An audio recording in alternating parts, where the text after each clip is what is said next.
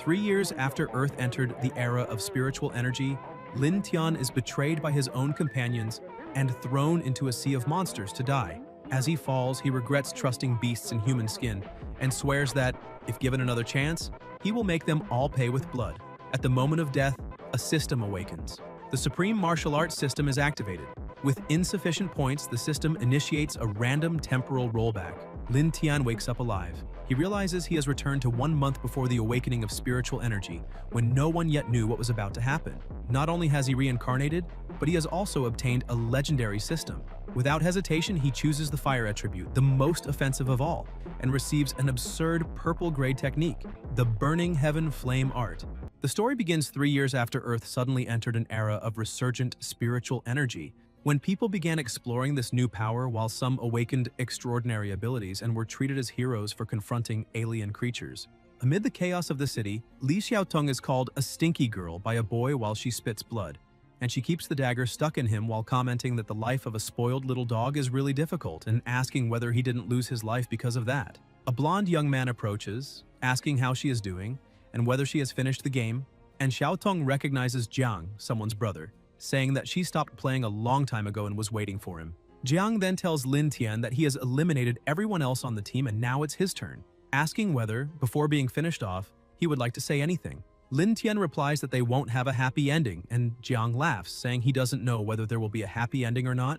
He's only sure of one thing, that Lin Tian will be eliminated now, kicking the young man while below them lies a sea of monsters. The protagonist thinks it was his own fault for leading his companions to their deaths and wishes that, if there is another life, he will never again let a beast in human skin escape, vowing that those two will pay with plasma until he plummets directly into the mouth of a creature. The system then notifies that the supreme martial arts system has been activated after detecting that the host is in an existential crisis, initiating a temporal spatial rollback and warning that, due to lack of points, the return will be random before beginning the process. Elsewhere, a game is playing on the television when Tian wakes up confused, wondering what is happening and how he is still alive after what those two bastards did. He looks at his cell phone as the system informs him that the supreme martial arts system has been bound to the host and that he may choose an attribute to begin cultivation. Lin Tian questions whether he not only reincarnated but also received the legendary system, vowing that those two will pay with blood.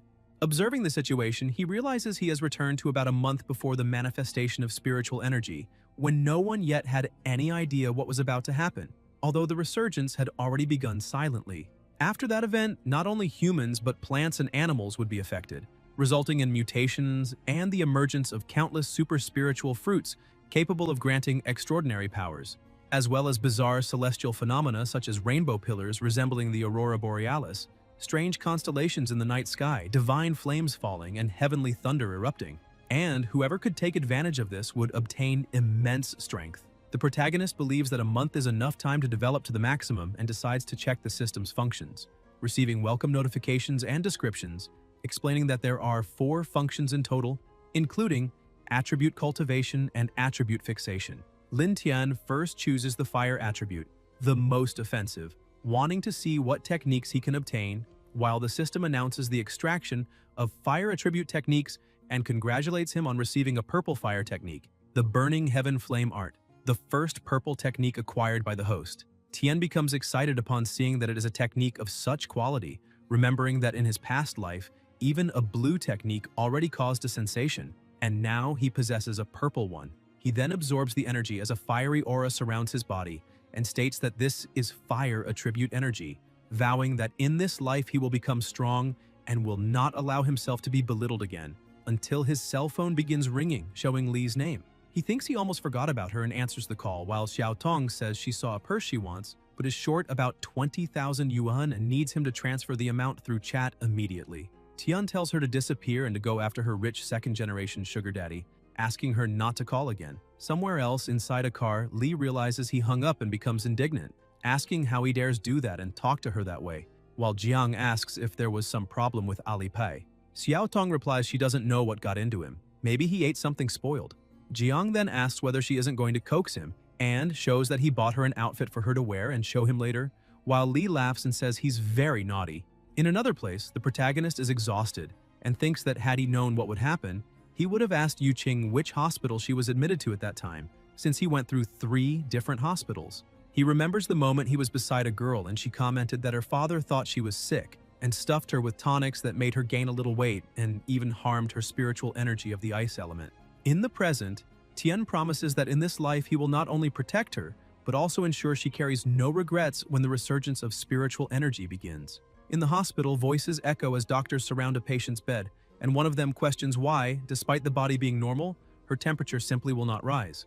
The man begs them to save his daughter, and the elder says he will first feel her pulse, then asks where the young woman has been recently. Old Su explains that last month, to celebrate her acceptance into Tsinghua and Peking University, he took his daughter to Iceland, and since last Wednesday she has been like this. The elder states that the girl has been invaded by yin energy and needs something extremely yang to dispel it, then prescribes a list of medicines, warning that they cannot afford delays. The man thanks him and the elder says he will do his best, but the girl's resistance depends on fate itself. At that moment, the protagonist appears telling them to stop, and Mr. Su asks who he is, while the doctor asks if that is Elder Li's disciple, who replies that he has never had a disciple. The doctors move toward Lin Tian, asking who let that stray cat or dog in, and whether he realizes he is in the emergency room. Tian states that the man's daughter is not sick, but has awakened the extremely rare ice spiritual energy, and if they try to tamper with her, they will not only damage her body, but also ruin her future achievements. The doctor argues that the boy has been reading silly novels and scrambled his brain. The elder interrupts and asks how he knows about ice spiritual energy and who he really is, and the protagonist replies that this does not matter. What matters most right now is waking the patient. The elder says that then he must know how to solve the problem, and Lin recites the necessary measures. Ginger 2 Qian, aconite 2 Qian, cinnamon 5 Qian, and Codonopsis 1 Qian. The doctors are surprised, thinking he is far too young to possess such deep knowledge, noting that this is exactly the same prescription given by Professor Li, and suspecting he simply copied it. The elder states that his prescription is identical to his own and will not be enough to cure the patient. But Tian replies that he has not finished and asks why he is being interrupted, explaining that a crucial ingredient is missing: Stardew flower. Elder Li says that although following the complete prescription would indeed allow the young woman to wake up completely unharmed, the Stardew flower is practically impossible to find in the current world. The doctor doubts him and asks whether the elder truly believes that boy can cure the Su family's daughter. The old man asks how much the flower costs and says his family has enough money, requesting only a place where he can buy it, but the elder explains it is not for sale. He describes that the Stardew flower has blue star-shaped petals with a silvery glow in the center, lightly illuminating the night like stars, and that its juice has healing properties, capable of quickly regenerating wounds and relieving pain, but reminds them that such a flower existed only in the era when Earth still possessed spiritual energy, making it impossible to find now. Mr. Su then asks if his daughter will remain like this forever, and the protagonist assures him not to worry, as he said he could save Yuqing completely unharmed. The elder asks if he is saying he possesses the legendary Stardew flower, and Lin confirms. The doctor tells them not to listen to the boy's nonsense, calling the protagonist a penniless loser and claiming he must have peeked at the prescription through the surgery room monitor, asking how a mere child could have greater knowledge than him. The elder then asks how he explains the part about the Stardew flower, and the doctor insists it is nonsense and sounds like a game item. At that moment, Tian sees the system opening the point exchange interface and selects the Stardew flower, while the system notifies that the host consumed 5 points and obtained the flower successfully. Tian tells them to stop arguing and pay attention, showing what he brought. Elder Li observes in shock and asks if that is truly the Stardew flower, questioning whether the young man possesses a legendary spiritual medicine. The protagonist asks if he can now believe that Yuqing's condition can be cured, and the elder admits he was hasty earlier, asking him not to take offense and to treat the young woman carefully. Lin approaches her, thinking that in this life he will never allow Yuqing to be hurt again. The flower begins releasing a gentle energy around them, and Tian brings it close to the girl's face as the doctors notice that her temperature is finally rising, rekindling their hope. Yuqing slowly opens her eyes and asks who he is, and the protagonist simply tells her to rest well, assuring her that they will meet again soon. He informs her father that the young woman has already recovered and only needs to eat properly to strengthen her body, and Mr. Su thanks him deeply. Elder Li asks if, should he have time, he would like to have a cup of tea with him, but Lin explains that he has urgent matters to deal with and that they can talk on another occasion. The elder comments that he still does not know his name, and Tian answers while walking away, stating his name before leaving. At night, the protagonist is at home using the computer, and remembers that in his previous life, there was a post explaining some of the cultivation realms after the resurgence of spiritual energy, finding exactly what he wanted. In that life, the resurgence was so abrupt that, by the time it ended, he had only reached the third realm, the iron vein. The next day, sitting near the water with his eyes closed, Lin thinks that the blazing heaven flame art is truly impressive, and promises that in this life he will devote himself seriously to studying, becoming a powerful cultivator in the realm of the Emperor Lord. In a building, someone asks if Elder Li is saying he found a young man who possesses the Star Dew flower and also awakened spiritual energy, and the elder confirms it to Director Liu. He adds that he is certain the young man is a cultivation genius, and, if he grows, will surely change the world order, handing Lin's photo to Zhao Yue and ordering her to investigate the boy's past, and she agrees. Director Liu states that if all of that is true, the elder has made a great contribution. Meanwhile, in another place, tremendous energy surges through Tian's body, who comments that, as expected from a purple quality technique, he has already reached the second stage of the spiritual awakening realm in his first cultivation session. The protagonist notices the dirty water and complains that he has gone a day without bathing, getting up hungry and needing to find food urgently, deciding to go to the nearest convenience store. Elsewhere, Yue watches him from above holding his photo and promises not to disappoint the director before throwing something that explodes and summons a beast. Tian states that the mutations have already begun as the pressure rises, pinches his nose and says the dog reeks too much. The beast charges and Lin dodges, and when it turns to attack again, Tian leaps, releases flames and injures it, surprising Yue as she observes everything. The protagonist crashes to the ground heavily and finishes the monster, calling the creature an insolent fool before hurrying off, saying that punch only increased his hunger and he needs to buy food quickly. Yue continues watching and wonders how that is possible, who he is, and whether he really eliminated a first-order mutant beast with a single punch, also questioning that fire attribute and whether he awakened the most offensive element. Analyzing the carcass, she notices the tail was broken and understands that the crack she heard was not one of the boy's bones but the monster's tail. Wondering how powerful his body has become and concluding she must report this immediately. The next day, in a building, Tian brushes his teeth, feeling his body sore as if he had been beaten, and decides he must continue cultivating, until the television displays urgent news saying that morning the temperature at the top of Purple Cloud Mountain reached a rare 81 degrees, warning tourists not to believe rumors about heat reducing humidity and asking them to trust science, explaining that the issue would be a damaged ozone layer. The protagonist thinks that if his memory is correct, it is not the ozone layer that is broken, but a powerful fire attribute spiritual energy awakening at the mountaintop, and he must hurry there and absorb this powerful energy. Before leaving, he widens his eyes upon seeing Tong in front of him, asking for 200,000, saying she needs to buy a purse, and Tian, irritated, responds that she must be crazy, and asks if he didn't tell her yesterday to stop bothering him. Tong claims she knows he does that on purpose to make her more interested, but warns that if he does not obediently hand over the money, she will no longer give him attention. And the protagonist walks out telling her to disappear, and that it's better not to bother him anymore, saying that just looking at her makes him feel sick. In the mountains, many people are gathered while guards keep them from advancing, warning them to never cross the warning line, explaining that the temperature inside is 81 degrees and not a joke, and that anyone who enters will become dried meat. A young man doubts this and says it is exaggerated, but a corn cob is thrown and instantly turns into popcorn. People grow indignant, saying it really is that hot and telling others to stop trying to force their way in, stating that it will roast anyone to completion, while Lin confirms that everything is exactly as he imagined, recognizing an extremely powerful fire attribute energy that, if fully absorbed, would raise his strength to a new level.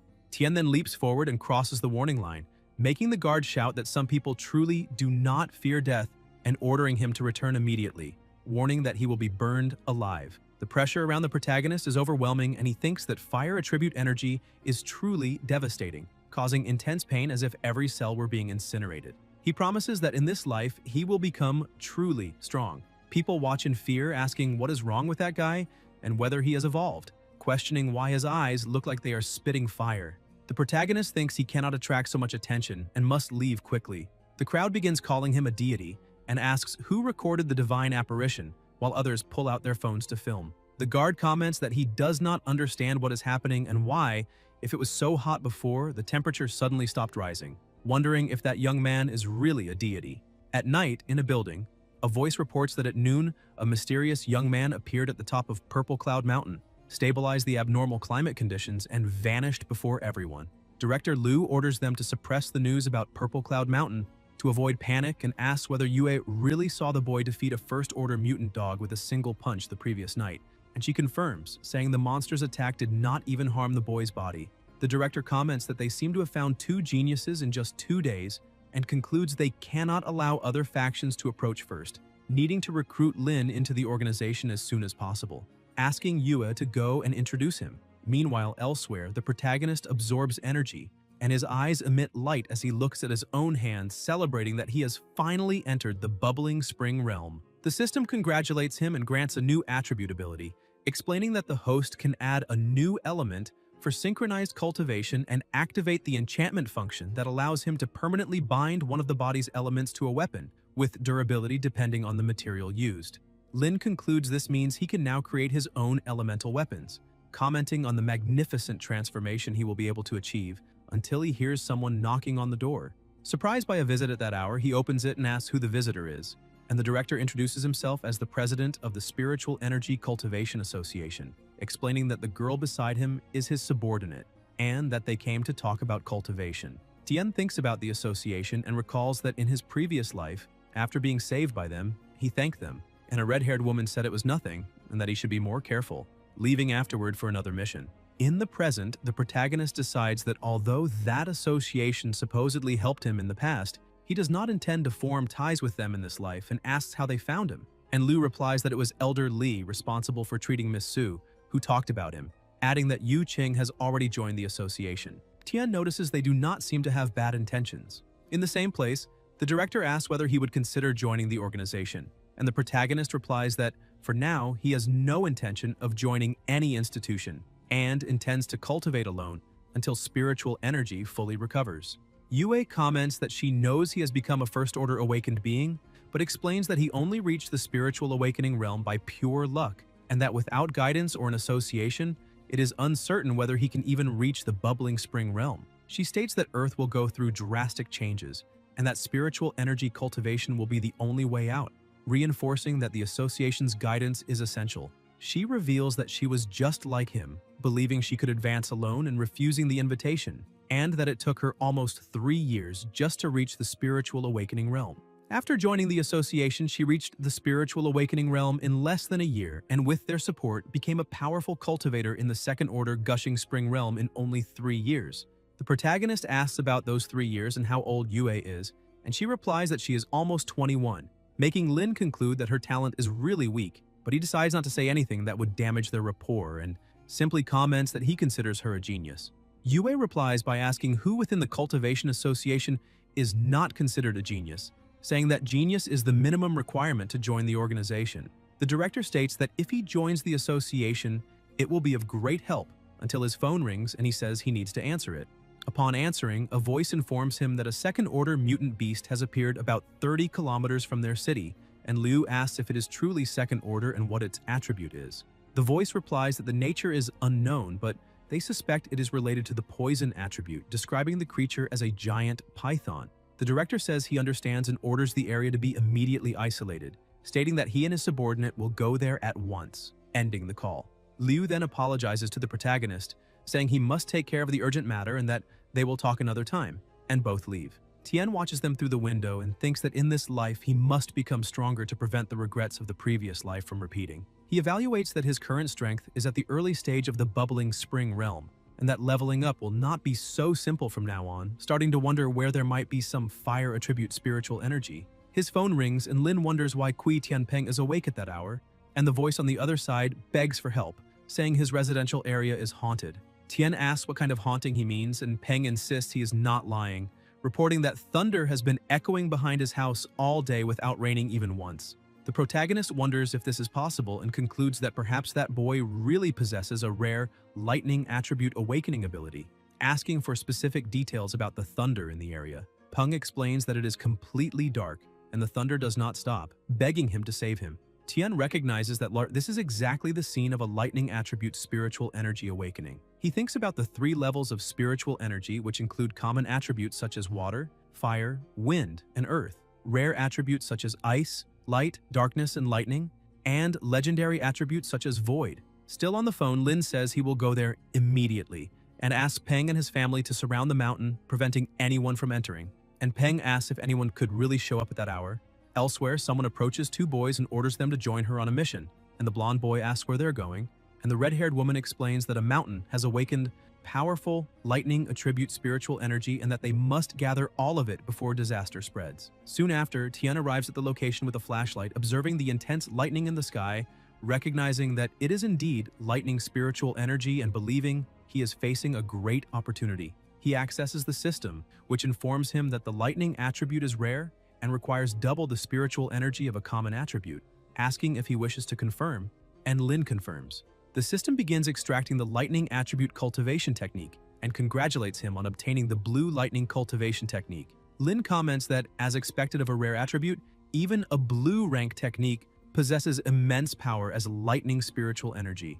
Meanwhile, the redhead and the two boys approach the lightning, and the blonde asks if they can really handle something like that, and the other boy agrees, saying he does not know if that thermos bottle is really that sturdy. The redhead tells them to stop talking nonsense and to hand it over already. She sighs and extends the bottle as the lightning rushes toward the container and becomes even more intense, making the two boys praise her skill until the bottle begins to crack. The redhead is shocked, asking how that is possible and whether the spirit collecting device cannot handle such energy, until an explosion occurs and they all fall to the ground while the lightning continues violently. The redhead orders them to run, saying the spiritual energy is out of control, but they soon hear a sound, and one of the boys asks what it is. When the redhead looks toward the bushes, she sees Lin Tian and wonders how an ordinary person could be there, asking if he likes hiking and telling him to run, saying that place is not for normal people. Tian smiles and walks toward the source of the lightning, and the boys say he is done for, believing he is doomed and asking if he is that desperate. The lightning concentrates solely on the protagonist, who remains still, leaving the two stunned as they wonder if he is really that resistant, and whether they are witnessing a deity. The redhead tries to understand why the boy is unharmed, and whether he has awakened the extremely rare lightning attribute spiritual energy. The lightning keeps striking the protagonist, and Lin says he will not bow to anyone. In this life, he will not allow the heavens to blind him, nor the earth to suppress his determination. He wants all beings to understand his will, and even Buddhas to turn into smoke, vowing that he will become strong. The lightning begins to weaken, and the protagonist remains firm until he absorbs everything, saying it is not bad at all. The system congratulates him for obtaining fire and lightning spiritual energies and asks if he wishes to fuse them to create the legendary Thunder Flame spiritual energy, and Lin orders it to synthesize immediately. A powerful energy envelops his body, and he states that it is a legendary energy whose power is evident. Elsewhere, under rain, 3 people stand before a gate, and one of them reports that it has been confirmed the mutant creature is a giant python with a dark attribute, and Yue says she understands, recognizing that the dark attribute is troublesome. She gives them a jade pendant and explains that in case of danger, crushing it will create a light shield to save their lives, stressing that the main mission objective is survival, and they must never force themselves beyond their limits. The mission begins, they enter cautiously, and Yue notices something before an explosion erupts. A monster appears and they retreat while attacking, freezing the python. They smile, but Yue orders them to run, and the monster breaks the ice, releasing something from its mouth that leaves the boys dizzy. Yue covers her mouth and reports to headquarters that there is a giant python, but ends up fainting as the monster approaches. Elsewhere, the director shows the protagonist the computer and says only he can resolve the crisis. Tien examines the file and comments that the attributes are dark and another rare one, thinking that if he had more attribute slots, he would definitely choose that one too. Liu states that Ling's fate is unknown and that their only hope is the young man who awakened the fire attribute, and the protagonist asks how he discovered that fact. The director explains that he asked his subordinate to monitor him and that he himself defeated a mutant dog, and Lin concludes that the dog was released by them, asking if the director sent people to watch him. Liu replies that he did it for public safety, and Tian says he can go to the factory to defeat the giant python but demands the director promise he will not be monitored anymore. Liu agrees and asks how many people he needs, but the protagonist states he will go alone. At the factory, Yue wakes up disoriented as one of the boys is swallowed by the python. She watches in horror, concluding that the monster is evolving by devouring cultivators, and that she cannot allow that to continue or the entire region will face disaster. The python charges again and releases another substance. Yue strikes, but the ice breaks apart and she falls injured to the ground, realizing the monster evolved more than expected and thinking everything is over. At that moment, someone approaches, saying he only realized where he was when he reached that spot, remembering that this horrible factory was where he worked as a cheap laborer after high school. and that the boss still owes him a month of salary. Yue recognizes Lin Tian, and the protagonist says the director sent him to escort her to the exit and asks where the others are. Yue tells him to run because he is no match for the giant black python that has already evolved to third order. The protagonist replies that he understands and that the rescued animals just need to stay still and not run away, making it clear he wants to show what he is really capable of. The python charges and Yue, even more worried, begs him again to run. Lightning appears mixed with flames, and Lin says to scatter the darkness with thunder. Tian strikes the creature and sends it flying with a single blow, leaving Yue shocked as the snake hits the ground. Yue says they cannot let it escape. The protagonist draws his sword and says she need not worry because the creature is not going anywhere today. He takes his attack stance and uses lightning, striking again with a tremendous power that shatters the beast. Lin says it is done. Yue, astonished, asks how he awakened dual attributes. Tian thinks that, as far as he remembers, the Spiritual Energy Cultivation Association never did anything wrong and always helped ordinary people overcome difficulties, so telling the truth should not be a problem. He replies that he awakened the fire and lightning attributes. Yue thinks that this guy will certainly be extremely strong in the future. Elsewhere, a voice says that Lin admitted it personally. It is Yue explaining that he truly awakened fire and lightning attributes. The director comments that now he understands why he wanted to cancel the surveillance and that someone with such talent must join the Spiritual Energy Cultivation Association. Yue asks if they will no longer monitor him. Liu comments that she needs a boyfriend. In another area, several people are gathered, and someone asks whether they should announce to the public the resurgence of spiritual energy. He says that many recent incidents made it impossible to hide the situation, and asks if they could claim everything was an accident. An elder reacts, asking if he is insane and if he understands the chaos that would arise from revealing something like this so hastily, saying it would not be solved with a few scoldings. The young man retorts, asking how he dares to say that after yesterday because if they had announced the spiritual energy situation earlier, they would have evacuated the citizens during the factory incident. The old man asks whether the problem at the factory wasn't solved after all. The young man asks if it was him who solved it and if it wasn't the boy they called, telling him to handle it properly. The old man asks what he just said. The director orders them to stop arguing and everyone goes silent. Liu says he's right. If Lin hadn't saved the day the previous night, not only would he have lost his own daughter and his subordinates, but the residents of the nearby villages would also have suffered. Even so, as another member mentioned, irresponsibly revealing the resurgence of spiritual energy would cause massive social unrest. A proposal is then presented.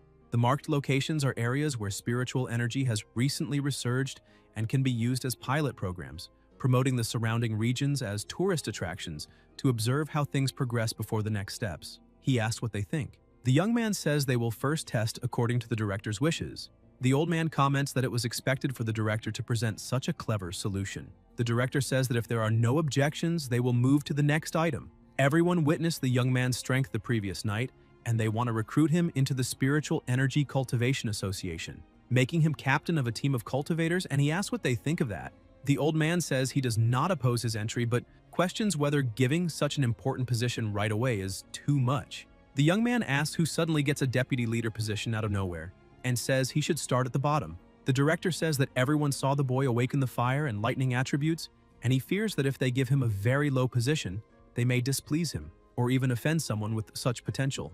The young man answers that since the director put it that way, they should arrange a test for him. The old man agrees and tells them to schedule the examination, reminding them that to become captain of a team of cultivators, being good in combat is not enough. Liu adds that this is what they themselves said and that they shouldn't regret it later. The next day, the protagonist is still in bed when a sudden noise echoes. Lin wonders if a thief broke into his house and thinks he's so broke that he can only afford the cheapest instant noodles, saying to himself that he keeps stealing from himself and that when he catches this thief later, he'll make sure he truly understands his mistake. He orders the thief to surrender immediately, but the one there is Yue, leaving Tian embarrassed as he asks why she is in his house and if they didn't agree yesterday that she wouldn't monitor him anymore. Yue replies that she's not there to watch him but to live alongside him and asks where the trash can is, leaving the protagonist speechless. Soon after, still in the same place, Lin asks if she wants him to participate in that test and Yue confirms. He thinks that, judging by the timing, there's little left before the full manifestation of spiritual energy and that he cannot waste time with a trial, saying he's not interested. Yue says she knows he's probably thinking the test will delay his cultivation, but explains that this trial was specially prepared by the Association for Cultivators and that not only new members will participate because spiritual energy has recently resurged at the test location. Although the level is not high, there may be fortuitous encounters.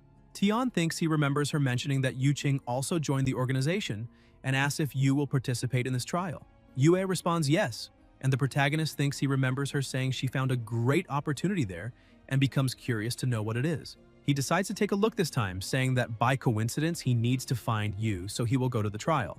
Elsewhere, the director states that everyone may be used to a peaceful life, but warns that the world will soon be anything but peaceful, as demise will become the norm. He says that later he will introduce a powerful spiritual energy cultivator who will be the team captain and guide them in the trial. The redhead wonders where that person went and remembers telling a partner that she really saw an awakened individual surrounded by lightning, but the old man says that's absurd and asks how such a powerful cultivator could exist.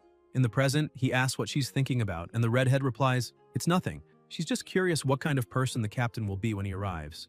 The old man says it will probably be some rich second-generation heir who just came to relax there, and adds that when the boy arrives, he's going to give him a taste of his own medicine to show who's boss. The redhead warns that he'd better behave and not cause trouble.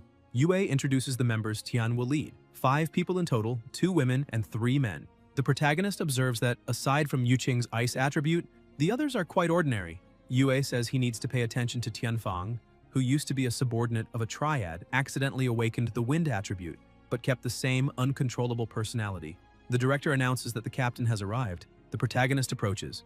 Yu wonders if he is the same mysterious person her father said saved her, remembering that it was this boy who was struck by lightning on the mountain that day. Liu introduces Tian as the captain and asks if Tianfang has any problem. Fang asks how strong he really is and tells him to show some skills, saying that otherwise, when they go in later, they will have no reason to listen to him. Lin asks how he wants him to show it, and Fang responds that of course it means sparring with each other. Tian states that this trash in the spring realm is not worthy of facing him. Fang, irritated, says he is looking for death and charges forward. The protagonist asks if that is all. The director blocks the attack and asks how Fang dares to disobey the organization's orders. Fang says he didn't mean it that way, but claims that to be captain, he needs great ability, asking if the others are not convinced.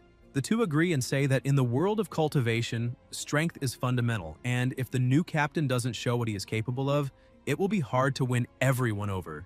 Liu says they don't need to worry about the younger brother's strength, since he was the one who defeated the giant python alone days ago and rescued Yue. The redhead asks if he really did it alone. Fang says he bets the kid just got lucky and questions how a single person could have defeated such a powerful black giant python. The director orders everyone to stand at attention and warns that anyone who disrupts the discipline of the trial will be immediately expelled from the association and must behave, before beginning to read the trial content and saying that everyone must listen carefully. The objective of this trial is to deal with a creature known as the Thorned Beast. According to the association's information, this creature not only has a human-like form, but can also move freely. Before starting the trial, the director reminds them that although they thought the world was safe before, when walking the path of cultivation, death will accompany them at all times.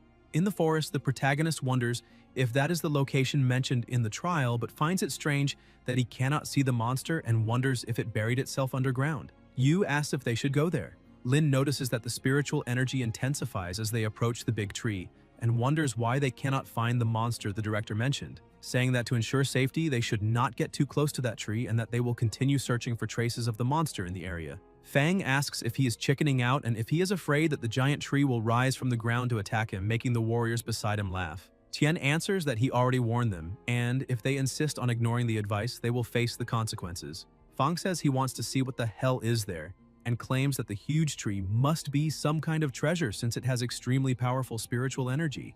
One of the boys comments that the energy there is so abundant that if they cultivate in that spot, they will surely level up. Fang thinks that if he absorbs all that spiritual energy and advances to the 3rd level of the stagnant source realm, even Leng will have to listen to him, and he orders them to start cultivating immediately while the energy is abundant. They sit on the ground and begin cultivating. Qing asks if they will be okay, and the protagonist tells her not to worry, saying he will intervene if something goes wrong. The redhead comments that a few days ago she met Lin. He asks if they have met before and says he doesn't remember, asking where it was. The redhead answers that it was on that lightning-struck mountain. Tian realizes and asks if it was her, questioning if she was having a picnic that day. Irritated, she repeats picnic and explains that she was sent to deal with the lightning spiritual energy outbreak there, all because of Captain Lin, since she ended up getting scolded by her superiors for hours. She says she told them that a man absorbed the lightning spiritual energy, but they insisted she was dreaming. The protagonist apologizes and says they should sit and cultivate too, since the spiritual energy there is abundant. Yu asks why he himself is not cultivating. Lin thinks that she is still kind, as in the past life, and replies that the spiritual energy there does not match his attribute, allowing them to keep cultivating. They are getting ready when someone screams for help. Tian asks what is happening. When they look, they see the warriors trapped by the tree's roots. Fang asks what is going on and why the branches suddenly started moving. One of the warriors, desperate, begs for help. Fang takes a fighting stance and says he will help him. He charges forward but cannot cut the tree. Surprised, he asks how that is possible. The warrior warns him to be careful. Fang looks to the side and is struck by a branch, being thrown far away as he thinks that, on the cultivation path, death truly accompanies him at every moment, and he understands why Director Liu said that. He then wonders if he will lose his life there. The tree releases a terrifying aura as the roots are suddenly cut. Fang looks in shock and sees that it was the captain who cut them. The protagonist tells him to run quickly. Fang replies that he cannot abandon his brothers and flee. Lin comments that he seems quite loyal, and Fang confirms, saying that of course he is, because they live by loyalty. Tian picks up the dagger that fell on the ground and infuses it with fire lightning attribute energy as lightning manifests. Fang asks what he just did. The protagonist throws the dagger with force, cutting the roots and freeing the other warrior who was trapped. The tree begins releasing an even more intense energy. Lin tells them to run quickly, warning that the monster is about to reveal its true form. The warriors begin to feel something strange and ask what is happening. Thinking it is an earthquake, the creature reveals itself. Stagnated Spring Realm 3, the phantasmal tree demon. They are terrified and ask what kind of monster that is. Tian asks if Fang forgot what the director and the others said, reminding him that the cultivation path is meant to be a life or death struggle, and if he fears death, he must abandon this path. The tree charges to attack, but the protagonist dodges and counterattacks. The tree stares at him and tries to hit him again. Lin, surrounded by a blazing aura, releases flames that burn the branches and then uses the fire lightning fist. The creature dodges but is struck before it even realizes it, making Fang impressed and asks if he is really that strong, while the redhead comments that that is the power of an awakened lightning attribute. Yu, equally surprised, thinks that in novels the peerless heroes ride auspicious, colorful clouds, and that it should look like something like this. Elsewhere, in front of several screens, a voice asks whether Lin really possesses so much strength, and the director asks if anyone still has objections to Tian's position as captain, receiving several none in response. Suddenly, everything begins to shake and a very loud noise echoes. They ask what is happening and whether it is an earthquake, and Yue wonders if it is caused by spiritual energy, while Liu states that it seems this matter can no longer be hidden, for the Earth's spiritual energy has fully resurged and the world's laws are about to change. In the forest, a screen shows the situation, and the protagonist wonders if, in his past life, Yuqing did not say there was an opportunity there, and since she had the ice attribute, why that tree demon, clearly of the wood attribute, was involved. A terribly strong light erupts, leaving everyone shocked. The tree collapses to the ground and Lin realizes that the Earth's spiritual energy has fully resurged, which is why a powerful ice attribute spiritual energy appeared there. He thinks that, in the previous life, Yu could not absorb that energy due to lack of strength, and that was why she mentioned that opportunity. Qing says he is amazing and that his punch made the surrounding energy explode. Lin tells her to enter the cave and absorb the rising ice attribute spiritual energy, for it can strengthen her, and he thinks that in this life the two of them will become powerful and make that cursed couple who killed them in the past pay. Tian states that an extremely powerful ice attribute energy has appeared there, and since Yu has also awakened that attribute, she must seize this opportunity to cultivate quickly, and they decide to wait for a while. At night, everyone celebrates and congratulates Qing for successfully reaching the first level of the stagnated Spring Realm and directly advancing to the third level. Yu says that all of that was only possible thanks to the captain and everyone else. Fang admits he was blind and did not recognize Lin's greatness before, asking him to forgive his mistakes. And the protagonist says it is fine, because Fang did not abandon his brothers in a moment of crisis, proving his loyalty and showing he is a true man. Fang thanks him for treating someone irresponsible like him with respect, and declares that from now on his life belongs to him. But Lin says that is not necessary, and that from now on they are all brothers. Suddenly, a voice orders everyone to leave the area immediately. It is a soldier saying they are there on an official mission and must cooperate. Lin notices that soldier is not ordinary, as spiritual energy is radiating from him, concluding that he is also a cultivator, and wonders whether the matter of the spiritual energy should not be the director's responsibility, thinking they might need to wait, while also reflecting that if the spiritual energy that erupted were of Licky's attribute or others, they could use that surge to level up. The soldier stares at Lin and repeats the order to leave immediately, asking if he heard. Fang asks how he dares speak that way to his older brother and whether he knows who he is. The soldier presses the weapon against Fang's neck and says that either he leaves or he loses his life. Fang says he wants to see what the soldier can do, but the protagonist tells him to stop. 3 hours earlier, several people were gathered discussing what to do after the sudden resurgence of spiritual energy, saying they had no time to prepare and that the absolute priority was to capture the mutant dog that escaped, complaining that they had already warned it wasn't necessary to keep an eye on that creature. The general tells them to stop arguing, stating that this is no place for fights, and that the most urgent task is capturing the mutant dog to prevent innocent citizens from suffering. He says the mission will be his responsibility. The soldier stands up and guarantees he will complete the task. The general orders everyone to return immediately to the borderline because, with the complete resurgence of spiritual energy, that region will never again be as peaceful as before, and tells the little Saul that he must capture the mutant dog before dawn, asking if he understood. The soldier speaks through the communicator, telling them to speed up the evacuation of the crowd on the east side, saying the beast may appear at any moment. Then, observing a screen, the soldier notices something and wonders what that is. Somewhere else, the protagonist tells them to stop and not cause trouble for the army, and Fang agrees, while Lin orders them to leave immediately. The soldier says they should consider themselves lucky. As they move away, Tien comments that spiritual energy erupted completely that afternoon, and that from now on they will face a very dangerous world, asking Huayun not to forget to cultivate diligently, as her foundation is still unstable and they must progress slowly without excessive ambition. Someone calls him, and when the protagonist looks back, he smiles at being called grandson. The grandson says it is indeed him, and Yu asks if that is someone he knows, hearing Lin answer that that is his best friend from high school, Sun Zhengyi. Sun jokes saying he is his good father, and Lin calls him ungrateful and returns the joke by calling him a good grandson. The redhead says they will head back so as not to interrupt the reunion, and Fang agrees. Later, in the same place, Tian comments that Sun is doing well, and that his military rank received commendations for merit.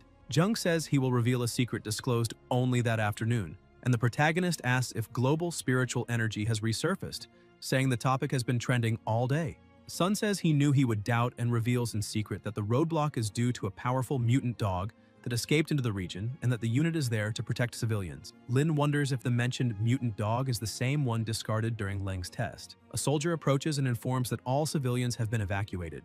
Jung considers this great and says they only need to wait for the wild dog to fall into the trap, while Tien thinks he will take the opportunity to assess the army's current strength level. Sun says it is good that Lin knew early about the changes in the world's rules because, with his kind nature, he would certainly suffer. He asks the soldier to later take Lin to the safe zone outside the hunting area so he can observe the unit's strength. The soldier states that no matter what the protagonist's relationship with the captain is, he must listen carefully later, and Lin thanks him. They walk to another point, and the protagonist observes that although the soldiers carry weapons, the spiritual energy they emit indicates they are all around the first level of the stagnant source realm, concluding that the overall strength is not bad. Suddenly, a soldier warns them to be careful because the mutant dog is there. A noise echoes and the creature approaches with a terrifying aura ready to attack. The soldiers open fire non-stop, but it does no damage. The mutant dog counterattacks and throws them away. Lin thinks that creature possesses at least strength equivalent to the third level of the stagnant source realm, concluding that with the resurgence of spiritual energy, monsters of that level will appear easily, and that he will need to cultivate even more starting the next day. Sun orders the regular soldiers to retreat and the members of the special force to follow him, using the Xuanwu formation to corner the beast. One of them grabs the monster's tail while the others advance and attack together. Jung leaps with tremendous energy around him and strikes the creature, which spits plasma. The protagonist smiles, thinking that, as expected of the army, even if each member only has the strength of the second level of the stagnant spring realm, they trust one another and give their lives to each other, allowing their collective strength to surpass their individual level. He concludes that his worries were unnecessary and that it is only a matter of time before they defeat the mutant dog. The beast opens its mouth and releases a mist. Lin observes carefully as the smoke spreads, and Sun realizes the creature is trying to evolve, ordering them to stop it immediately, and saying that if it evolves, everyone will die. They try to approach but are thrown away. The smoke dissipates and the beast evolves. Jung says it's over and confirms that it really evolved. A soldier asks what to do, and Sun replies that they will fight anyway, as they cannot allow the creature to harm the civilians behind them. They charge together, but the beast is faster and knocks them to the ground. The distant soldiers become worried about the captain. Jung is gravely injured on the ground, believing he will die as he sees the creature approaching. But the protagonist steps in front and blocks the monster's attack. Sun recognizes his partner and Lin strikes the beast with his powerful lightning, launching it far away with an impressive blow. Jung, shocked, asks if he is a cultivator. Tian summons a dagger and says he will deal with the beast and then they can talk calmly, while the soldier asks if he is really a cultivator and states that to damage a level 4 mutant dog of the first stagnant realm with a single strike, the boy must be incredibly strong. The protagonist, enveloped by a frightening aura, attacks again.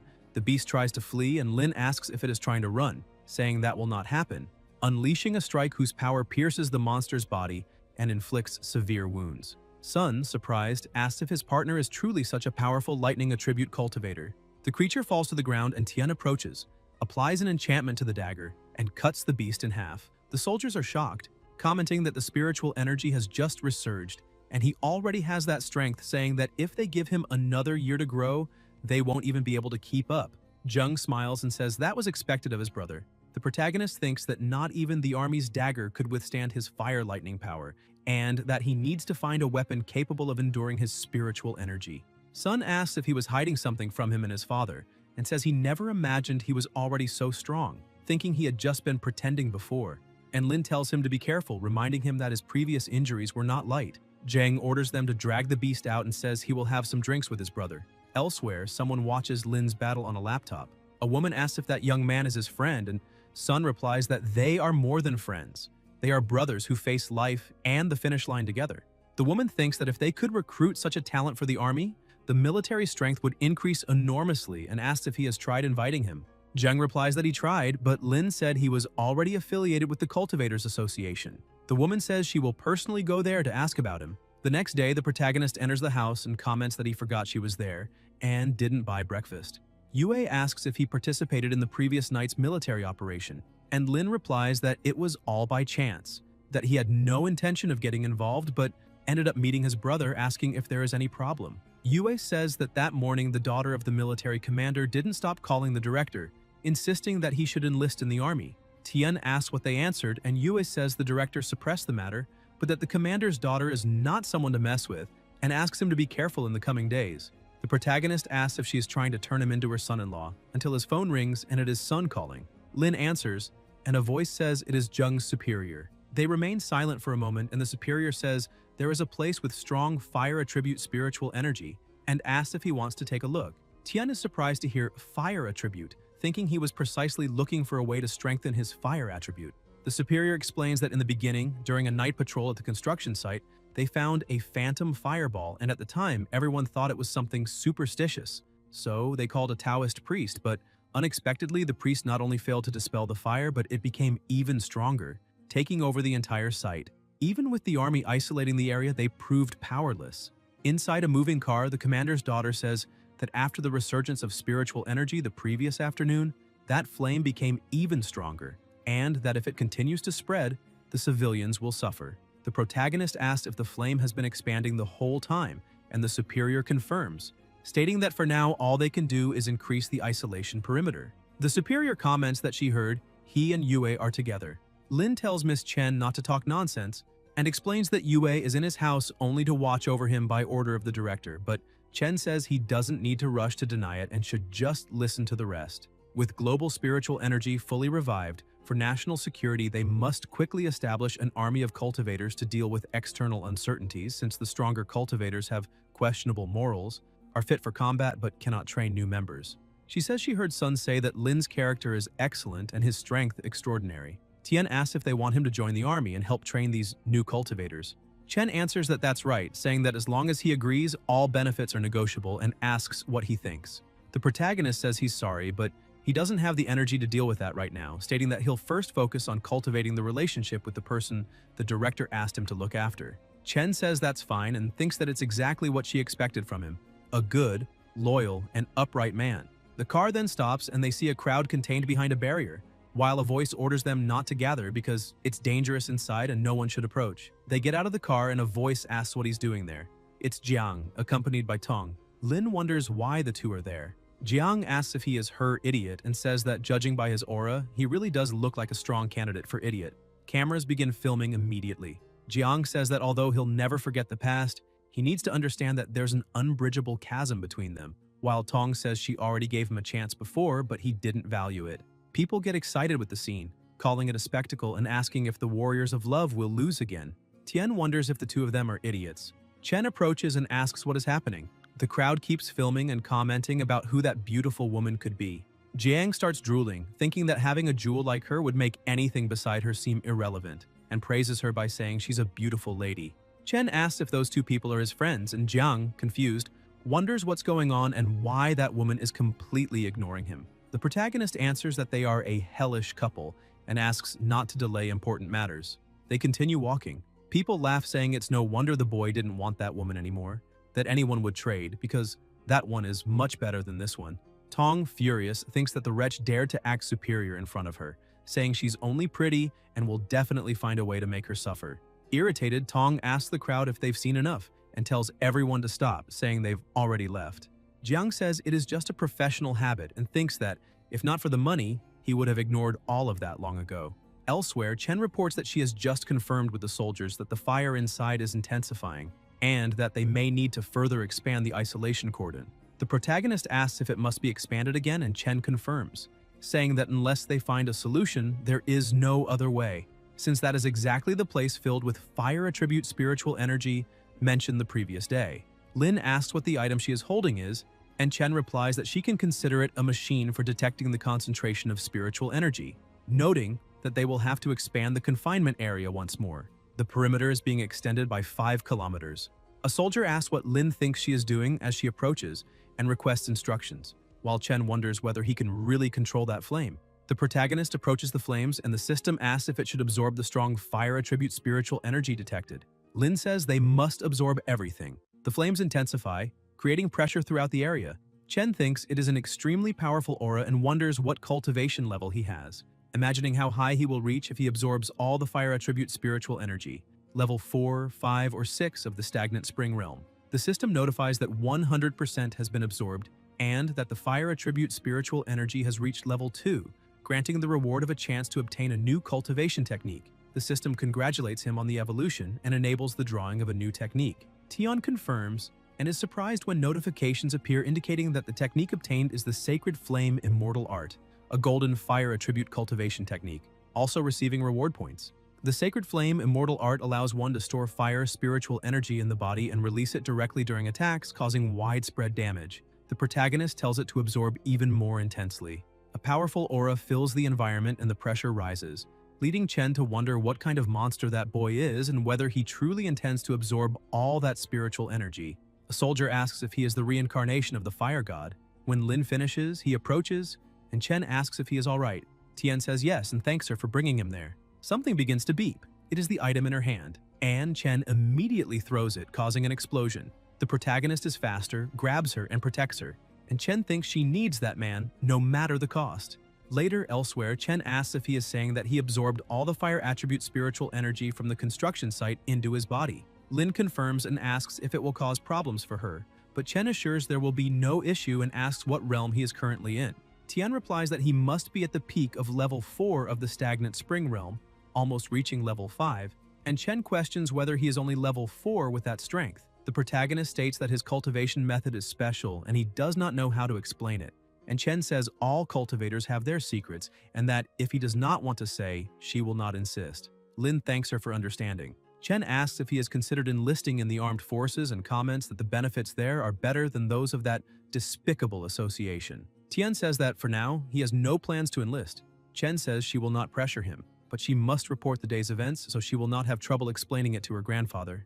At night, Yue receives a message from the director, asking if she can call Lin later for a mission. Dark Night Ghost Shadow. Yue looks at the message, closes the book, and leaves. In the room, the protagonist is lying down and smells something pleasant, thinking that although Yue does not talk much, her cooking skills are truly excellent. He goes to the kitchen and comments that her breakfast is delicious, but is confused to see that the one there is the daughter of the military commander. He asks why she is also in his house and where she got the key, and Chen replies not to worry because she requisitioned the house as a secret military location through official channels. Tian says that does not seem to have anything to do with official procedure, goes to another room and tells her to show herself, asking if she cannot even watch him properly, but there is no one in the bed.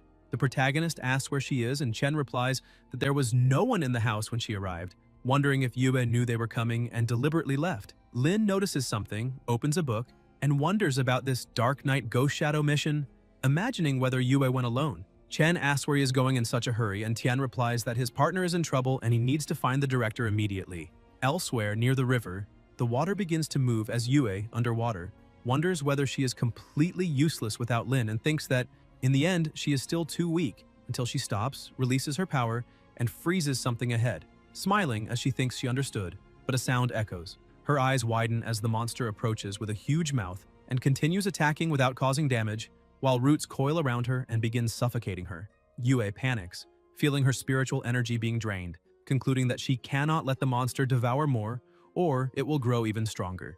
The creature moves its tail and hits her in the back, injuring her, and she wonders if she will be devoured. Then, lightning appears and the protagonist arrives, asking if she's alright.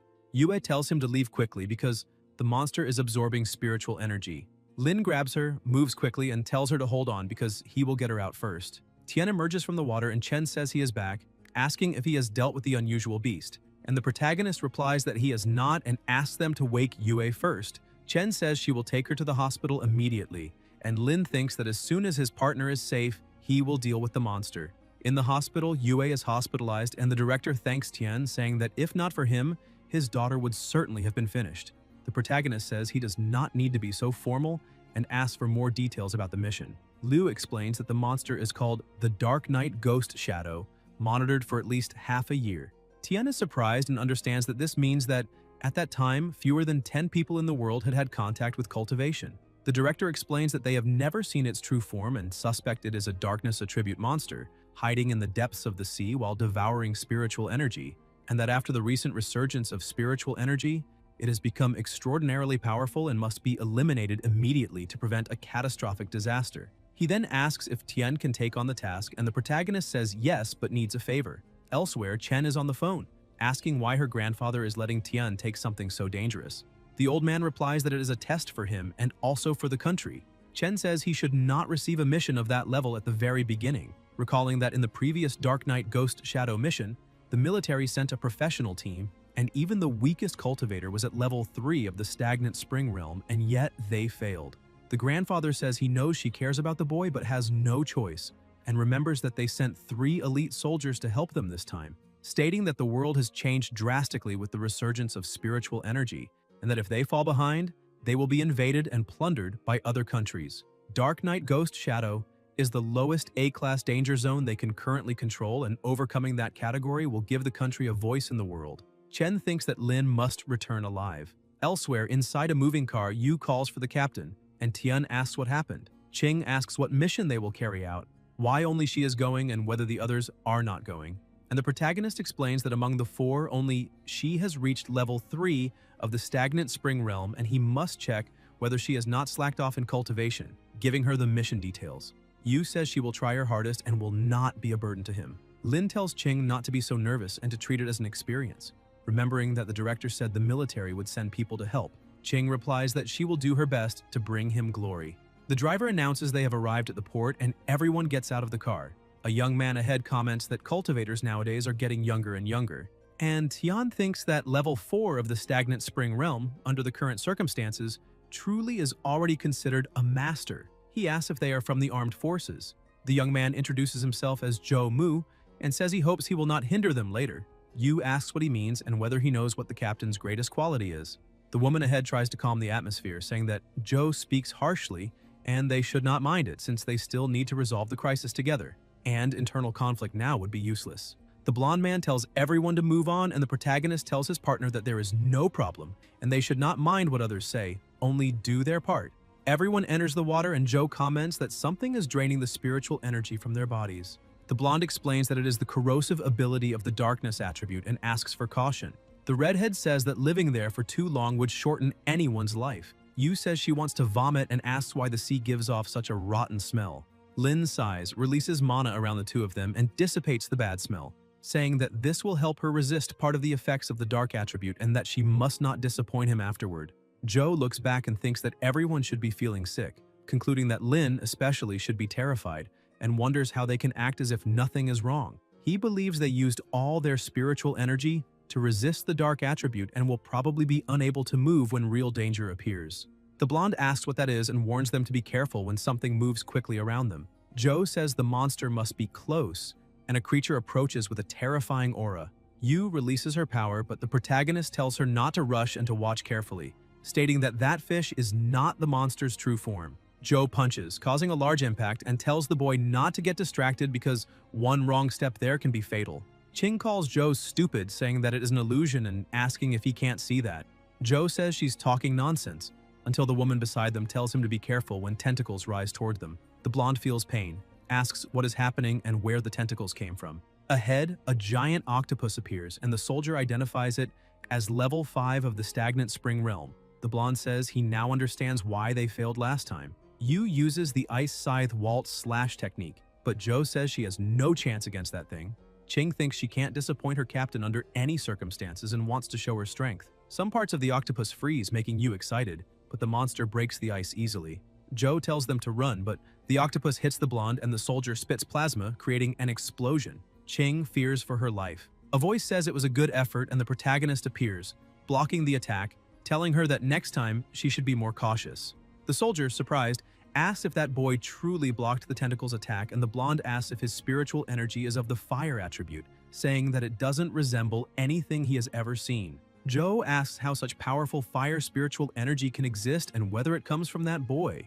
Lin looks at the octopus and says that it pierced his partner with tentacles during the day, so now he will pierce the monster, finding it more than fair, saying that this is a perfect opportunity to test the golden technique he just created. Tian advances quickly, moves his sword and strikes the octopus. Joe calls it foolishness and says that the body of a level 5 cultivator cannot be harmed by a broken knife. The protagonist activates the immortal art of the holy flame, making intense flames appear around the sword and envelop the enemy's body. The octopus widens its eyes before an extremely powerful explosion occurs. Joe, astonished, asks what is happening, what power that is, and says that what the commander said was true. Mu remembers when he told the commander he was giving too much credit to the boy, saying that Lin was just an independent cultivator with no resources or military training, and asked how far someone like that could go. The commander replied that he knew of his pride, but Lin's strength should not be underestimated, for to ordinary people, cultivators are like someone looking down a well, trying to observe the moon in the sky. And to cultivators of that stage, Lin was like a grain of dust contemplating the vast firmament, someone who could only be a friend and never an enemy. In the present, Joe wonders if he is really human, imagining how far he could go with such absurd talent combined with military resources, and concludes that the young woman must be his subordinate since she remains calm and serene in the face of danger, already at level 3 of the stagnant spring realm at such a young age, with an unlimited future, making Joe feel old. The soldier asks if he is injured, the blonde asks why he is distracted, and Joe answers that he was just desperate to survive. The blonde says it's fine and that he only needs to buy a drink later. And Joe says he will apologize first and then they will drink until they fall asleep, thanking the boy for saving him and his companions, and admitting he was wrong earlier, to which the protagonist says not to worry, and Joe thanks him again. Yu complains that she stinks and tells everyone to go up. When they emerge, Lin notices something behind them and Ching asks what it is, but Tian says to go up first because he wants to check what is down there, swimming until he finds flowers and something shining, 2-star flowers, and thinks that both Yu and Yue will be able to use them to improve their strength. Somewhere else, Lin comes out of the river and asks where he is until a soldier calls him. Tian is surprised that he did not sense anything when the man approached and asks who he is. The young man introduces himself as Lei Nuo, the young lady's bodyguard, handing him a card and saying that a few days ago she was on a mission and they couldn't find her immediately, and that if she needs help, she can call that number. The protagonist asks who the young lady mentioned is, and Lei answers that it is Chen. Lin thinks he knew it because the only person he knows who would have such a skilled bodyguard is her, and concludes that he cannot gauge that man's strength, wondering if he is a cultivator of the Iron Vein realm. Tian asks why he was looking for him and about his friends, and Nuo replies that Miss Yu has already been sent home in a private car, and that Zhou and his 2 companions have been detained by the military, and he is there because the commander wishes to see him. Tian widens his eyes and asks if it is the commander of the armed forces, and Lei confirms, saying that he wants to talk to Lin and asks him to come along. The protagonist gets in the car and asks if he is the commander, and the man replies that he must be Lin, saying that his granddaughter hasn't stopped talking about him these past few days and asking him to sit. He comments that he heard that Lin sealed celestial fire inside his body, and Tian confirms. The commander says that In a world marked by the resurgence of spiritual energy, anything is possible, and that someone with such power appearing without military support is a blessing for the nation. The protagonist says it is just luck, and the commander says that he is exactly as he expected, neither arrogant, nor shy, nor complacent, nor impatient, worthy of the man his granddaughter is in love with. He explains that the world has changed drastically and anomalies are becoming common, which will be a catastrophe for ordinary people who had no time to adapt. Lin says not to worry because if he finds something that harms civilians, he will never stand by and do nothing. The commander says he is not trying to restrain him or morally pressure him, but hopes he improves his strength as quickly as possible.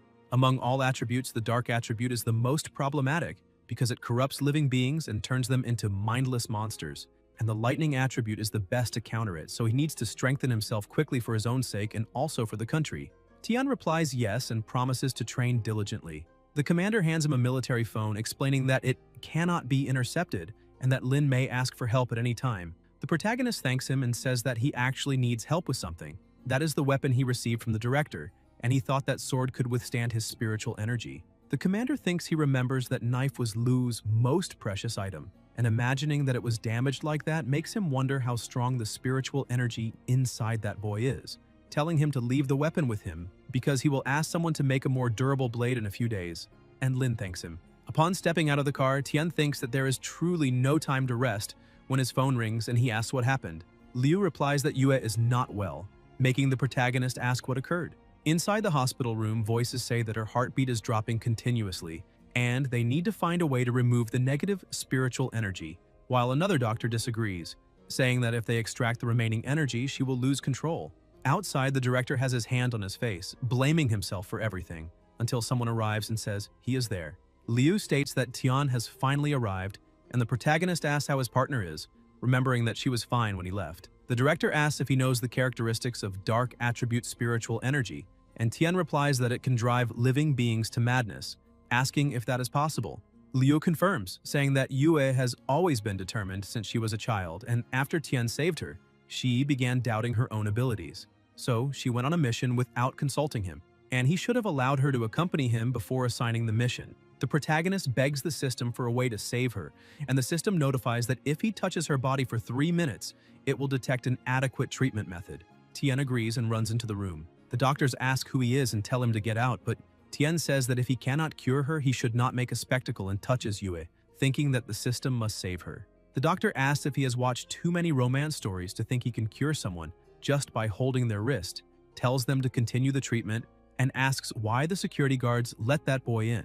The director intervenes, saying that he was the one who authorized it, and the doctor steps back, saying he did not mean to offend, only to explain that the patient is in critical condition. Liu orders them to let the boy try, saying that if he fails, the blame will be entirely his. The doctors are shocked, wondering who that young man could be for the director to say something like that. The system detects the method and displays the treatment plan. Tian says there is a way to save her, but everyone needs to step back, and when the doctor asks why, the protagonist replies that in his current state, he can guarantee only her safety, not his own. Liu orders them to obey and everyone leaves. Lin summons a flower, releases his power into the water, and gives it to Yue to drink, causing tremendous energy to spread around her, and Tian promises he will do everything to ensure she survives. Sometime later, Yue wakes up confused, and the protagonist says she finally woke up, asking her not to push herself so hard next time. She asks whether he was the one who saved her, and Tian confirms it, saying that fortunately he found 2 star flowers on the ocean floor, otherwise he wouldn't have known how to treat her. Yue asks if he thinks she was getting in his way, and Tian asks why she thinks that, saying she is a powerful level 3 cultivator of the stagnant spring realm and at that stage is practically invincible in the world. Yue says she is still weaker than him, and Tian tells her not to dwell on that, because it's not that she's weak, but that he is simply too strong, asking whether she has ever met anyone as powerful as him.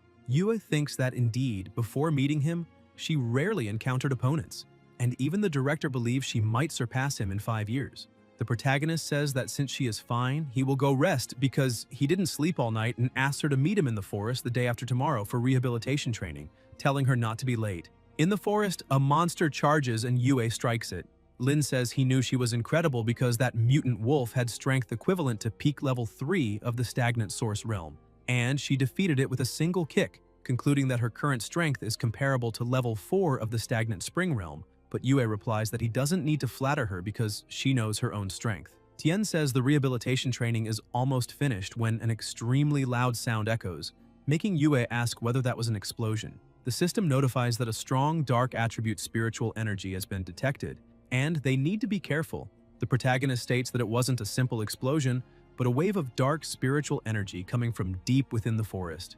The next day, some people sit next to tents, and Jiang says he will catch a big fish later to make a huge skewer for Tong, who angrily replies that no one cares about his skewer, helping her partner set up the tent. The boy beside them asks whether Jiang is having trouble with her, and he replies that he saw a beautiful girl a few days ago, which puts Tong in a bad mood. The boy says that if Jiang is going after other girls, he should at least hide it from her, and Jiang comments that that girl was incredible, surprising the boy, who says he wants to meet her if he gets the chance.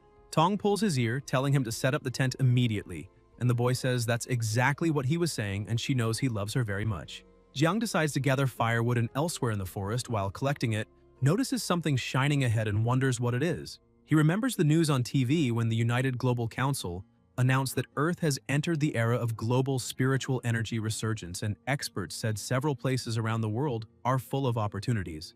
Jiang then thinks of Chen because of her purple hair and sees that the shining object is also purple. Filled with resentment, he tells himself he will crush Lin under his feet and turn him into a stray dog in front of that woman, just as he himself was humiliated before Tong. Jiang puts the object in his mouth, starts feeling sick, and screams as a terrifying aura bursts out, smiling sinisterly and saying he finally feels power, incredible power.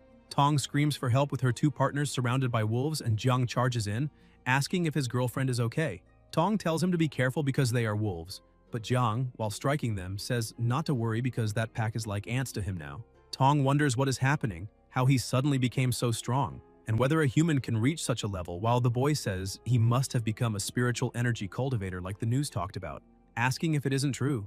Tong questions whether that is really a cultivator and thinks someone so powerful can only be a man destined for her. On the other side of the forest, the protagonist tells his partner to be careful because they are approaching that mass of dark spiritual energy, and Yue confirms she can feel it.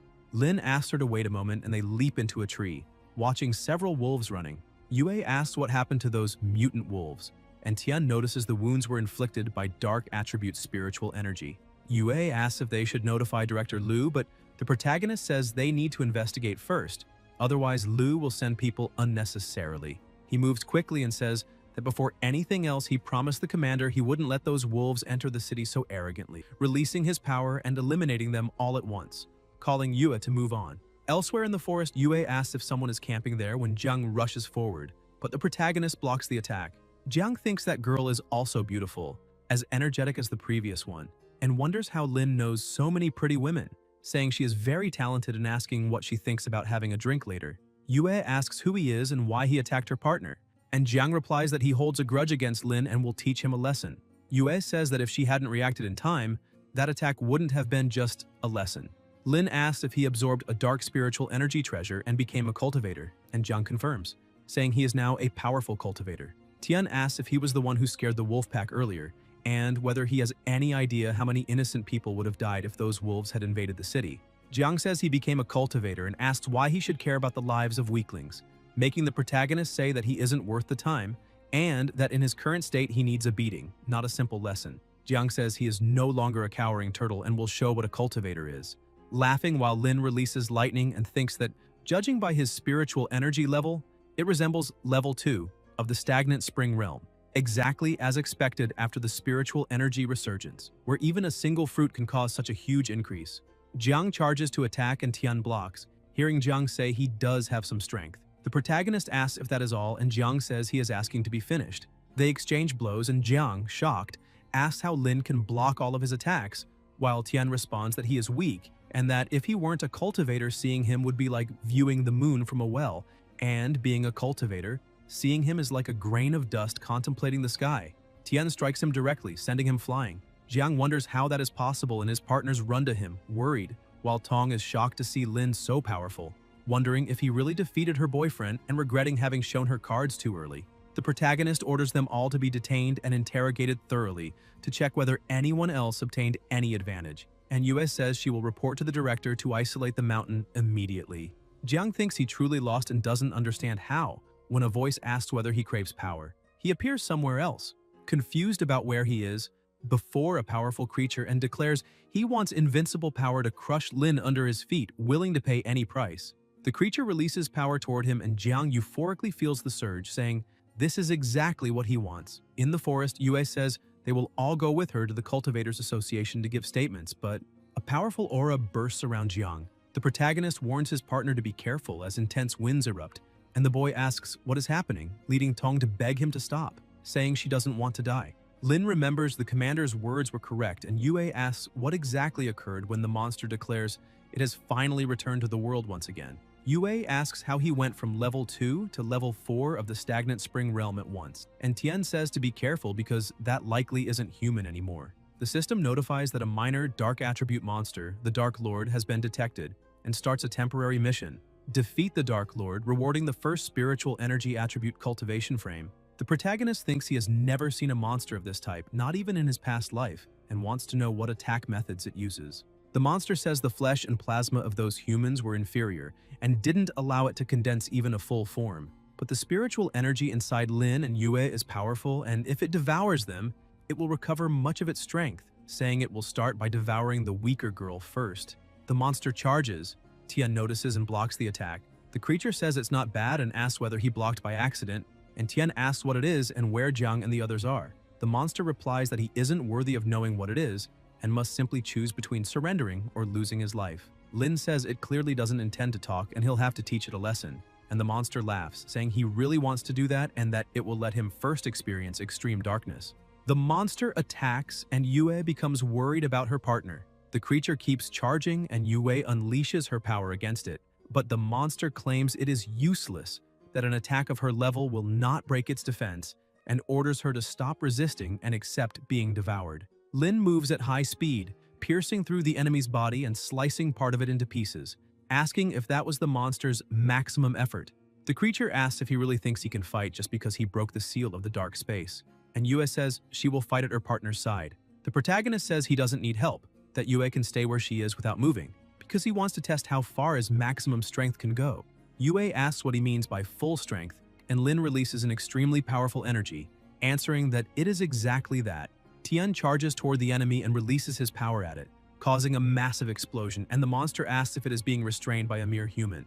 The protagonist asks if it is afraid now, and the monster charges forward, saying that a human dares to look down on it and is asking to lose his life. The pressure rises and Lin watches calmly, blocking the attack without taking damage, leaving the monster shocked upon realizing he came out completely unscathed. Tian asks if that is all and says it seems the monster cannot even force him to use his full power, calling the situation disappointing. The monster thinks that boy does not possess ordinary strength and that his power now surpasses its own. It then tries to flee, believing it cannot die there and needs to devour more humans, gain more power, and then return to eliminate him. The protagonist asks if he gave it permission to leave and strikes it with his powerful lightning. The monster screams in pain and abandons most of its body, transforming into a bat. Tian says that to survive, it sacrificed almost its entire body, and Yue asks if he is all right.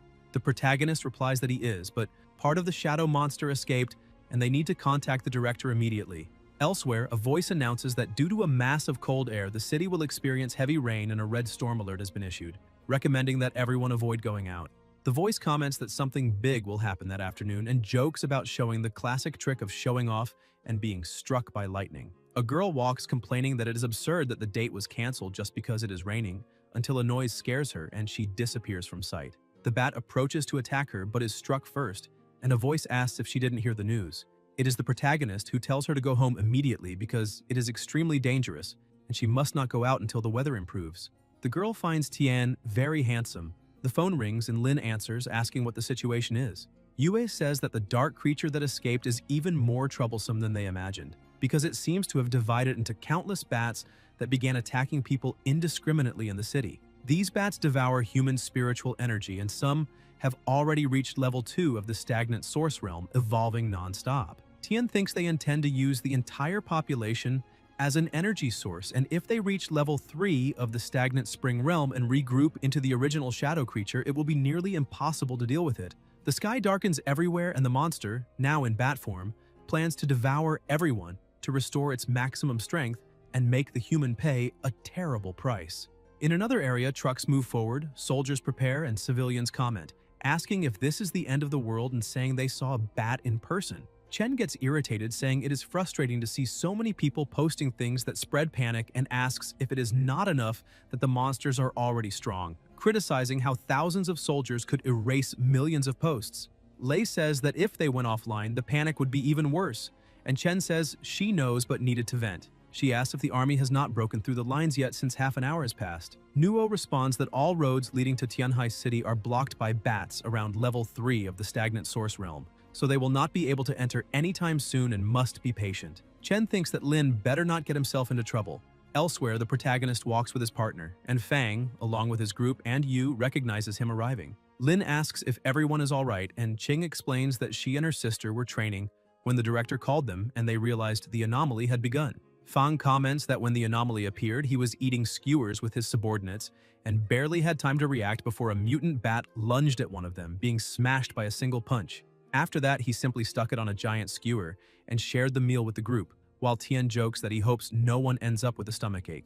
Everyone gathers in the room and the director says that since they are present, they can begin the video conference with the military. Liu informs the commander that everyone is ready, and the commander states that with everyone from the Spiritual Energy Association gathered, they will begin discussing the rescue plan for Tianhai City. He explains that the main east and west highways have been blocked by swarms of mutant bats, and that a huge energetic reaction is concentrated in the Citizens Plaza to the southeast, possibly the core controlling these creatures. Everyone watches the screen in silence while the protagonist notices Li acting strangely. The commander outlines the plan. They will open a path through the east highway, create a passage, and then lead the citizens from the plaza to evacuate before heavy bombing. To speed up the process, they need the association members to find an alternative route and begin the preliminary evacuation of the population. According to the detection department's calculations, the entire operation must be completed in 50 minutes. Otherwise, the creature in the plaza will evolve into something impossible to measure. He asks if anyone has questions. The red-haired woman asks if, in case the army does not arrive in time, the bombing will be postponed, and the commander replies that it will not, because at the final moment, all firepower will be unleashed to prevent the creature's evolution. She asks how he can decide that and says it would be gambling with the lives of those in the plaza, reminding that if the monster evolves successfully, not only that group will die, but the entire city of Tianhai and even Donghai province will be destroyed. She then asks if there is someone important to him in the plaza and admits that her family lives in a neighborhood nearby, leaving everyone silent. Yu tries to comfort her, saying she will help rescue her family, reminding that she has been trained harshly in the past days and her strength has increased greatly. Fang agrees and says he will call his subordinates to bring the car. The commander then states that in that case, she cannot participate in the operation. With tears in her eyes, she asks why, and he replies that a soldier dominated by emotion would compromise the mission, asking if she really believes that upon reaching the plaza, she would not think first of her parents. He tells the director that to ensure success, he needs to reassess personnel assignments. A voice asks them to wait, and the protagonist mentions that there is a fatal flaw in the plan. The commander asks what it is, and Lin replies that the bombs will cause no damage at all to the creature, leaving Liu confused. The commander demands to know how he can assert that, and Tian explains that he gravely injured that monster recently, so he guarantees the plan will not work and insists that they follow his. The commander asks what plan he proposes, and the protagonist asks them to bring the weapon he mentioned days ago, saying he will eliminate that dark monster alone, and asking for the commander's opinion. Elsewhere, an alarm begins to sound, and Chen declares that in the name of the people of Tianhai, she must deliver that to Lin. A voice announces the beginning of the anomaly suppression mission, whose path starts at the East Highway entrance and ends at the Citizens Plaza. The commander reinforces that the objective is to escort and transport the weapons, with 5 squads divided to ensure everything arrives safely, no matter the cost, for the people. Chen advances with her men, repeating that it is for the people, while the bats charge together. Gunfire begins, but some soldiers are hit, and Chen orders everyone to attack alongside her while thinking she must survive. The bats accumulate in such great numbers that they even break glass, until a devastating power erupts and the protagonist appears, commenting that if he had known the situation would become so problematic, he would not have held back when he was in the forest. Yu asks them to wait for her while more bats advance, and Qing and Yue attack together, freezing the creatures. Yue asks how many of those things still exist in Tianhai City, and Yu says she senses the bats replicating as they absorb spiritual energy. Yue comments that if it were not for the black clouds covering the sky, their number would be impossible to measure, and Yu imagines how powerful an entity formed by all those bats united would be.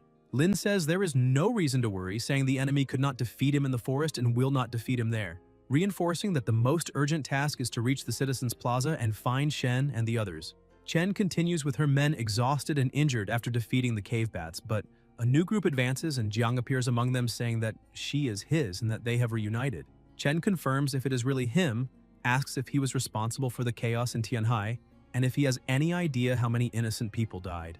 Jiang replies that he doesn't know and doesn't care, stating that that scum doesn't deserve to live and that, to him, it's even an honor for them to serve as food. Chen hits him, but Jiang doesn't even move, leaving her surprised. And he comments that cultivators of spiritual energy are like wine to a drunkard. Jiang explains that if he didn't try to break through his strength, even by devouring the entire city, he would only return to his original state with half the power. But now, he can recover everything and even evolve by devouring others, stating that, just like that boy, she must also become his food. A power explodes between the two when Nuo appears, saying that the young woman doesn't like that guy and that because of that, he will have to die. The monster evaluates his energy and comments that his spiritual concentration is already at level 5 of the stagnant spring realm, stating that by devouring him, he will not only recover his peak, but become even stronger. Nuo orders Chen to take the others to meet Lin and says he will handle the creature. Chen asks him to be careful. The monster attacks trying to stop their escape, but Nuo blocks with overwhelming force and ensures he won't go anywhere. The soldiers follow with Chen as new bats appear. She thinks they are too many creatures and notices they evolved again, since ordinary ammunition no longer causes damage. She questions whether she will manage to deliver that and whether Tian and the others will reach the building, but forces herself to stop those thoughts, remembering that they surely can and that she must not doubt. A bat begins chasing her with drool dripping, but a massive power falls upon it and crushes it. The protagonist appears, saying he finally found everyone, leaving Chen relieved. He states that now that he is there, she doesn't need to be afraid and asks if she brought the object. Chen replies that her grandfather told her to deliver it and comments how heavy it is, asking what exactly it is. Lin asks if the commander explained nothing, and she says no, that he only said it was a powerful weapon. Tian takes the object and sees it is a sword, and Chen asks if that really has destructive power. The protagonist guarantees it does, saying he will show immediately and asking his grandson to step aside so he can help. Sun tells everyone to move away, saying he will make his move. Several bats advance. Lin opens the system, presses something, and the sword gains an intense aura. Tian unleashes the cross slash, destroying a large number of bats with a single movement. Everyone is impressed. Chen says that it is incredible and asks if he can teach her. The protagonist replies that yes, but explains that to achieve that effect, she will need to cultivate to at least level 4 of the stagnant spring realm. Those represent the only soldiers who managed to break through the blockade. And if all the others died, Chen recognizes the seriousness of the situation, saying that Nuo and Jiang are fighting and asking if she can go help him. Lin wonders if Jiang hadn't been devoured by the dark monster and if he really revived. Meanwhile, elsewhere, Nuo continues attacking with force, and the monster states that his energy will run out while its bats are infinite. The creatures head toward the ice spread across the ground, and Nuo realizes they are not rescuing their own but absorbing the residual spiritual energy. Noticing that some already evolved to level 3 of the stagnant spring realm, Nuo raises a barrier to block the attack, but cracks begin spreading until the barrier breaks completely, forcing him to retreat while thinking the situation is starting to become problematic. The monster comments that he's keeping a cautious distance and asks if he should interpret that as fear. Nuo advances and launches his attack again, but the enemy smiles and blocks it easily, leaving him surprised. The monster begins to laugh, saying he knew Nuo would end up cornered, and that he won't be gentle while using such powerful spiritual energy. Nuo asks if that guy is really using his spiritual energy to enhance himself, and the monster replies that he should be thankful for helping him reach his maximum potential, stating that because of that he decided to give everyone a quick end. The creature attacks with full force. Nuo closes his eyes and thinks that he is sorry until the protagonist appears in front of him and blocks the strike. Nuo tells him to leave immediately, saying that that is a full-force attack from level 4 of the stagnant source realm, impossible to block. Lin, however, stops the attack with ease and counterattacks, generating an explosion that leaves Nuo completely shocked. The protagonist asks what he just said, and, at the same time, Nuo asks whether the young woman is safe. Lin replies not to worry, explaining that she is fighting those annoying bats together with Yue and the others, and that Nuo should meet up with them because he himself will handle that and then return so they can discuss the next step. Nuo then moves away. Tian faces the enemy and comments that they have met again. Before eliminating him this time, he asks whether he would mind revealing who or what he is. The monster asks what he is talking about and claims to be Jiang, questioning whether Tian does not recognize him. The protagonist replies that since he does not want to say anything, then it does not matter, and that it will end in an instant. The monster asks whether Tian really thinks he is still the same as he was in the forest and promises to show the strength of his peak before attacking. Lin cuts the strike easily and asks whether that is all, leaving the monster surprised. A large number of bats fly around, and the protagonist observes, while on the other side the girls ask what is happening. Yue asks whether her partner also feels the energy from that black cloud, and Yu replies that the mutant bats are moving toward it as if they had received an order. Chen states that that is absurd, and asks how it is possible that the numbers are like that. Qing asks what happened, and Chen explains that according to the readings of the instruments, the object in the sky might be a legendary supermutation. She then describes the classification: anomaly, lower threat level, with minimal impact and usually no need for cultivators. Disturbance, light threats capable of causing small disruptions, normally resolved by low-level cultivators. Danger, monsters with significant destructive power capable of threatening small cities, requiring intermediate cultivators. Supermutation, creatures with enough destruction to devastate a small city, requiring several mid to high-level cultivators. Catastrophe, beings with devastating power capable of threatening large cities. Calamity, monsters that can destroy national defenses and that only a few cultivators can face. And finally, world apocalypse, the maximum threat that requires full mobilization of elite cultivators and defense systems. Chen thinks that Lin must survive and orders them to notify the director to send reinforcements, while she herself will speak with her grandfather, because they cannot let Tian face a monster like that alone. In another room, someone calls Captain Pan, but they cannot communicate with Squad 2 since the bats seem to be blocking electrical signals. The commander wonders whether Feifei and the others managed to break through, and another soldier comments that the bats seem to be gathering in the same direction, asking what is happening. A soldier says he can hear something and asks whether they are still alive. A voice replies that it is Squad 2's communication and that the signal has returned, informing Captain Lee that after the bats left, electrical signals returned and they can contact the Vanguard. The soldier asks what the situation is and tells them to report immediately. The captain reports that they were attacked by a large swarm near level 2 of the stagnant spring realm, but for some reason all the bats suddenly flew toward the sky, a situation also occurring with Squads 2 and 3. The commander orders them to calculate the losses when a soldier approaches, saying there is a message from the young woman. The commander asks whether she is alright, and Chen replies that the situation is bad because a super mutation level monster is about to appear in Tianhai City. Everyone is frightened, and the commander asks what nonsense she is saying. Chen states she is not talking nonsense, because those bats voluntarily left the outskirts of the city to deliver all the spiritual energy they absorbed to the supermutation level monster at the center of the black cloud. A soldier says everything is over, the city is destroyed, and so are they. Another asks whether there is really no way, while a soldier holds his head, saying that a supermutation level monster requires at least a cultivator at level 5 of the stagnant spring realm. The commander stands still, grinding his teeth, stating that he is sorry but cannot betray the country and hopes she does not hate him, because he has no choice. Chen replies that she understands and will not blame him. In another room, the commander orders everyone to prepare for a devastating bombardment, as they must contain the super mutation level monster within Tianhai City at any cost. They cannot allow the disaster to spread to other cities.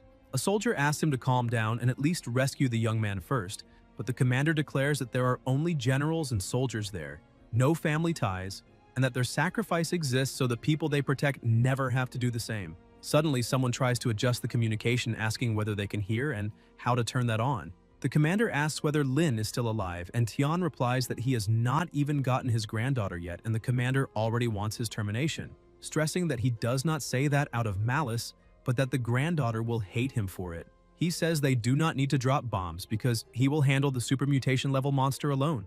The soldiers are surprised, asking whether he's really capable and reminding him that it is a supermutation level monster. The protagonist states it is nonsense, because if he could not deal with that, he would not be negotiating with them there, and that if the commander wants the safety of the city and of his granddaughter, he must cooperate fully. Everyone remains silent for a moment until the commander asks how they should help him. Lin replies that he only needs the commander's help with one thing, and that he will take responsibility for the damage caused during the battle. Meanwhile, the monster thinks that that is real-world spiritual energy and celebrates being alive, believing that not only has he revived, but also evolved to the maximum level of existence in the stagnant spring realm, level 5, feeling invincible and stating that they will regret not eliminating him in the forest. A bat emerges from his body while he smiles, but he soon notices something. In a room, soldiers ask how that is possible as the protagonist attacks him with a powerful lightning strike, confronting the enemy. Observing through the screen, soldiers ask whether that is the legendary lightning attribute and comment that it is far too frightening, stating that someone with that kind of ability is basically already a monster. The commander thinks that Tian did not disappoint him. In another location, 2 buses full of students wait while someone tells them not to panic and to maintain order in line when a huge lightning bolt appears in the sky. A boy asks whether someone is undergoing a tribulation and says he has never seen such a strong lightning bolt, imagining that it must be a powerful expert facing the 9 heavens lightning tribulation. Yu comments that that must be her partner's power, while Yue thinks that his strength is far too frightening and that believing reaching level 4 of the stagnant spring realm would put her close to him now seems like a joke. Chen thinks that that is exactly what she expected from the man she has her eyes on. A rumble echoes and the protagonist says that it is his turn. The monster attacks and Lin blocks, counter-attacking with absurd power. The monster activates a barrier, but it is destroyed and the strike hits him. Furious, he advances again while Tian dodges all the attacks. The monster states that if it were not for that sword, Tian would have lost his life long ago, and the protagonist provokes him, telling him to strike right there. The monster releases his power, saying that Tian is seeking his end, but when the attack reaches the protagonist's face, it does not cause a single scratch, leaving the enemy outraged. He states that it is impossible because that was his full power attack at peak level 5 of the stagnant spring realm, and asks how Tian came out unscathed, wondering whether he has already evolved to level 6 or even to a higher realm. Tian replies that if that is all his strength, then he will be finished right there. The monster thinks he cannot die in that place and that he needs to absorb more power to evolve and become even stronger, promising that when he reaches level 6 or 7 of the stagnant spring realm, he will return to take revenge on the boy. The protagonist states that this time he will not allow his escape, launching his powerful attack and destroying the enemy completely, causing a massive impact. The soldiers celebrate and declare that they succeeded, eliminated the super mutation level monster, and saved Tianhai City. The lightning flame is described as Tianhai City's dawn, the dawn for all humanity, and the commander orders immediate start of rescue operations, ensuring that all the injured receive proper treatment. A few days later, the director states that the crisis in Tianhai was only resolved thanks to him, and that the military and the Spiritual Energy Association plan to offer rewards, asking whether there is something he wants. Tian replies that there is indeed something he really needs and asks them to grant it, asking whether they can get rid of those people quickly since his apartment is small and they show up there every day, making it impossible to live normally, and adding that those two are corrupting Yuhu. Liu thinks that Yue is not going anywhere, and that if that is the case, Chen will not leave either. If they are not leaving, it does not matter whether Yu goes or not. He understands then that Tian is asking for another, larger mansion. The next day, a soldier announces the main theme of the meeting, discussing the reward for Lin, who made a great contribution during the crisis. The first participant suggests giving him resources to turn him into a national super cultivator, similar to the national heroes of Western countries. Another agrees and proposes making him a major internet celebrity, claiming that this kind of image inspires young people to become cultivators. An elder questions this celebrity idea and says they must be joking, because Tian is not just a hero of Tianhai City, but a cultivation genius of the Xia Kingdom, and should be appointed to a high-ranking military position, and be responsible for training future military cultivators. The commander asks if there are any other suggestions when someone enters the room saying he objects. It is Han, and the commander wonders why Han Feng has returned. Han says he heard from subordinates that the commander intends to honor a spoiled brat. The commander asks what he means by that, and Feng replies that a child who defeated a monster by luck does not deserve any reward. Soldiers protest, saying that is too much, because resolving the crisis in Tianhai City was not luck. The entire mission was recorded. Han calls the two of them trash and asks if they have the right to speak there. The commander slams the table and states that a level 5 monster of the stagnant spring realm cannot be defeated by luck alone, saying he understands the doubts about Lin, but emphasizes that rewards do not depend on Han. Han says that if they insist on rewarding him, he cannot stop them, but he will not agree. The commander says the meeting continues and asks if there are more ideas. A voice says that Lin did not help them for fame or fortune, and what he needs is not a title or internet attention. Everyone goes silent and the commander asks if he has a suggestion. The director thinks that since they have no direct relationship with the boy, he must step in at this crucial moment, because only he knows what Tian truly needs. He says he met Tian a few days earlier and asked if he needed anything. Tian clearly answered with one thing. The soldiers mutter that it can only be that. Liu says Lin's exact words were that those people go to his apartment every day, making it impossible to live normally. The director concludes that Lin simply wants a bigger house so that living with Yue and the others won't be so cramped. Everyone is surprised, asking how they didn't think of that earlier and commenting that it is true, since they forgot basic needs: food, clothing, housing, and transportation. The commander thinks the boy is implying that Yue and the others should not live there anymore, but since his granddaughter seems to have feelings for him, he will let things develop. He asks if they have already searched for any suitable large house or apartment in Tianhai. Han then says not to worry because he knows a particularly suitable house. A soldier finds it strange, saying Han had been protesting until just now and wonders why the sudden change. The commander asks where this house is, and Han answers that it is on Qiyang Road in Haishi City. The soldiers ask if Haishi is not under lockdown, stating that according to military intelligence, the anomaly there has reached level 6 of the stagnant spring realm. Liu protests, saying the Spiritual Energy Cultivation Association has never done anything against Tian and asks why make things difficult for him, reminding them that the purpose of the meeting is to reward the boy, not impose another mission. Han says he simply believes that if Tian cannot even clear out that house, then he deserves no reward. The commander asks if he is questioning his decision, and Han replies that he wouldn't dare. He just wants to personally witness whether the hero everyone praises is truly worthy of the title. Elsewhere, someone hands over a document and apologizes. It is the director, explaining that he narrowly escaped being cut off and that the military intended to reward Tian generously, but someone interfered in the process, and this was the result. The protagonist looks at the paper. It is the property deed for Green Lake Manor on Qiyang Road in Haishi City. Lin is surprised, thinking that the house must be worth tens of millions, wondering if they are really giving him something so valuable just like that. Liu says that if he doesn't like it, he can exchange it, even if it cost him his life. Tian replies that a house worth tens of millions is not about liking or disliking, but about deserving it, and that it will do. The director adds that, besides that, a level 6 mutant creature of the stagnant source realm appeared in Haishi the previous month, and the energy core of that creature is located precisely in the manor being given to him. The military has prepared a small team to accompany him to ensure a successful subjugation. The protagonist asks why complicate things and says he will go alone.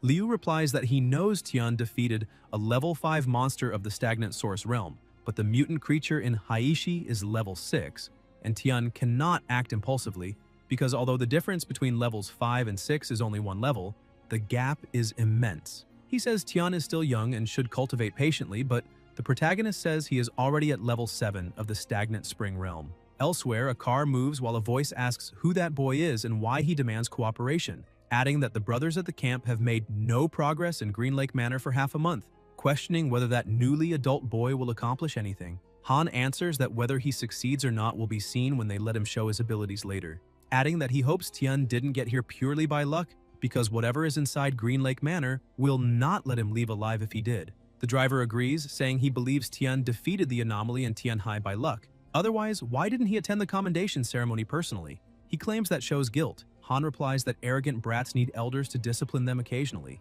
A woman intervenes, asking him not to let personal feelings interfere with the mission, as retaking Haishi's territory is the highest priority. Han answers that she does not need to tell him how to do his job. Elsewhere, the protagonist stands before the gate when the woman approaches, saying she is the secretary of the commander of the Haishi mayor's office, and that the two men beside her are Han and the second lieutenant, responsible for dealing with the mutant creatures in the city. Han asks if he was the one who faced the level 5 stagnant source realm monster in Tianhai, and Lin confirms, asking what about it. Han replies that it's nothing, he just imagines someone as tough and experienced as the Camp brothers, but didn't expect to find a handsome young man. Tian asks if they think monsters will go easy on them just because they are burly. Han says that if Tian only knows how to talk nonsense, he may not leave the mission alive. The protagonist tells him not to worry because he is a practical person and prefers acting to talking, adding that if they are afraid of losing their lives, they don't need to enter. The secretary says that although she does not know whether they get along, she hopes they agree on one thing. After entering Green Lake Manor, they must help each other. As no one says anything, she assumes they agree and begins explaining the mission details. After the resurgence of spiritual energy on Earth, a powerful dark spiritual energy suddenly appeared in Green Lake Manor, which became occupied by some unknown creature. According to detector readings, the mutant creature in Green Lake Manor is at least level 5 of the stagnant source realm. When Haishi's death toll reached 68, they managed to contain the monster inside the manor. She explains that this is all she can say and the rest depends on them, asking them to be cautious during the mission. Lin states that if she is done, they should go. The lieutenant asks if the boy is crazy for rushing in without even planning a battle strategy, and Han says to follow him and not let him escape. They keep walking while Tian observes the system and notices it is another dark attribute monster, the third he has encountered in a few days. In the previous mission, he received a new attribute as a reward and wonders whether he should choose the dark attribute, but instead selects the light attribute. In his previous life, he never reached the power he has now, so his understanding of light and darkness was shallow. To prevent what happened to Yue and the others from happening again, he chooses light and hopes it grants some healing ability.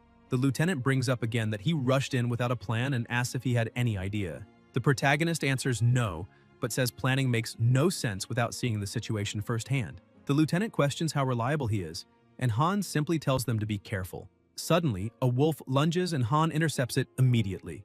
The wolf retreats, and Han asks his partner if he is all right, receiving thanks from the lieutenant, who thinks that the strength of mutant creatures in the outer area exceeds his own and that the center of the manor must be even worse. Han warns them to be careful because that mutant dog is already level 4 of the stagnant spring realm and keeps attacking. The lieutenant observes that it is expected of their leader, who can fight on equal footing with a mutant dog of that level. The blows continue until the wolf is injured, and Han stares at it with killing intent. Lin asks if he has finished playing around and if they can continue through the manor. The lieutenant replies that the dog reached level 4 and asks if Tian thinks that is easy. Tian draws his sword, aims at the opponent, and eliminates the wolf with a single strike, leaving Han surprised. The protagonist says he will enter first and that they can take their time. Han remains stunned, thinking that he cut in half with a single sword the monster that fought him nearly to the end, which means the lieutenant asks if they offended someone they shouldn't have, and Han orders them to apologize immediately to the little brother, since they cannot offend someone like that. Lin enters the mansion and quickly notices something wrong. He wonders why, if 68 people lost their lives there, he can't see a single corpse. He asks Han if the military units removed the bodies, and Han replies no, saying they did what they could but only managed to contain the creatures inside the mansion, never advancing that far. Tian comments that if that's true, he fears the creatures inside aren't only at level 5. Han asks if it's possible that all the corpses were devoured, but the protagonist says mutant creatures prefer consuming spiritual energy, not flesh, and that in any case, they must be careful. He says they should split up and search and asks who wants to go upstairs. Han says they will follow him. Lin decides to go up while the two check the basement. Tian climbs the stairs without finding anything in the hallway but stays alert, thinking something is wrong because even if the monsters had devoured the bodies, at least some bones should remain. He decides to test the new light attribute spiritual energy. Around him there is dark energy, and he keeps observing until he finally finds something. Meanwhile, in the basement, the two walk and the lieutenant comments that the place feels strange. Han says to be cautious and ready to fight at any moment. An energy shifts and they look startled before a sudden explosion. The two take combat stance and ahead, a terrifying monster appears. Both charge at the same time. The monster opens its mouth and releases its power, causing their impacts to clash violently. Han states that the creature's strength is immense. The lieutenant moves in to attack, hits the monster, but doesn't cause even a scratch and asks how that's possible, saying the creature's skin is far too thick. The beast opens its huge mouth to devour him, but Han charges in, saying he won't let it hurt his brother. He is struck by the creature and thrown far away, creating violent impacts. Worried, the lieutenant runs toward the beast while Han yells for him not to do that. Suddenly, an overwhelming power is launched at the monster, destroying it. Surprised, the lieutenant looks and sees that it was the protagonist who attacked with crushing force. Asking what the two are doing and if they really can't defeat even a weak dog. Han asks if he eliminated the Green Lake Manor monster with a single strike and what his strength is now. Lin replies asking what he's talking about, saying they haven't even seen the monster's face yet.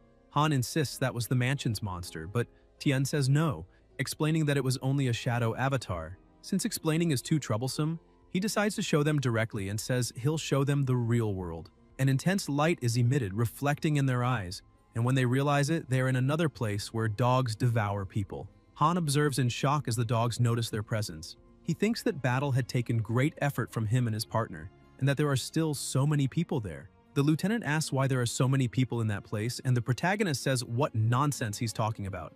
And if Green Lake Manor is the monster's den, it's not unusual for many of them to be there. Han tells them to retreat, that he'll summon the troops and order an artillery bombardment, because otherwise they won't be able to enter. The lieutenant agrees. Lin asks if that mission isn't part of his reward and how he intends to live there if they blow everything up. He says there's no need for so much trouble because dealing with this kind of weakling only takes an instant. Then Tian makes a single move, releasing an overwhelming power accompanied by intense lightning that hits all the monsters around. Han and the lieutenant watch in shock, asking what level of power that is and if they were all wiped out with a single strike. The nearby monsters are destroyed. Han says he is incredible and that the Green Lake Manor problem is solved. The lieutenant agrees, saying he thought he would lose his life and didn't expect him to resolve everything at once. The protagonist responds no, explaining that the mansion's monsters haven't completely disappeared because those were just the least dangerous ones. Outraged, Han asks if he's really calling those powerful creatures inferior and what that makes them, who fought so hard. He says he must be joking, because last month during military reconnaissance, the strongest signal source was equivalent to level 5 of the stagnant spring realm. Lin says that means that this month the monster evolved into something even stronger. The lieutenant asks what the chances of victory are and Tian says not to worry, instructing them to stay behind him and not run around as he will handle the remaining anomalies. They keep walking while the protagonist eliminates all the monsters he finds. Han asks if that is the strength of a spiritual energy practitioner, and the lieutenant comments that he eliminated them so fast they look like bots leveling up. Han observes that in less than 10 minutes, all the monsters on the first floor were eliminated by him. Lin defeats the last one there and senses an aura, concluding that it's in the yard. He says he'll check and asks the two to be careful, and both say they'll go with him. In the yard, a terrifying aura dominates the environment. Tian looks to the side and asks what that is, seeing something gigantic surrounded by oppressive energy. The protagonist also releases a powerful aura and thinks that thing must be the mansion's leader. The lieutenant tries to say something, but Han interrupts, telling him not to speak because the older brother is gathering strength. The lieutenant asks what he's trying to do by accumulating so much power, and if that would be the supreme monster of the mansion. Han says he has only felt an aura like that from one person, the president of the Haishi Spiritual Energy Cultivators Association, a powerhouse at level 6 of the stagnant spring realm. He says that is a battle between kings. The creature moves its hand and Lin launches his power against it.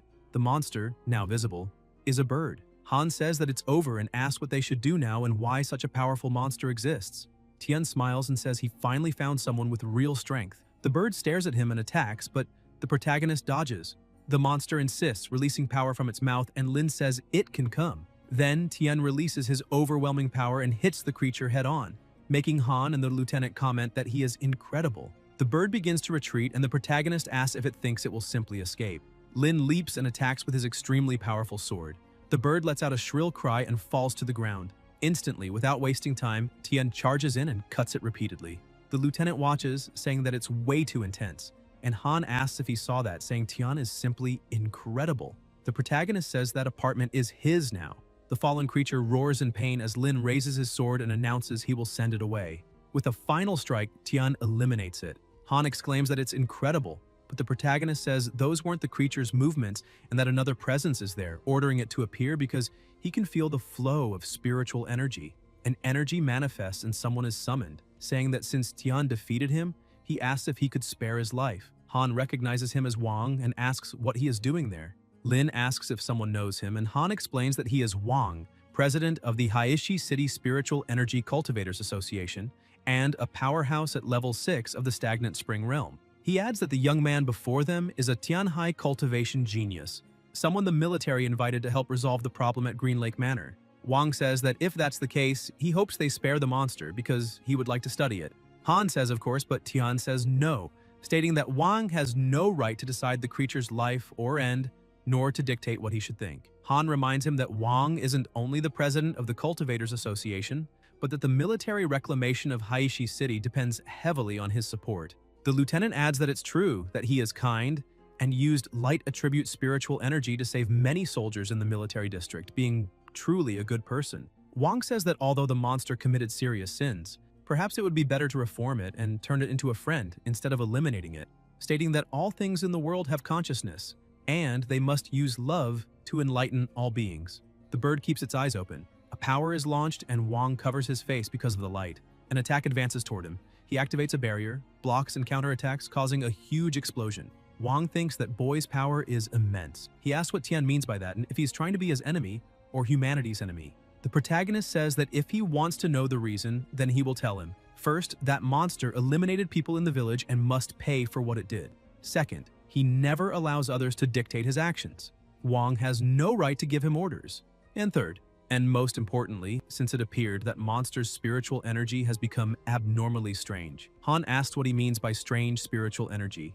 Lin replies that the monster fears Wang, fears him even more, and that the fact Wang wants to save it is worse for the creature than someone trying to eliminate it. Wang retorts that in the eyes of the monster, they are both human, and that besides that, he sealed its movements with a cage of light, so it is natural for it to fear him. Tian says that if that is the case, he will use his special ability to see what memories are inside the monster's mind. Wang is confused. The lieutenant asks if he also possesses such an ability, and the protagonist explains that he accidentally acquired it after the last monster subjugation in Tianhai, allowing him to directly read a creature's memories through contact with spiritual energy. Wang thinks the boy must be trying to trick him. Lin releases his power over the monster, which screams. An energy spreads around the creature and causes an explosion, leaving everyone surprised. Tian comments that the moment should have been a little earlier. The way the energy was injected should have been different. Wang stares at him and launches his power, believing he was deceived. The protagonist counters and their blows collide. Han and the lieutenant ask what Wang is doing. Wang replies that since Tian discovered that, he has no choice but to eliminate him. Lin then asks if that giant bird monster was created by him there in the mansion. Han asks what nonsense Tian is saying, and the lieutenant confirms, remembering that Wang himself led the military against that monster before. Tian questions this, saying that if it is true, how that thing could have survived until he arrived there. Han suggests that maybe they did not advance so deeply in the previous battle, but the protagonist asks if he really believes what he is saying, stating that the monster started trembling the moment Wang appeared, as if he had done horrible things to the creature. Wang says Tian is very intelligent and asks if he does not know that smart people do not live long. Han asks if the boy is telling the truth. Wang admits that he created the monster in that house using spiritual energy, but corrects himself by saying he did not create it to eliminate humans, but to protect them. The two soldiers become furious and ask if he knows how many brothers they lost trying to retake Haishi. Wang responds that the endings were significant because they allowed the monster to evolve from level 3 of the stagnant spring realm to the maximum level of strength, level 6. The lieutenant accuses Wang of using the soldiers' lives as experiments. Wang states that mortals will never understand the thoughts of high-level people like him and explains that by cultivating that monster, he could use it to eliminate other creatures and save human soldiers while also studying its evolution to understand how cultivators can better adapt to the resurgence of spiritual energy. He says the monster is completely under his control and that he has said enough, so it is time for them to leave. Wang releases an extremely powerful energy, and the system notifies that a potent light-type energy has been detected, asking if Tian wishes to absorb it. The protagonist says he must absorb it and begins immediately. The soldiers advance in alarm, thinking he's being attacked. Wang moves his finger and hits them as well, telling him to let him enjoy their screams of agony. The two soldiers are struck and begin screaming while Wang states that this is the price for crossing his path. Tian, however, releases a powerful energy around him, and the system notifies again. The protagonist comments that that energy was well worth it, not only for giving him a free apartment, but also for increasing his strength level. He jumps and attacks, freeing the two soldiers, and Han thanks him for saving them. Tian tells them to wait there, as it will be over soon. Wang, confused and irritated, asks how he can move freely and why he was not trapped in the light barrier. Tian asks if he truly thought he could imprison him, and tells him to be grateful for making him stronger, because he will give him a quick end. Wang asks if a brat dares to judge him and says he wants to see what his power is. He releases his energy and Tian blocks with overwhelming force. Wang grits his teeth as Tian appears behind him. Wang wonders how this is possible, astonished at the boy's speed, unable to dodge. Then blood splashes and someone falls to the ground. It is the protagonist standing, saying that level 6 peak of the stagnant spring realm is nothing special. Wang, wounded on the ground, says Tian is seeking his end. He stands and begins emitting extremely powerful energy, stating that he has been deeply angered and will show his true level 6 peak power. A magic circle is invoked. Tian comments that even trying his hardest, Wang will only manage to annoy him for a while longer. Wang moves his hand and launches his power through the magic circle. Tian blocks it.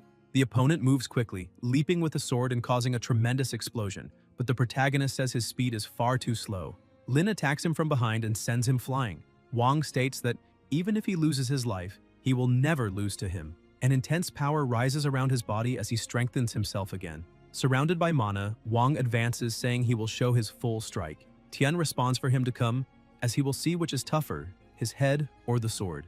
The protagonist raises his weapon, emitting immense power. They both charge at the same time, and Wang says this is impossible before a tremendous impact fills the entire area. Wang falls to the ground at the brink of death, asking how Tian's power can be greater than his and if his strength is beyond level 6 peak of the stagnant spring realm. Lin replies that he just reached level 6 and asks if there is any difficulty in that. Wang, shocked, wonders if it is possible he has already reached level 7 and how much time has passed since the resurgence of spiritual energy for someone to attain such a level.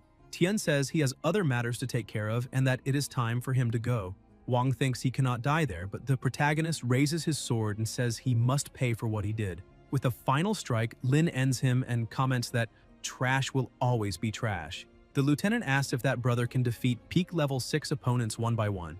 Tian simply says to go check the condition of the giant bird.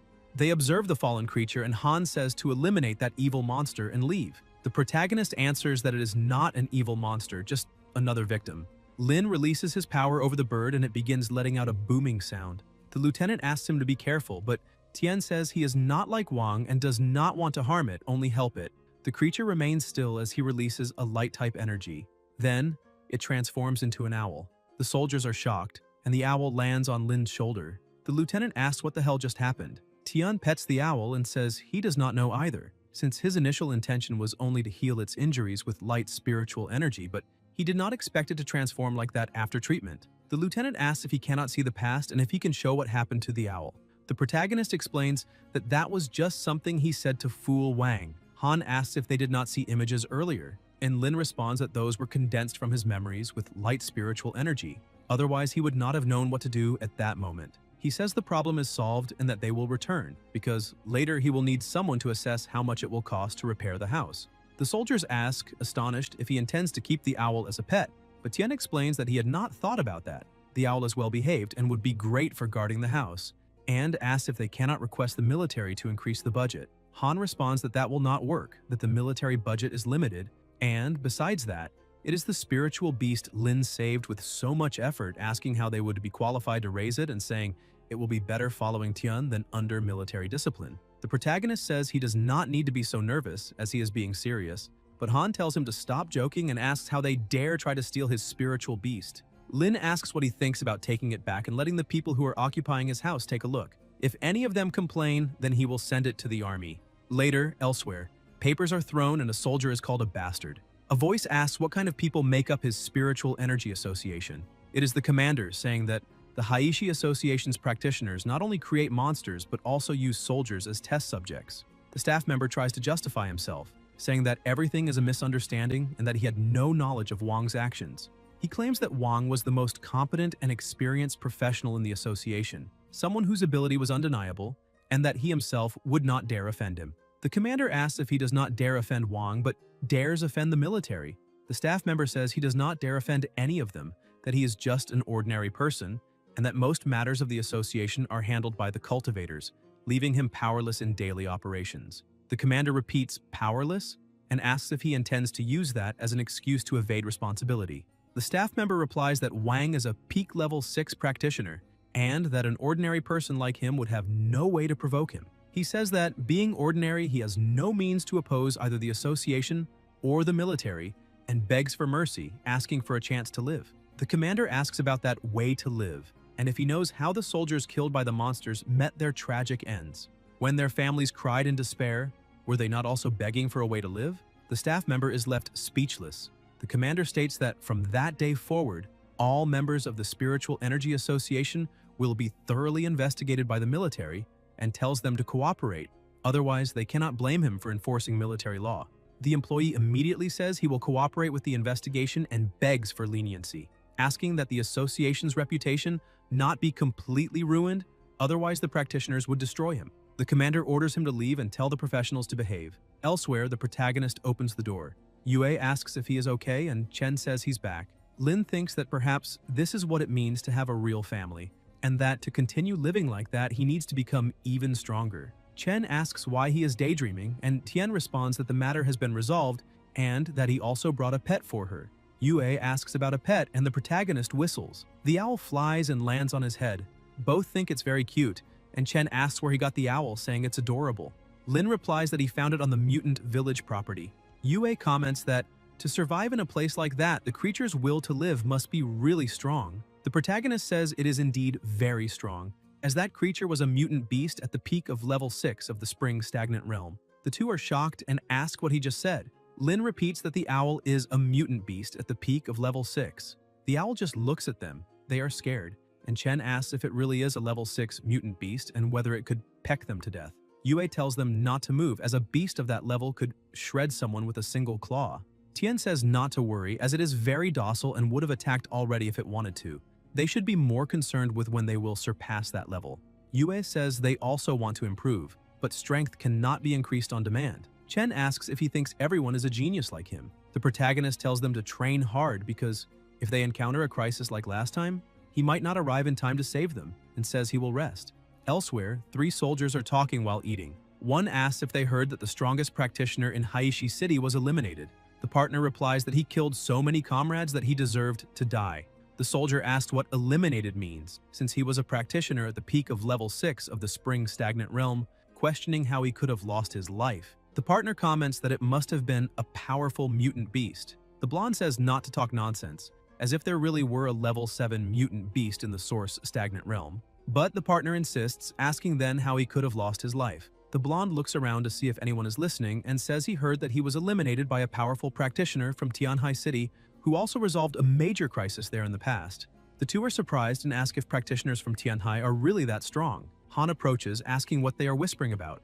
The 3 quickly stand up and the blonde says they just came down for a drink and a chat. Han says that talking is allowed, but under no circumstances should they reveal any specific information about that Tianhai practitioner, or they will be punished for leaking military secrets. They agree and leave immediately. Han thinks they have no idea how powerful that boy really is, and mentions having heard that he is now a presence capable of influencing the international standing of the Summer Realm. The next day, Chen is sitting at her laptop, checking the most discussed topics. In first place is the mysterious and powerful cultivator Lin, who defeated monsters and helped the army reclaim Haishan City. Chen thinks he has become one of the most talked about subjects. People comment that the boy is truly fierce, exterminated monsters alone and reversed the course of the disaster. They say all this publicity is not just for show, speaking of him as if he were a god, and suggest releasing the development process for more information. Others comment that it is a dog chasing dragonflies, drawing attention for the controversy. Another says he is a cultivator from Xihong City, peak level of the stagnant source, and asks if he should be considered a strong contender among them. Others comment that the above cultivator is very confident and ask if, should Lin be defeated, he will not be exposed. They also say it's all interesting as the martial arts competition is about to start, and then they will find out if Tian is truly genuine. Chen watches the comments and gets annoyed, asking how that cultivator from Xihong City can be so rude.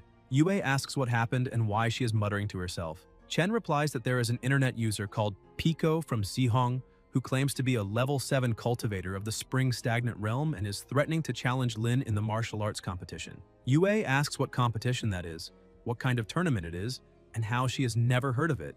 Chen replies that she also just found out and that her grandfather said the military is organizing a national martial arts competition for cultivators, aiming to encourage practitioners from various regions to dedicate themselves to cultivation and protect national security. She says she absolutely needs to win the championship and silence everyone. Meanwhile, the protagonist tells the owl to eat everything, saying that this is the most expensive bird feed, nearly 10 yuan per jin, but the owl does not want to eat. Lin gets annoyed and says it is trying to cause trouble, arguing that even ordinary birds are lucky to get millet and asking if it knows how much a jin of millet costs. Yue tells him not to worry and asks if he heard about the martial arts competition. Tian responds that he is not interested as he has other things to do. Yue asks why, and Chen also wants to know what is so important. Then the protagonist, clearly irritated, responds that of course he will soon renovate the house to which Haishi City sent him, and that he needs to move as soon as possible before they turn his old residence into a hotel. Elsewhere, some people ask about Lin, wanting to know whether he will not come and what is going on. Lei comments that, from what the young woman explained, it seems he is busy with renovations and shows no interest whatsoever in the martial arts competition. The young man beside him says that this is great and considers it good news, stating that if he does not come, many problems will be avoided. The commander asks what exactly he is talking about.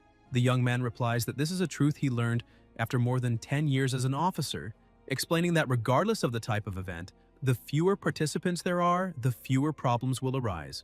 The commander orders him to shut up and states that this competition is not only meant to allow cultivators from various regions to train and improve their skills, but above all to form a reserve of talent for the next national competition, adding that without geniuses like Tian, he questions how they will be able to compete with cultivators from other countries.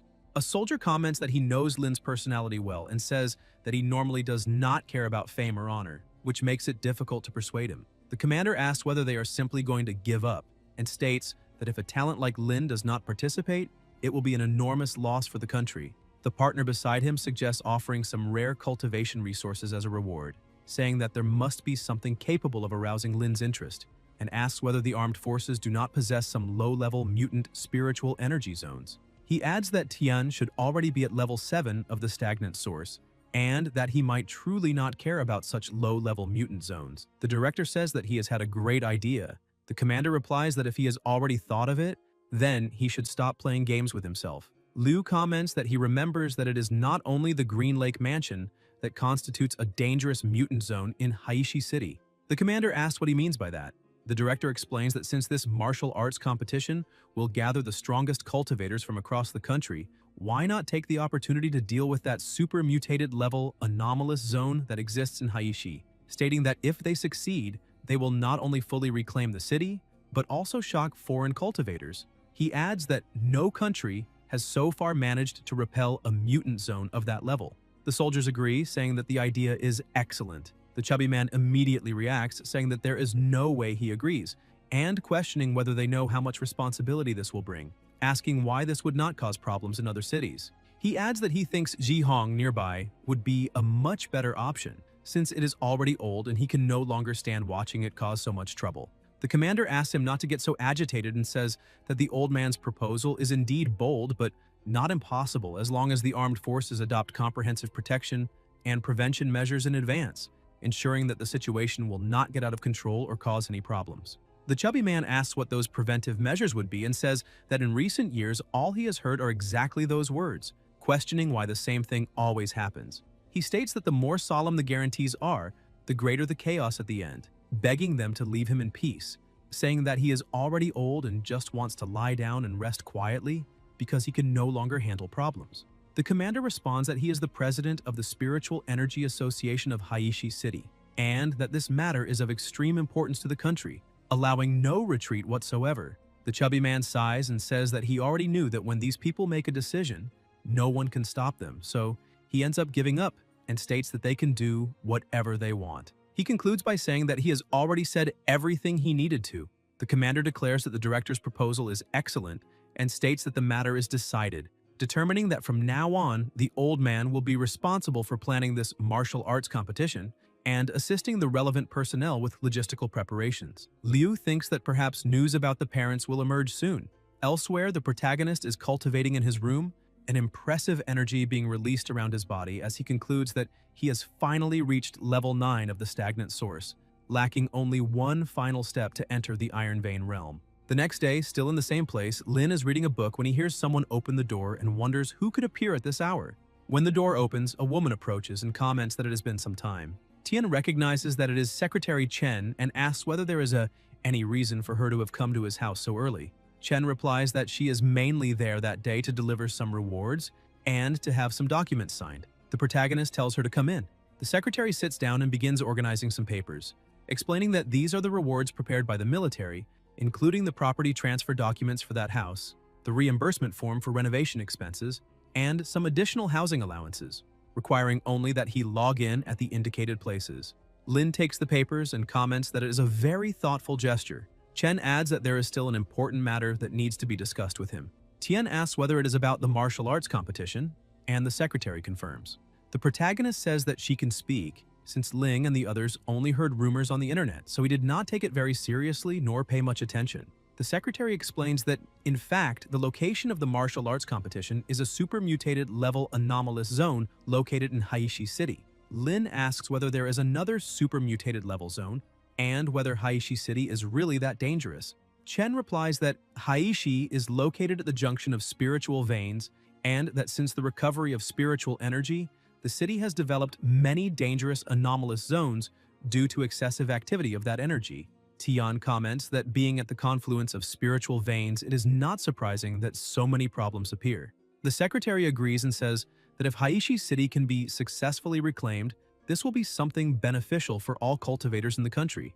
According to the available information, that anomalous zone contains an extremely pure lightning element. The protagonist asks about the lightning element. The secretary confirms, explaining that the concentration of lightning-associated spiritual energy in that zone is extremely dense, and says that the detailed information is there. Lin comments that she really put in a lot of effort to convince him to participate in the martial arts competition. Chen asks him not to misunderstand her. Tian says that it is fine, that he did not get angry, and that he will analyze the information first before making a decision. The secretary thanks him sincerely. After that, the protagonist arrives carrying bags and tells everyone to eat. Shen approaches yawning, along with Yue, who asks what that is. Lin replies that they are the materials sent by the military for the martial arts competition that morning, as well as the rewards from the last mission. Shen says she will check what rewards her grandfather granted and asks whether there will be any military rank or official title. Tian replies that it is nothing as exaggerated as she imagines, explaining that it is just the house transfer documents and the reimbursement form for renovation expenses. Shen complains, asking why her grandfather is so stingy, saying that he only gave a broken house, and comments that she will ask him whether he cannot grant another piece of land. The protagonist tells her to go wash her hands and eat obediently. Yue looks sideways and notices several papers, wondering what they are, and whether that is not the anomalous zone where her parents disappeared back then. Noticing that some pages are missing, she wonders whether the military hid this on purpose, why they would be hiding it, and whether they do not want her to discover the truth herself. Lin observes from the side and thinks that she probably noticed something, and that it is better that she does not know this. Outside, Tian is leaning while observing one of the papers, on which is written, Super Mutated Level Anomaly Zone, Lightning Labyrinth, 4th Exploration, Team Members Leng and Heng, Duration 7 days, Contact lost on the 5th day, Between Life and the End, Yue, daughter of Leng and Heng, adopted by Lu and currently a spiritual energy cultivator. The protagonist speaks on the phone with the secretary and says that he has decided to go to that anomalous zone, but that he is very dissatisfied with the way the armed forces handle things. The secretary asks what he means by that. Lin replies that she knows that Yue's parents are connected to that anomalous zone and that he cannot simply ignore this fact, so they are trying to force him to act. The secretary says that this may just be a misunderstanding or a coincidence, and that there was no such intention. Tian asks whether she really thinks he will believe that. The secretary replies that she will faithfully report his intentions to her superiors. The protagonist says that excuses are enough, that no matter what the military's plan is, he is extremely dissatisfied with this investigation, and that they should tell the armed forces that this will be the first and last time. Lin walks around the place, observes his partner sleeping on the sofa, and ends up noticing something she wrote and left beside her. Tian carefully covers her and thinks that she does not need to worry, because he will certainly find her parents. The next day, the protagonist steps out of the car and several soldiers run toward him, urging him to hurry to receive the welcome. Everyone bows before him. Lin asks them not to do that, saying he is feeling a bit embarrassed. One of the soldiers says that it is more than deserved, because if he had not eliminated that beast, they do not even know what kind of suffering they would have faced. Tian replies that it is fine and asks them to stop flattering him, saying that he only did what needed to be done. The soldier comments that the incident involving Wang deeply affected the armed forces, and that everyone there is genuinely grateful from the bottom of their hearts. Another soldier says that he heard Lin defeated Wang with a single sword and asks if that is true. The protagonist replies that the guy was not that hard to deal with, just a bit annoying. The soldiers say that this was to be expected of him and call him amazing. Lin asks everyone to quickly disperse and not crowd around him. Shen comments that he should get used to it because from now on it will always be like this. Tian says it is fine and asks who made him so popular, then asks whether Commander Han knows where the president is, since he needs to talk to him about something. Ahead, among several military tents, Lu is sitting, reflecting on the unpredictable dangers of the anomalous zone. Lu thinks that it will be necessary to carefully check the list of people who will enter. The protagonist approaches and says that it has been a long time. Liu asks if he really came, tells him to sit down, and asks what he wants to discuss. Lin replies that the secretary said he was the one who arranged the matter of the anomalous zone and asks if that is true. The director confirms it and says that he knows this will make him unhappy, but that he had no choice. He explains that although Yue is usually well-behaved and sensible, she often cries alone at night. Before meeting Lin, he tried to help her find her parents using both the army's resources and his own, leading teams to the site at least 5 times. but without success and with many human losses. He says that he wants Lin to participate in the martial arts competition to inspire other practitioners to grow stronger. But above all, he wants to take advantage of this opportunity to help Yue find her parents. He adds that if he offends Lin because of this, he is willing to bear all the consequences, but he begs him not to hold any resentment toward the girl because she knows nothing. The protagonist replies that next time, he could have spoken directly without so many detours. Liu asks what he means by that. Lin answers that he and Leng are friends, and that he does not need many reasons to do something for a friend. The director thanks him sincerely. Soon after, outside, the commander officially announces the start of the martial arts competition. He says that this is not just a contest, but also a great challenge, and that what he is about to say involves important matters regarding the anomalous zone. He explains that the main venue of the competition is a super-mutated level anomalous zone in Heishan City, located at the junction of spiritual veins, containing extremely powerful lightning spiritual energy and an extremely high degree of danger. At that moment, a young man approaches Lin and introduces himself as Mo Chu, a cultivator from Jin City. Tian greets him, and Mo comments that he never imagined the Sword Saint would be so approachable. The protagonist asks about that title, and Chu explains that it emerged after the story of Lin defeating Wang with a single sword spread among cultivators. Lin thinks that fortunately it has not spread around there, otherwise it would be extremely embarrassing, and asks if Mo needs something. Chu says he almost forgot the reason he came over and asks whether, when they enter the anomalous zone, they can go together. Shen asks if he wants to accompany them, and Tian asks why he wants to go along, reminding him that this is Jin City.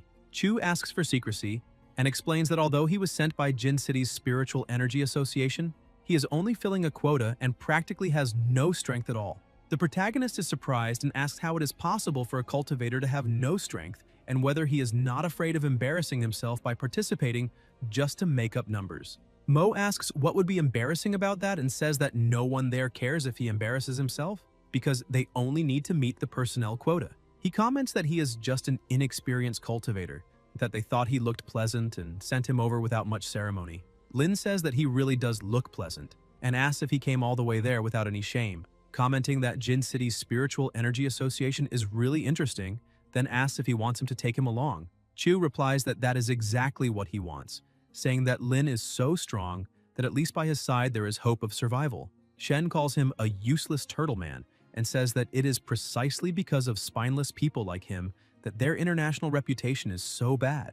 Yue asks Shen not to talk about him like that in front of him. Shen asks whether talking behind his back would not be even more despicable, and says she only agrees if Yue can guarantee that he will not be a burden. Mo starts repeatedly saying that he will not be a burden, promising to obey orders and never cause trouble for anyone. Yu Qing asks why they do not take him along. Yue agrees and says that he does not seem to pose a great threat and that maybe they can let him go with them. The protagonist decides that since he is so sincere, he will take him along, but makes it clear that he must remember not to act on his own. Mo thanks him repeatedly and guarantees that he will not cause any problems.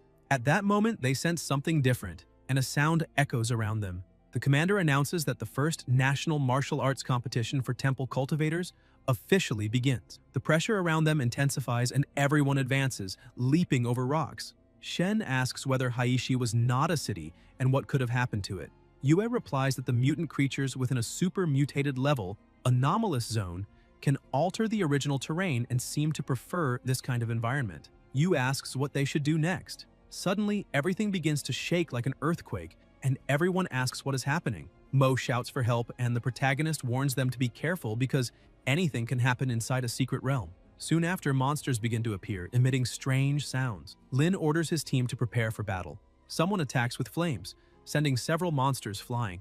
They look to the side and see a warrior enveloped in an impressive aura who asks if he is Tian. The protagonist asks who he is. The man replies that he is Song Jinggang, the strongest cultivator of Zhihong City, and says that he left a message online a few days ago. Shen asks if he is that peak expert from Zhihong. Song confirms it and says that he came there to challenge him. Lin states that he has neither the time nor the interest, and that if he came only for that, he should leave. Jinggang shows disappointment and says that it seems the story of Lin killing Wang with one sword was just military propaganda, commenting that he can come back when Lin has the courage to face him. Shen calls him a bastard and says that if he has the guts, he should come down there and she herself will teach him a lesson. Tian tells them to move on, saying that there are much more important things to do.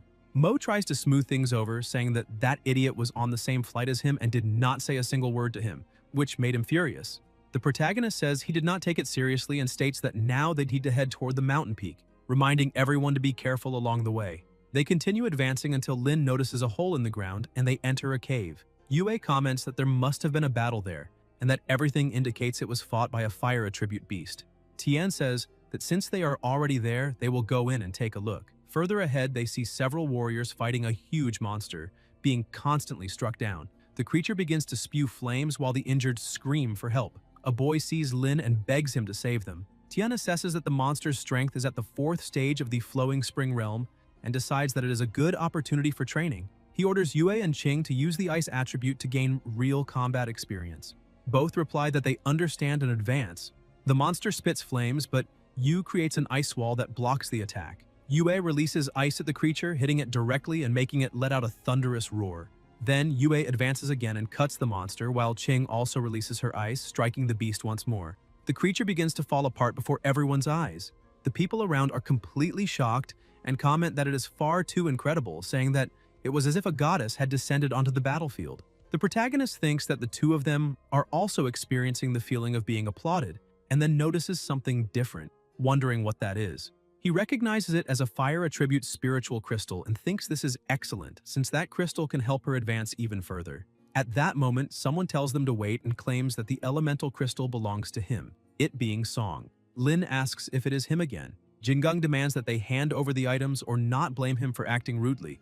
Tian asks where that loser came from. Song replies that he was hiding while they fought the monsters, but appeared as soon as the treasure showed up. The protagonist questions why he is showing off, but Song tells him to shut up. Jingung then releases intense flames, causing the people around to panic and retreat. The flames are extremely violent, and everyone thinks he is truly strong and that they have no chance against him. Song states that whoever is not afraid of being finished can talk to his sword. The people watch in silence, full of fear. Jingung starts laughing loudly and says he thought they would have courage, but now they just look like a bunch of cowards. He says he is taking the fire element crystal and asks if anyone has a problem with that. The protagonist calmly replies that the crystal is his. Song asks who he thinks he is and comments that this is strange, saying that earlier he looked like a coward. Lin replies that since he is looking for his own end, he should not blame him. Tian steps forward and attacks with incredible power, piercing through the enemy's body. Song spits blood and falls to the ground, leaving everyone shocked because it was just a single punch. Jingung gets back up, releasing even more flames, and shouts that he is asking to be finished. His aura suddenly increases, leaving everyone confused. Someone explains that he is a fire attribute cultivator, and that in that cave the energy of that element is extremely abundant, making his strength there even greater than usual. Some wonder if he would be invincible in that environment. Mo asks whether Lin will be at a disadvantage, but Shen tells him not to worry, saying she has never seen anyone put him in trouble. Jingung declares that in that fire element cave, he himself is a god. The protagonist asks whether a mere dog at the peak of the 7th stage of the Flowing Spring Realm dares to bark in front of him. Song becomes completely enraged and releases even more flames. When he tries to approach, Lin blocks him effortlessly and says that this is far too weak. Tian counterattacks, causing a violent explosion. Jingung screams as he is hit, falls to the ground, and accuses him of daring to cripple him. The protagonist calls him ungrateful trash and says he did not bother with him before because he had more important matters to deal with. He states that today's injuries are only a warning and that he is sparing his life out of consideration for the military, but that next time, no one will be able to save him. Song admits he was wrong and begs for his life, saying he is willing to bow, though he thinks that one day Lin will still pay the price. The people around comment in shock that Lin is absurdly strong and that he defeated Jingung with a single blow. Mo calls him an idol, while several girls comment on how powerful he is. Tian tells his partner to take back the fire element stone and absorb its energy. Shen asks whether that is normal and whether he is also a fire attribute cultivator. The protagonist replies that this is no longer very useful to him. Shen kisses his cheek and says he is too good for her. Lin then asks if they know why they came there. Yue replies that it would be because of the martial arts competition. Tian says he has no interest in that at all and that he came to help her find her missing parents. He explains that he saw mission records mentioning her parents. Yue asks if he was the one who hid the missing pages from the mission data. Lin confirms, saying he was afraid she would overthink it. The records indicate that her parents came to that anomalous zone when she was still young, in search of something, and ended up disappearing there. He asks if she remembers anything they said before leaving. Yue replies that she does not, explaining that she was very young and that if Uncle Lu had not kept the photo, she might not even remember what they looked like. Tian tells her not to worry and promises that this time, without fail, he will help her find her parents. Yue thanks him and says that the depths of that anomalous zone are extremely dangerous, and that if they rush in recklessly, they may end up facing unpredictable risks. The protagonist interrupts her and tells her not to worry, stating that no matter what exists in that anomalous zone that day, he will destroy it all. He asks the others to stay there and not go any deeper, because he will take Yue into the anomalous zone to check the situation. Shen asks if he intends to go in alone with her and emphasizes the danger of the depths. Lin says there is nothing to worry about, claiming that an anomalous zone of that level is as easy for him as an amusement park. He then asks whether Mo will come with them. Mo replies that he does not intend to deliberately put himself in danger. Tian says that in that case, he will entrust the safety of the two of them to Mo and adds that if anything happens to them, he will settle accounts with him later. Chu asks them to wait and nervously comments that he himself already said he is just a useless person sent to make up the numbers. Then, already inside the cave, the two walk together. The protagonist asks Yue to relax and not be so nervous until he notices something ahead, an extremely powerful energy. Yue asks what that is. Lin replies that he detected a rare spiritual energy attribute, explaining that it is high-level fire attribute spiritual energy, a pure lotus flame. He thinks that he struck it rich this time by finding such rare spiritual energy and decides to move closer to observe it better, wondering why the flame produces neither smoke nor heat. Tian begins to absorb that high-level fire attribute spiritual energy, feeling his understanding of this attribute gradually increase. At that moment, Yue notices something strange and asks what that is.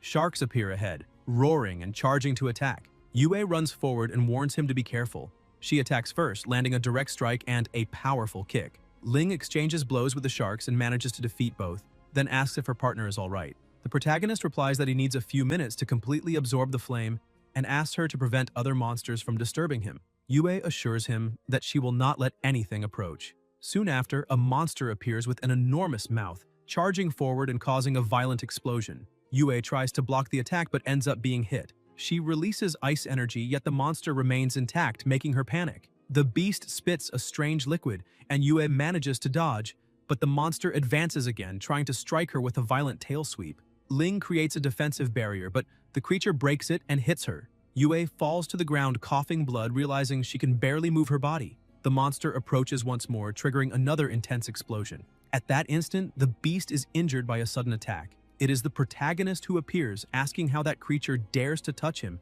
and whether it is asking to be finished, a mere beast acting with such arrogance. The lizard opens its huge mouth and begins to change shape, becoming even stronger as it charges to attack again. Lin draws his sword and cuts off the creature's tail, but the monster remains standing. Tian comments that this is to be expected of a magical beast at the 7th stage of the flowing spring realm, since it possesses considerable strength. The creature lets out a thunderous roar, and the protagonist says that enough playing around, declaring that it is time to end this. He states that he will test the true power of the pure lotus flame. Lin attacks, releasing an overwhelming force that spreads crushing pressure all around, and the monster is cut in half, being defeated instantly. Tian asks if his partner is all right.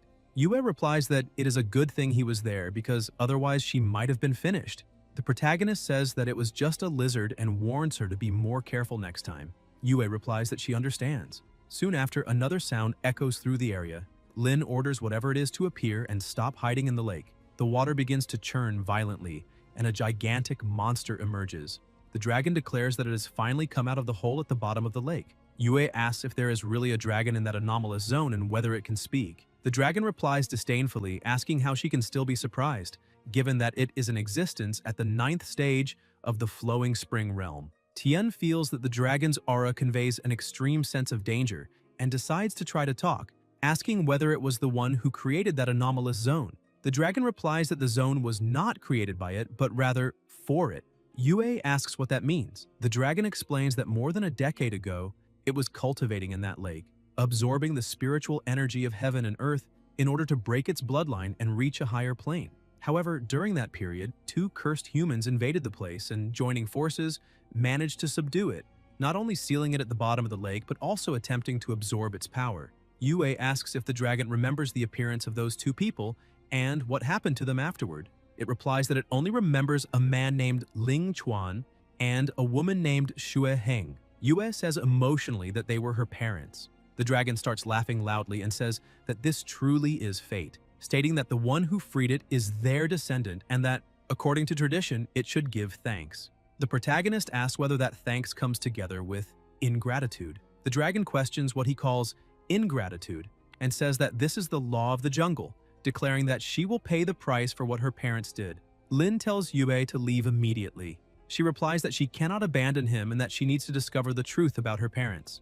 The dragon begins to release power and declares that none of them will escape. Energy spreads violently and Tian tells Yue not to worry, explaining that she is no match for the dragon at the moment and that she can leave it to him. Yue refuses, saying that even if she is weaker, she cannot let him face it alone. The dragon comments that such camaraderie is touching but useless, because none of them will leave alive. Lin tells her to stay calm and says that this dragon is his problem, ordering her to go look for information left by her parents. Yue hesitates, but Lin insists, saying that he will handle the situation. She thanks him and moves away. The dragon attacks, saying that she is not going anywhere, but Tian blocks the strike and says that it is being too confident. Yue keeps running until she notices something shining ahead. Yue asks what that is and sees two people frozen, trapped within a block of ice. She recognizes them as her parents and says she will save them at once. Yue releases ice spikes to break the ice, but cannot even scratch it. Shocked, she begins to cry, asking why this is happening. The dragon declares that her execution will be the first step of its revenge and releases extremely powerful energy. The protagonist blocks the attack and says that it is unworthy. The strike is cut apart, and the dragon admits that Lin truly has some strength, stating that since he seeks his own death, it will grant it to him. Lin replies that it is very weak and blocks another attack, generating a violent impact. Tian remains unscathed and asks whether that is all the dragon's strength, questioning whether an existence at the 9th stage of the flowing spring realm is really so weak. The dragon reacts, saying this is impossible, and asks how he managed to block 80% of its power. The protagonist states that he will give it one last chance to use its strongest technique, otherwise it will lose its life. The dragon replies that he asked for this and releases all of its power in a devastating attack. Lin blocks it with ease and asks if that is all. He then advances rapidly and cuts the enemy. The dragon says that without that sword, it would have already reduced him to ashes. Surprised, Lin tells it to try again. The dragon releases an even greater amount of power. The protagonist blocks and counterattacks with even greater force. The dragon is shocked and asks how a mere human can withstand the dragon wave with his bare hands. Lin replies that they are both at the 9th stage of the flowing spring source and asks why it cannot block, stating that the dragon is merely an obsolete existence. He says that since it has used all its cards, now it is his turn. The dragon panics and says it cannot die because it is one step away from the Iron Vein realm. Tian asks if it is trying to flee and says that it is already too late. The protagonist attacks with overwhelming power, forcing the dragon to escape. Then Lin goes to Yue and touches her shoulder. Tian says that he will take a look at that crystal. As he approaches, he notices that the runes emit a terrifying aura and asks the system to scan them. The system informs him that the analysis is complete, identifying the energy as runic energy and explaining that the host needs to reach the Iron Vein realm to absorb it. The protagonist says that he understands and concludes that he cannot break the crystal at that moment. He thinks that if he cannot break it from above, he will start from below. Lin plunges his sword into the ground. Yue asks what he is doing. Tian replies that he is going to dig out the crystal. He releases an enormous amount of power, excavating the ground with brute force until he finally manages to remove it. Lin sighs in relief and says that at last he managed to dig out the crystal. Ling asks what they should do now, and Tian replies that they need to move immediately. Meanwhile, on the other side of the cave, the dragon shifts, thinking that that human dared to injure him and that as soon as he recovers, he will surely seek revenge. Elsewhere in the cave, some people comment on how incredible the protagonist's sword strike was, saying it was far stronger than Song's. One tells them to speak quietly because he is still nearby, while another says it does not matter since he is just a coward who bullies the weak and fears the strong. Song thinks that if he had not lost an arm, he would have already eliminated everyone there. Suddenly, everyone senses something approaching. A dragon appears, releasing its power and taking down several people ahead. The survivors watch in terror and try to gather their strength to attack the blue dragon, launching flaming strikes, ice attacks, and water bullets. The dragon comments that this is true power, true dominion, the feeling of being a ruler. Song realizes that this is a monster he cannot defeat and decides to flee immediately because he cannot lose his life. However, the dragon notices him and asks if he is trying to escape. Song understands that he has been discovered. The beast asks whether he truly thinks he can flee its claws. Song begs not to be killed and says he will do anything to survive. The dragon asks what a cripple who lost an arm could do for it. Song replies that he can help it wipe out those cultivators. The people around call him a bastard, saying he is betraying everyone just to save his own skin. The dragon says that still is not enough because killing them is far too easy. Song then says he can free it from that anomalous zone. The beast asks if he truly can do that. Song explains that he can use the abundant spiritual energy of the anomaly to break spatial limitations and allow it to go to the outside world. An energy begins to surge intensely. Yu calls him a traitor to humanity, while Shen says he is an ungrateful beast. Song asks what ingratitude is and says he is wise enough to know when to switch sides. The dragon laughs and says that was well said, stating that it will give him a chance to prove his worth. An energy wraps around Song, spreading through his entire body. The girls watch in anger as the dragon orders him to prove his worth. Song regains a new arm and replies that he understands. Qing says they cannot allow that traitor to succeed. Shen agrees, stating that they must stop him, even if it costs their lives. Song mocks them, asking if they really think just the two of them can stop him. Chu tries to intervene, asking them to talk and not fight among themselves. Yu tells him to get out of the way. Qing releases ice chains, but Song says that is far too weak. Shen attacks from behind, but Song grabs her leg with force, making her cry out in pain and draws his sword. Shen thinks she will not be able to dodge until someone blocks the attack. Song is startled by the strange sensation. It is Yu, ordering him to release his sister. The chains fall apart and Shen is freed. Qing warns them to be careful of his attacks. Song says their luck has run out and slams his sword into the ground, causing a violent impact that opens a huge hole and knocks both of them down. Shen struggles to her feet, calls to her partner, and realizes her injuries are serious. Song approaches and asks if she understands now the difference in power. Shen replies that he is a disgrace to humanity and says that when her partner returns, he will pay for everything. Song says he does not care and attacks again. Shen, holding her partner, thinks she owes her partner an apology. In the next instant, someone blocks the attack. Shen looks up in shock. Chu sighs in relief and says that was far too scary, that he almost could not explain it to his brother. Shen is stunned to realize it was Mo who intervened. Song asks if he was the one who interfered before. Mo replies that he is truly formidable and that his tricks did not fool him, then asks what he thinks about letting it go for that day. Song thinks he has never heard of that boy's ability before and concludes he needs to be careful, asking what he means by that. Chu replies that in other words, he should hurry, take the blue dragon out of the anomalous zone, and after that, they should pretend nothing happened. Shen immediately objects, saying that if that dragon leaves the anomalous zone, the military outside will be completely unprepared and countless people could die. Mo explains that he and her partner are severely injured and need immediate treatment. Otherwise, he will not be able to explain the situation to his brother when he returns. He adds that he only came to the competition to fill a quota and did not expect to go through that, asking them to listen to him, because even if those two escape, they will not cause major trouble. He says Song has already been defeated by her brother, and that a few minutes would be enough for him to be dealt with again when Tian returns. Song becomes furious, releases his power, and says that Chiu is asking to be killed. Mo blocks the attack and comments that it is terrifying, saying that Song's aura is almost suppressing him. Flames spread and Chiu continues defending, asking them to drop it, claiming he is a pacifist. Song replies that if he has the courage, he should fight head-on and not use despicable tactics. Chu asks if he is angry and says he has always been frail and hates direct combat, but that does not mean he is weak. Then Mo attacks with terrifying power and injures Song. A huge explosion occurs and Song falls to the ground, asking what kind of ability he awakened. Chu replies that no one reveals their own trump cards and weaknesses, and tells him to grab the blue dragon and leave, because fighting like that makes no sense. Song charges, saying he will not lose to a cynic like him. Mo blocks and says Song's attacks only end up hurting him even more. Song is struck repeatedly and begins to doubt, realizing that that man's ability is extremely strange. Shen wonders what kind of power that is and whether he is really that strong. Even so, Song tries to attack again, saying he does not believe Mo can also absorb that flame. Song slams his sword into the ground, spreading flames everywhere. Mo blocks while Song keeps releasing fire until he drops to his knees, asking why he lost. Chu replies that the farce is over. At that moment, the dragon approaches and comments that it was all a grand show.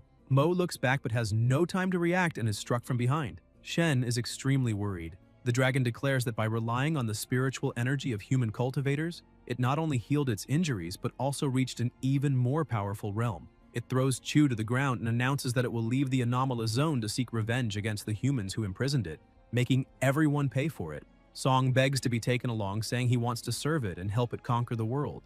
The dragon replies that his performance was acceptable, but that it does not need a cripple, and squeezes his head. Song begs, saying he gave it everything he had, but the beast ignores him and crushes his skull, stating that now it will be its turn. Shen watches in terror. Mo asks her to come closer, saying he has something important to tell her. He explains that when the dragon attacks, a spatial rift will appear that leads to the exit of the anomalous zone, and that she needs to take her partner immediately. Shen hesitates, asking about him, saying he cannot stay there alone. Mo replies that his brother entrusted the two of them to him, and that he needs to send them out safely. The dragon advances, and Chu says now. The rift opens, and Shen carries her partner, asking him to survive. The two of them enter the rift while the dragon strikes him, saying that since he wants to be a hero, he will die first. Mo asks if it really thinks it will be that easy to kill him. Elsewhere, the protagonist comments that he is exhausted, and that it is very heavy, until he notices his partners and asks what happened. Shen explains that Mo was severely injured by a powerful dragon while protecting them. Lin concludes that the blue dragon escaped and orders them to leave with the crystal. Yue says she will go with him and asks if the dragon has already reached the Iron Vein realm. Tian tells them not to worry, saying that he himself will bring it back. Both of them think that he needs to return alive. On the other side, Mo is thrown to the ground and comments that it hurts a little. He tries to open another spatial rift, but cannot due to the lack of spiritual energy, realizing that his strength is reaching its limit. The dragon says that the reason Mo cannot open the spatial rift is not a lack of spiritual energy, but because he used his own energy to close it, asking how it feels to wait for execution. Mo replies that, honestly, it does not feel very good, but that it is not the first time this has happened. The dragon continues attacking and says it will beat him until he begs for mercy. The beast opens its enormous mouth and hurls him away. Mo is gravely injured. It comments that the hardest part of the enemy is its mouth, saying that that fire is not working. The dragon advances, releasing even more flames, but someone stops it. Turning to the side, the beast sees the protagonist, who thanks his partner and says he owes him one. Mo asks him not to use signal traps, saying he does not want to lose his life yet. Lin replies that he has already done enough and can leave the rest to him, explaining that he did not eliminate the dragon earlier because he was worried about Ling's safety, but now it will not escape. The dragon asks who he thinks he is and says that it has already evolved into the Iron Vein realm, while Lin is only at the peak of the 9th stage of the Surging Spring realm, claiming that killing him would be as easy as crushing an ant. Tian replies that if it thinks itself so powerful, it should prove it.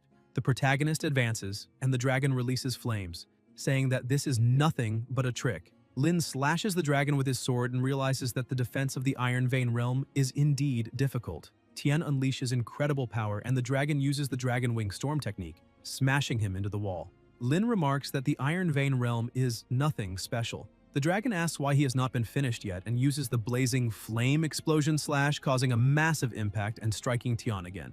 The beast declares that this is the difference between them. The protagonist replies that, as expected, fighting someone in the Iron Vein realm while only at the peak of the 9th stage is truly exhausting. The dragon tells him to watch his tone, saying that it seems he is suppressing his own power. Lin confirms that he is indeed suppressing his strength. The dragon grows furious and wonders if he really has the potential to reach the Iron Vein realm, saying that a human should never be able to reach such a level. Tian thinks that he had been suppressing his spiritual energy to break through in a safe place. He says that now that all the cultivators have been eliminated from that anomalous zone and the others have escaped safely, it no longer matters what happens. The system asks whether he wishes to advance to the Iron Vein realm. The protagonist confirms. An overwhelming energy begins to spread around his body. The dragon watches in shock, feeling a trace of fear in the face of that aura. Tian asks what is wrong and questions whether the dragon is now afraid to attack. The beast replies that he is merely a product of borrowed power and promises to show true power. In the next instant, the dragon realizes that Lin's sword is already pressed against its neck. Lin saying that he just broke through and does not yet fully control his strength, nearly killing it in one strike. Lin adds that he will not let it die easily after what it did to his partners. The dragon gathers power and attacks, but Lin counterattacks immediately. The beast wonders how he can be so fast and whether he truly entered the Iron Vein realm. The blow grievously injures it.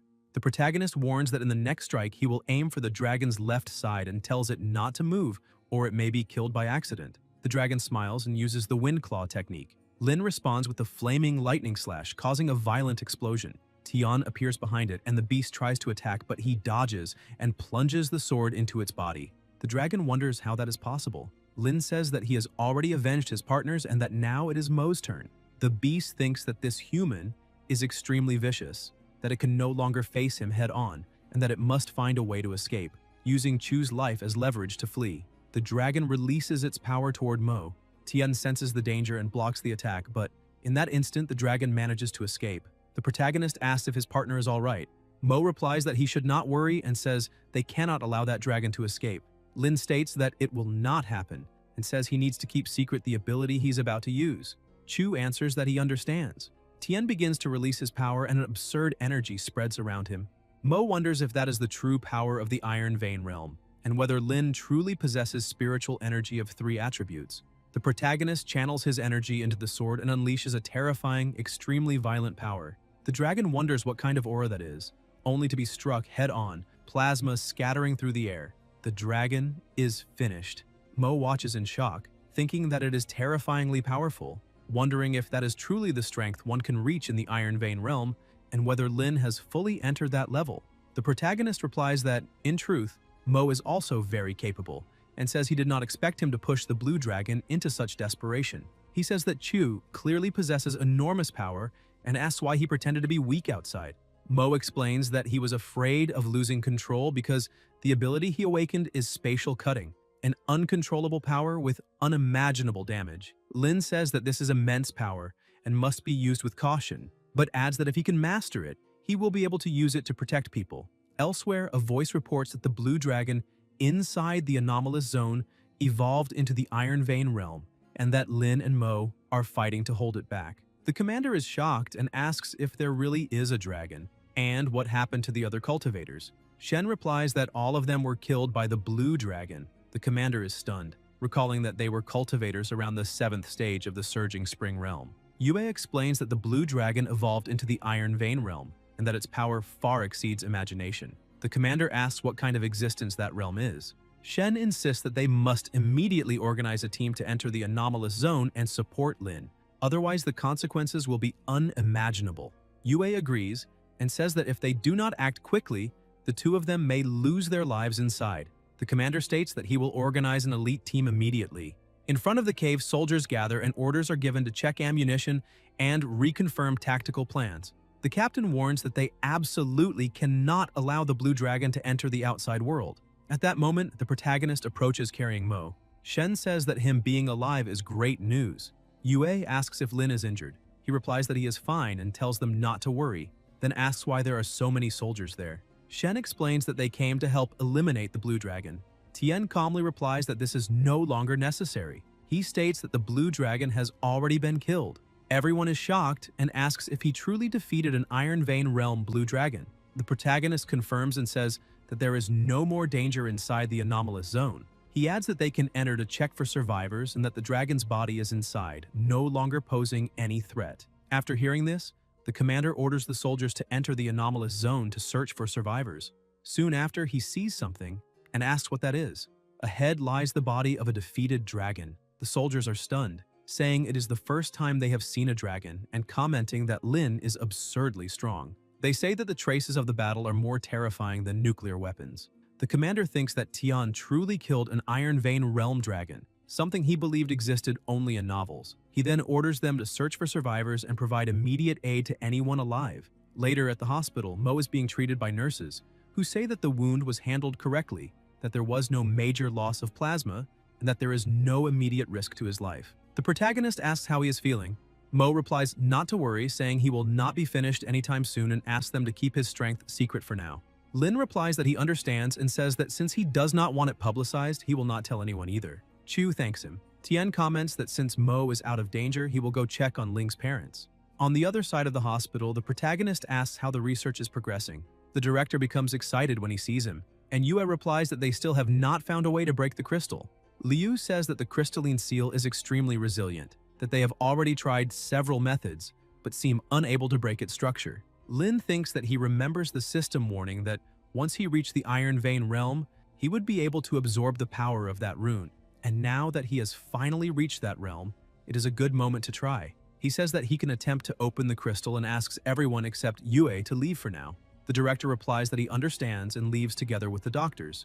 Ling asks what he is planning to do and whether he needs help with anything. The protagonist replies that inside that crystal there is an extremely powerful sealed energy, highly unstable, and that it is precisely because of it that the crystal became so strong. He explains that he intends to absorb that energy and guide it entirely into his own body through spiritual energy, and that in this way the crystal's seal will be broken. Yue asks whether he is really going to absorb that energy and whether it will not harm him, saying that that power is far too immense and questioning whether he can withstand it. Lin tells her not to worry, stating that this amount of energy is nothing to him. However, through this situation, he realizes that his growth is still very slow, and that the dangers they will face next may be something he might not be able to endure easily. Ling thinks that he is advancing far too quickly since it has only been a few months since they met and he has already reached the Iron Vein realm. The protagonist says that while he absorbs the energy contained within that crystal, he plans to simultaneously transfer part of his spiritual energy to her in order to increase her strength and prepare her for future risks. Yue asks if he is going to transfer spiritual energy and wonders whether he has once again awakened Ice Attribute spiritual energy. Lin replies that he has not, saying that he only possesses thunder, fire, and light spiritual energy. Ling then asks how he intends to transfer it to her, stating that her body simply cannot withstand spiritual energy of other attributes. The system congratulates the host for successfully evolving to the Iron Vein realm and sends the rewards, among them a spiritual energy pill which, once consumed, grants a new spiritual energy attribute to the body. The protagonist tells his partner not to worry, saying that he has just found a perfect treasure for her in the anomalous zone, and Yue asks what it is. Lin shows the item, and she questions whether it is not the spiritual energy pill mentioned in ancient texts, explaining that this type of pill is extremely precious, and, according to records, could only be refined by alchemists of antiquity, being impossible to find something like that in the present day. Tien comments that since she recognized it, there is no need for further explanation and tells her to swallow it right away. Yue refuses, stating that the item is far too valuable and that she cannot accept it, suggesting that he keep it for himself because it will certainly be useful in the future. The protagonist tells her not to overthink it, says that there are many ways to become stronger and that he does not need this pill, also explaining that she must take it because it is the only way for her to withstand the power that is about to come without suffering consequences, otherwise her body would not be able to handle it. Yue finally agrees, says that it is fine and accepts it, swallowing the pill while commenting that the spiritual energy is so powerful that she feels her body at its limit. Plasma begins to trickle from her mouth as an intense energy envelops her entire body. Lin tells her to calm down and not resist the flow of spiritual energy, stating that he will help her guide that power. Yue lowers her head, and Tian begins to emit lightning while extending his hand toward her, particles moving all around. She asks what he is doing, and the protagonist replies that from that day onward, she has also become a dual attribute cultivator. Yue widens her eyes, wondering internally whether he is truly capable of turning her into someone with two attributes, while the lightning continues to fill the area. Lin touches the ice stone and then touches her, stating that from that moment on, that power belongs to her. Then Tian enters his house and finds Shen waiting for him, who welcomes him and asks whether Ling's parents were rescued. The protagonist replies that yes, they are in a coma at the hospital and should wake up in a few days. Shen asks about Yue, and Lin explains that she is fine, but has just awakened a new ability, which is why the hospital recommended observation to check for possible side effects. Shen asks what this new ability is and which attribute was awakened, and Tian replies that she can ask Yue directly because he will not say anything else. At that moment, Shen's phone begins to ring and she finds the call strange at that hour, asking whether something happened. The protagonist asks who it is, noticing her surprise, and Shen explains that it is a good friend, Chu Mengyao, who rarely calls on her own initiative. Shen asks what the news is, and her friend replies that there is a martial arts practitioner from Jincheng City named Mo Chu who went to participate in a competition, asking whether she saw him. Shen notices the strange tone and asks what happened, and her friend explains that Jincheng suffered a super mutant-level disaster, with the military and cultivators being completely wiped out. Shen asks about the situation, whether she is all right and where she is now, and the reply is that she is safe in an underground shelter, but that the situation is desperate since all cultivators died in battle and the army was massacred with no idea what to do. Shen tells her not to panic, saying that she will notify her grandfather immediately and that there will certainly be a rescue. Her friend says she did not have much hope and only called to ask that Mo Chu not come back because he is far too weak to survive, stating that she will live with her from now on since Jincheng has turned into hell. Shen calls her partner over and the protagonist comments that the time needed to resolve the crisis in Jincheng depends only on how long it will take to get there by plane. Shen assures her that she will do everything possible to rescue her. Her friend thanks her, and the call ends. Lin tells her not to worry, says that he will handle everything personally, and asks her to prepare a helicopter because he intends to find Mo Chu and discuss a specific action plan with him. Shen replies that she will make the preparations immediately. At the hospital, Mo Chu is drinking water when Tian appears, asking whether he has recovered enough. Chu replies that he cannot take much more and fears that his time is running out, commenting that the nurse in black stockings who examined him earlier said something similar. The protagonist then reveals that Jin Cheng was attacked by a super mutant-level disaster, that almost all cultivators in the city's army were annihilated, and that Shen's best friend, Chu Mengyao, called asking for help. Mo asks whether Chu is in trouble, and Lin asks if he knows her, to which Chu replies that she is the daughter of the president of the Cultivators Association, and that everyone in the association knows her well. Tian wonders whether he has feelings for Meng Yao, and says that they need to go there immediately to rescue her, explaining that he needs a guide who knows the city's terrain well. Chu tells him not to worry, explaining that he can guide them there even with his eyes closed. Elsewhere, the protagonist states that he needs a laptop capable of connecting to a satellite, because it will be necessary during the trip. The soldier replies that everyone recognizes his contributions, but that there is confidential information on military laptops that cannot be taken out of the armed forces without authorization. Lin says that this is an order and not a discussion. The soldier retorts that he should not go too far, stating that the armed forces have rules, and that despite his exceptional battle achievements, he does not have the authority to take confidential equipment as he pleases. Tian questions those rules and asks whether, in the face of a super mutant-level disaster in Jincheng, it still makes sense to talk about that now.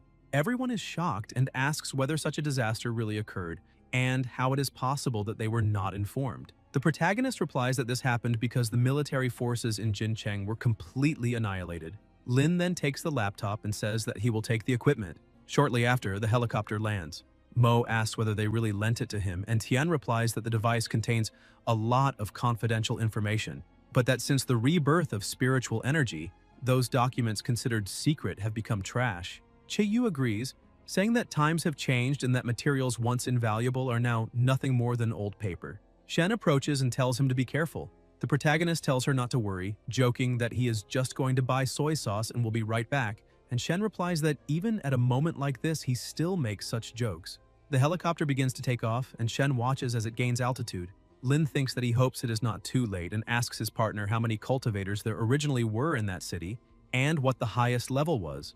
Mo replies that it is a medium-sized city with about 5,000 cultivators, most at the 6th stage of the impetuous spring realm, with around 20 people at the 9th stage of the surging spring realm, the strongest being, as far as he knows, Chu, probably at the peak of that 9th stage. As for the military forces, Jincheng was protected by an elite force of 1,000 soldiers, equipped with many conventional weapons, but all were exterminated. The pilot warns them to prepare, saying that they have arrived in the airspace above the city and that below them the scene is one of complete destruction. They observe everything in ruins, monsters roaming everywhere, and wonder what happened there. Numerous monsters wander through the area, and the protagonist wonders whether this is once again dark attribute spiritual energy. The pilot asks where they should land, and Lin replies that there is no need to land, just open the door. The pilot informs them that they are currently at an altitude of 6,000 meters, and Tian repeats the order to open the door.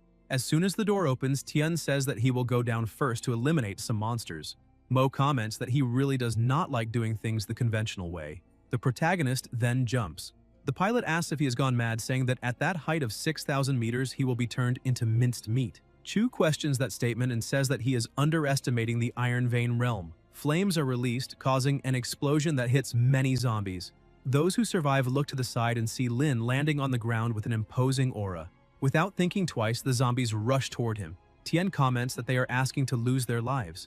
The protagonist swings his sword and eliminates several at once, while others continue to advance. Lin asks whether they still have not given up, and the zombies keep charging at him. Tian says that since they want to lose their lives so badly, he will fulfill their wish. The zombies continue attacking, but the protagonist dodges with ease, and even comments that they are very slow. The zombies observe as Lin swings his sword at them again, asking whether they are afraid. Those still alive freeze in place, seized by terror. Inside the helicopter, the pilot asks whether he is a monster and says that no matter how strong he is, he will eventually succumb to exhaustion and lose his life if he keeps fighting like that. Mo questions this idea of collapsing from exhaustion and dying, asking whether he is still underestimating him. Tian continues fighting countless zombies, and even so, more creatures keep advancing until the protagonist begins to release a surreal energy around his own body. The pilot asks what that is, and Lin activates the Flaming Thunder Annihilation skill, triggering a gigantic explosion and releasing an extremely intense light. Frightened, the pilot questions whether something like that can really be done by a human being. Mo asks them to find a place to land, saying he needs to regroup with him. The pilot asks whether he's not going to jump as well, and Chu replies that if he does, he will turn into minced meat. After all, he is still human. Later, already in the city, Cho drives the car while thinking that the destructive power displayed is far too absurd, wondering whether that really corresponds to the Iron Vein realm until they finally meet up with him. Mo asks if he is alright and whether he suffered any injuries, and Tian gets into the car saying that those monsters were not enough to force him to use his true strength, telling them to get straight to the point. He asks for the exact location of the shelter mentioned by Chu, and Chu explains that it is on the outskirts of the city. Mo shows the map and says that the shelter is there, explaining that it used to be an abandoned factory and was later used as a refuge for cultivators during that period. The protagonist orders them to head there because they need to save Chu first. He comments that the scale of that disaster is strange, and Chu asks what he means.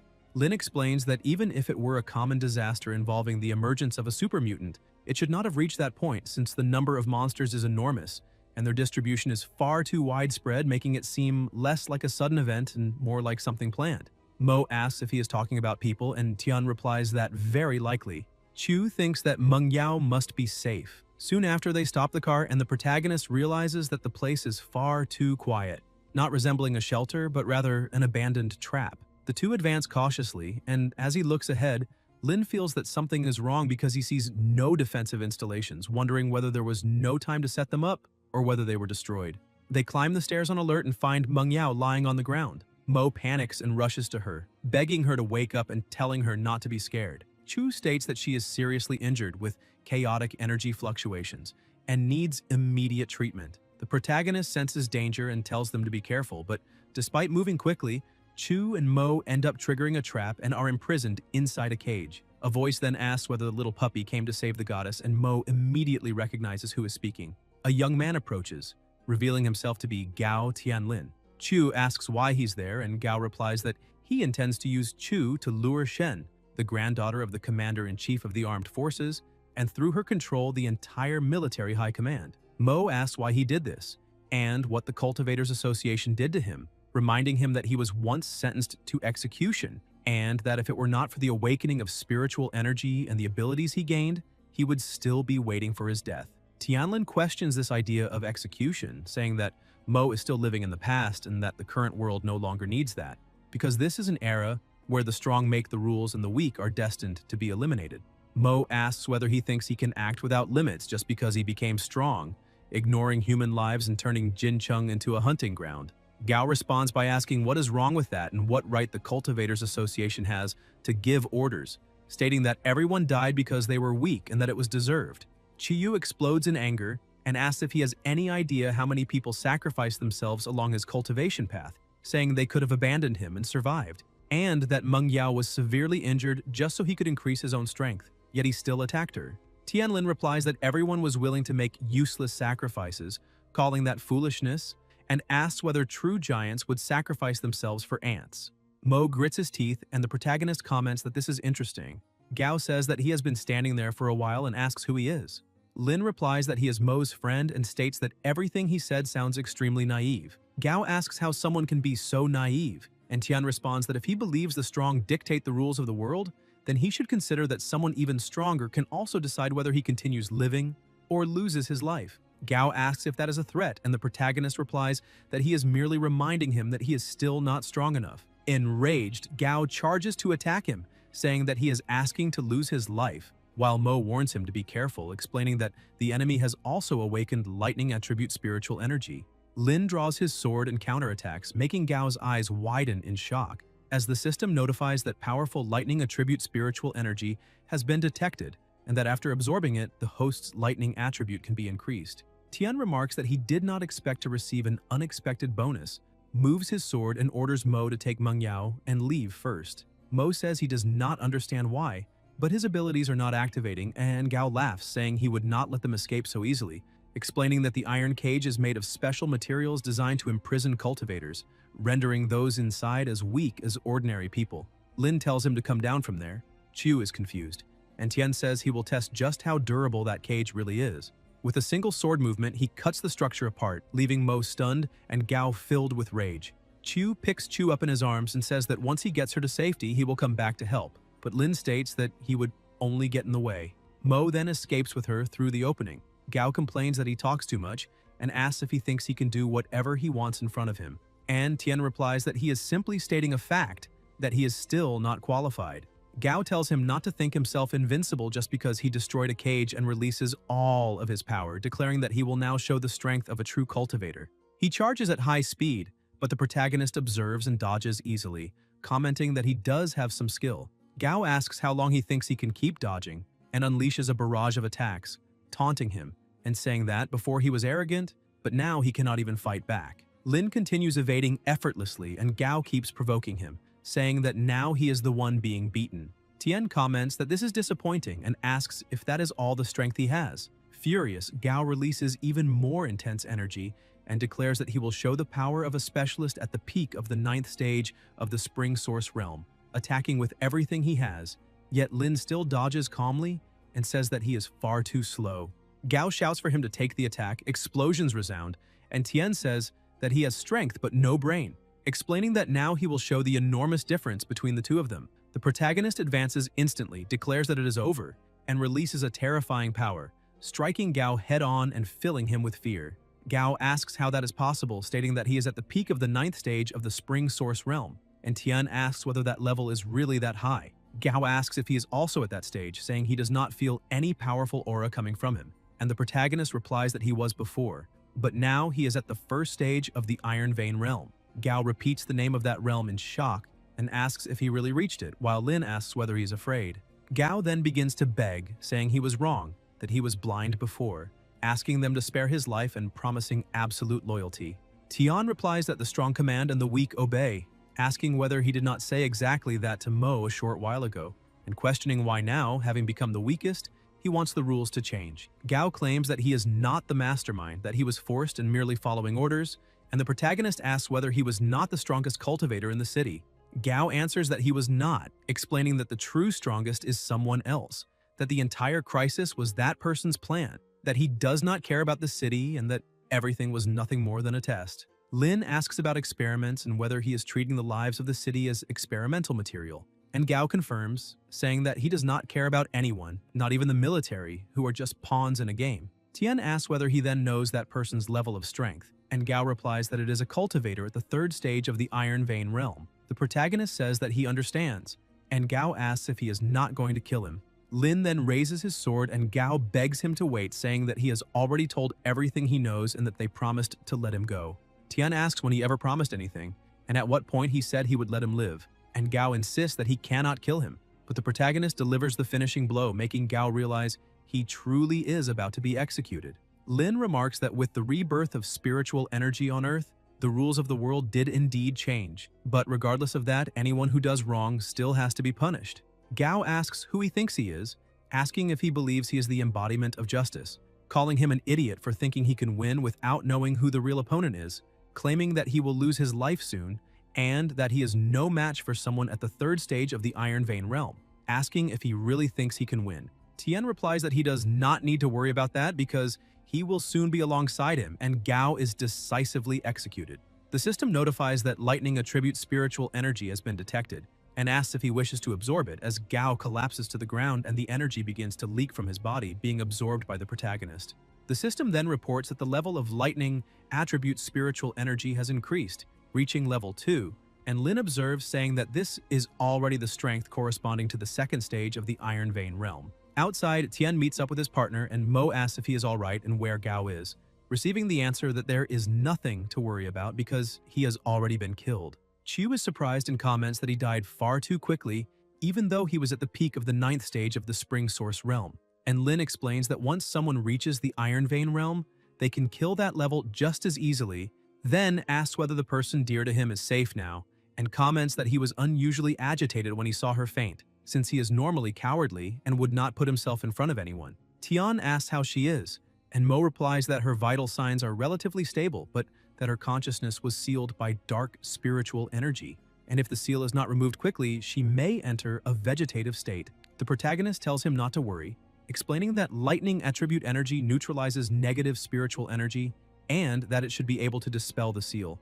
Then begins releasing energy onto her forehead, an intense energy spreading through her body. Chu groans as the energy flows until she finally wakes up, startled, and Tian thinks she does not seem very smart, wondering internally if he likes that kind of girl. Chu sits up, recognizes her partner, and asks what he is doing there, and Mo explains that they received her distress signal and rushed back immediately from the other city. Mengyao asks if he came back specifically to save her and calls him crazy, saying the city is extremely dangerous and that he, someone who cannot even face her head-on, dared to come back, asking what the difference is between that and seeking his own execution. The protagonist asks whether she is calling weak someone at the peak of the 9th stage of the Spring Source realm, and Chu asks who is at that level, suggesting that her partner might be dragging others into danger and saying that the city is not a place for him now. Mo replies that it was not his decision, that they received the distress call and could not ignore it, explaining that the city's terrain is complex and that he only knows the roads, which is why he had to guide them. Mengyao confirms with him, and Chu says it is true, and she concludes that since it already happened, there is no point blaming him, saying that she does not know the name of his friend, but thanks him for risking himself to come rescue her together with that idiot. The protagonist realizes she also seems to have feelings for his partner and says it was nothing more than a small favor, while Mengyao insists they need to leave immediately because if they wait any longer, they will not be able to escape. Lin asks what exactly happened to the city, and Chu explains that after Mo left for Tinhai, it started raining and the rain lasted several days, at first seeming like a normal climate change with no sign of stopping. Over time, everyone who came into contact with the water from the rain began turning into zombies, which shocks Chu, and Tian asks if it happened to everyone. Mengyao confirms that in the beginning no one noticed anything strange. Some people even played in the rain, but then they began having violent convulsions, as if something were infecting their bodies, then going mad, their eyes turning black, their skin rotting, and everyone transforming completely into zombie-like creatures. They attacked indiscriminately anyone around them, sparing not even their own family, and when everyone realized what was happening, it was already too late, because the rain kept falling, and almost everyone who went outside ended up infected. The military and the Spiritual Cultivators Association tried to contain the situation, but they did not know exactly what those creatures were, and even spiritual energy attacks had limited effect. Mo asks whether Jincheng turned into a city of the dead, and Chu confirms it did. The protagonist asks whether the military and the Cultivators Association also turned into monsters, and Mengyao explains that not all of them did, because a small portion was immediately infected by the rain and transformed completely, while most managed to hide in time. Lin asks where they went, and Chu replies that they disappeared. Chu asks what that means, and Mengyao explains that at Jincheng's central tower, an extremely strong energy signal was detected, seeming like a focal point of abnormal spiritual energy and likely the cause of the disaster. The leadership of the armed forces and the association decided to send teams to investigate, but everyone who went disappeared. The protagonist asks what that disappearance means, and Chu explains that there were no bodies, distress calls, or signs of fighting, as if the city had swallowed them whole. Lin comments that this is interesting and reveals that he has information that can clarify the mystery, saying that before arriving, he made Gao reveal the mastermind's identity. Mengyao asks if he killed Gao and reminds him that Gao was at the peak of the 9th stage of the Spring Source realm. Tian explains that before dying, Gao said that the anomaly in Jincheng was not an accident, but something caused by a human, and that the person responsible is at least a cultivator at the 3rd stage of the Iron Vein realm. Chu asks how that is possible, saying that Gao was the strongest in the city, and Mo agrees, asking if he did not lie to save his own life. The protagonist replies that Gao had no reason to lie at that moment, so they should all think about it. Suddenly, Mengyao notices something and warns that it is raining, urging them to leave quickly because the rain is starting again. They head for the car, and Lin senses someone's presence. Thinking the true enemy may have noticed his subordinate's death and come personally, Mo tells him to get in the car, and Tian comments that he already said there was a cultivator at the 3rd stage of the Iron Vein realm. Someone taps his shoulder. Chu warns him to be careful, and the protagonist asks if he is the one responsible for the Jincheng disaster, then strikes him and sends him flying with a single blow. Mo is shocked and realizes it is someone from the armed forces with a terrifying aura. Tian watches but cannot see the enemy clearly until an absurd energy approaches from behind, confirming it is the 3rd stage cultivator. Mo shouts a warning, the protagonist reacts, and Chu activates his spatial generation ability, allowing Lin to barely escape and get into the car, while Mo floors the accelerator and asks what exactly that is. Chu says the monster has still not been killed, and the energy transforms into a leopard that begins chasing the car. Chu watches and asks if it can really transform, while Tian asks where the signal tower is. Meng Yao finds the question strange, and the protagonist explains that that rabid dog was sent by the third stage cultivator to hunt them, that he is the true one behind everything, and that if they kill him, both the anomaly and the pursuit will end. Chu asks if he has gone crazy and reminds him the enemy is at the third stage of the Iron Vein realm, but Lin tells them to keep going about 15 kilometers along that road, then turn left at the commercial area where the signal tower can be seen near the buildings.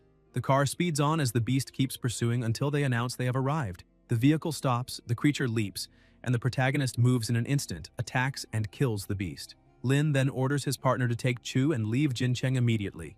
Mo insists on fighting at his side, but Tian tells him to stop being reckless, take Chu and leave, explaining that against a third-stage Iron Vein realm cultivator, they would only be a burden. Chu says he needs to come back alive. They move away from the area, and Mo thinks that if he were stronger, he would never have let his partner face such danger alone as the car disappears into the distance. The third-stage cultivator arrives at the site, the energy begins to churn, and the beast rises once again. The protagonist senses it and decides to intervene, charging forward to strike it head-on and driving it back before advancing again. The surrounding energy starts to distort and a little girl appears in the middle of it, crying out for help. The protagonist states that it is nothing more than a trivial illusion and, without hesitation, attacks, striking her directly. The girl screams as he continues releasing his power, unleashing violent lightning until she is completely destroyed. He comments that now he will see how strong a cultivator of the third stage of the Iron Vein realm truly is. Then he opens a passage and walks toward a reservoir of liquid filled with a terrifying energy,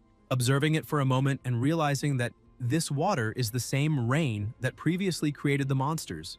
A man approaches, saying he did not expect to encounter a specialist at the second stage of the Iron Vein realm and that the execution of Gao, a useless man, was more than deserved. Tian asks if the Jincheng disaster was his doing, and the man confirms it, introducing himself as Jiang Tiancheng, a cultivator at the third stage of the Iron Vein realm. He explains that the pool contains spiritual water formed from corrupted resentment and the spiritual energy of tens of thousands of people in the city. He claims that under his will, this water can create all kinds of immortal and indestructible creatures, because he is the god of that land. He adds that in the era of the resurgence of spiritual energy, very few reach this level and proposes that they join forces, offering him the position of second in command beneath only himself. He promises absolute power, infinite wealth, and beautiful women, and together they would reshape the order of the world. The protagonist asks if he has finished spouting nonsense, stares at him, and begins gathering energy while Tiancheng releases an oppressive aura.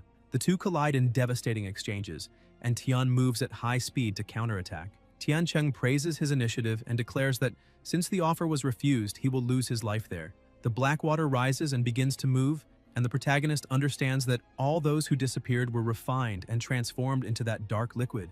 Jiang orders him to die under the dominion of his army, and Lin replies that he will free them all soon, advancing with his sword and causing a colossal impact. Furious, Tiancheng vows to tear him apart and unleashes an overwhelming attack, but the protagonist narrowly dodges, questioning whether that energy can truly suppress the thunder flame. Jiang asks if he is afraid and warns him not to think of fleeing, as he intends to torture him to the end, releasing even more power. Lin blocks and tries to counterattack, realizing that the energy not only suppresses but corrodes Thunderflame spiritual energy.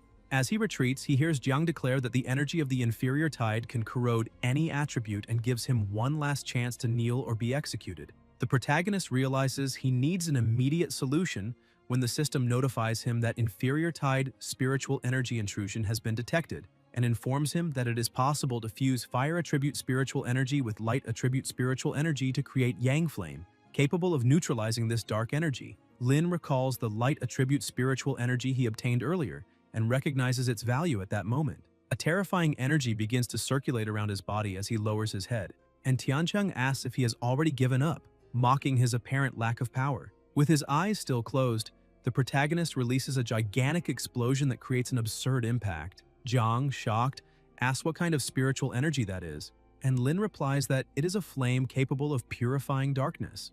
Tiancheng insists that it is impossible, claiming that no one can purify his spiritual energy and tries to advance again but is blocked, hearing that if he has no other tricks, this farce is about to end. Enraged, Jiang declares that a mere second-stage Iron Vein cultivator dares to face him like this, and announces that he will now show his true power, changing his appearance and saying he did not want to use that move but was forced to.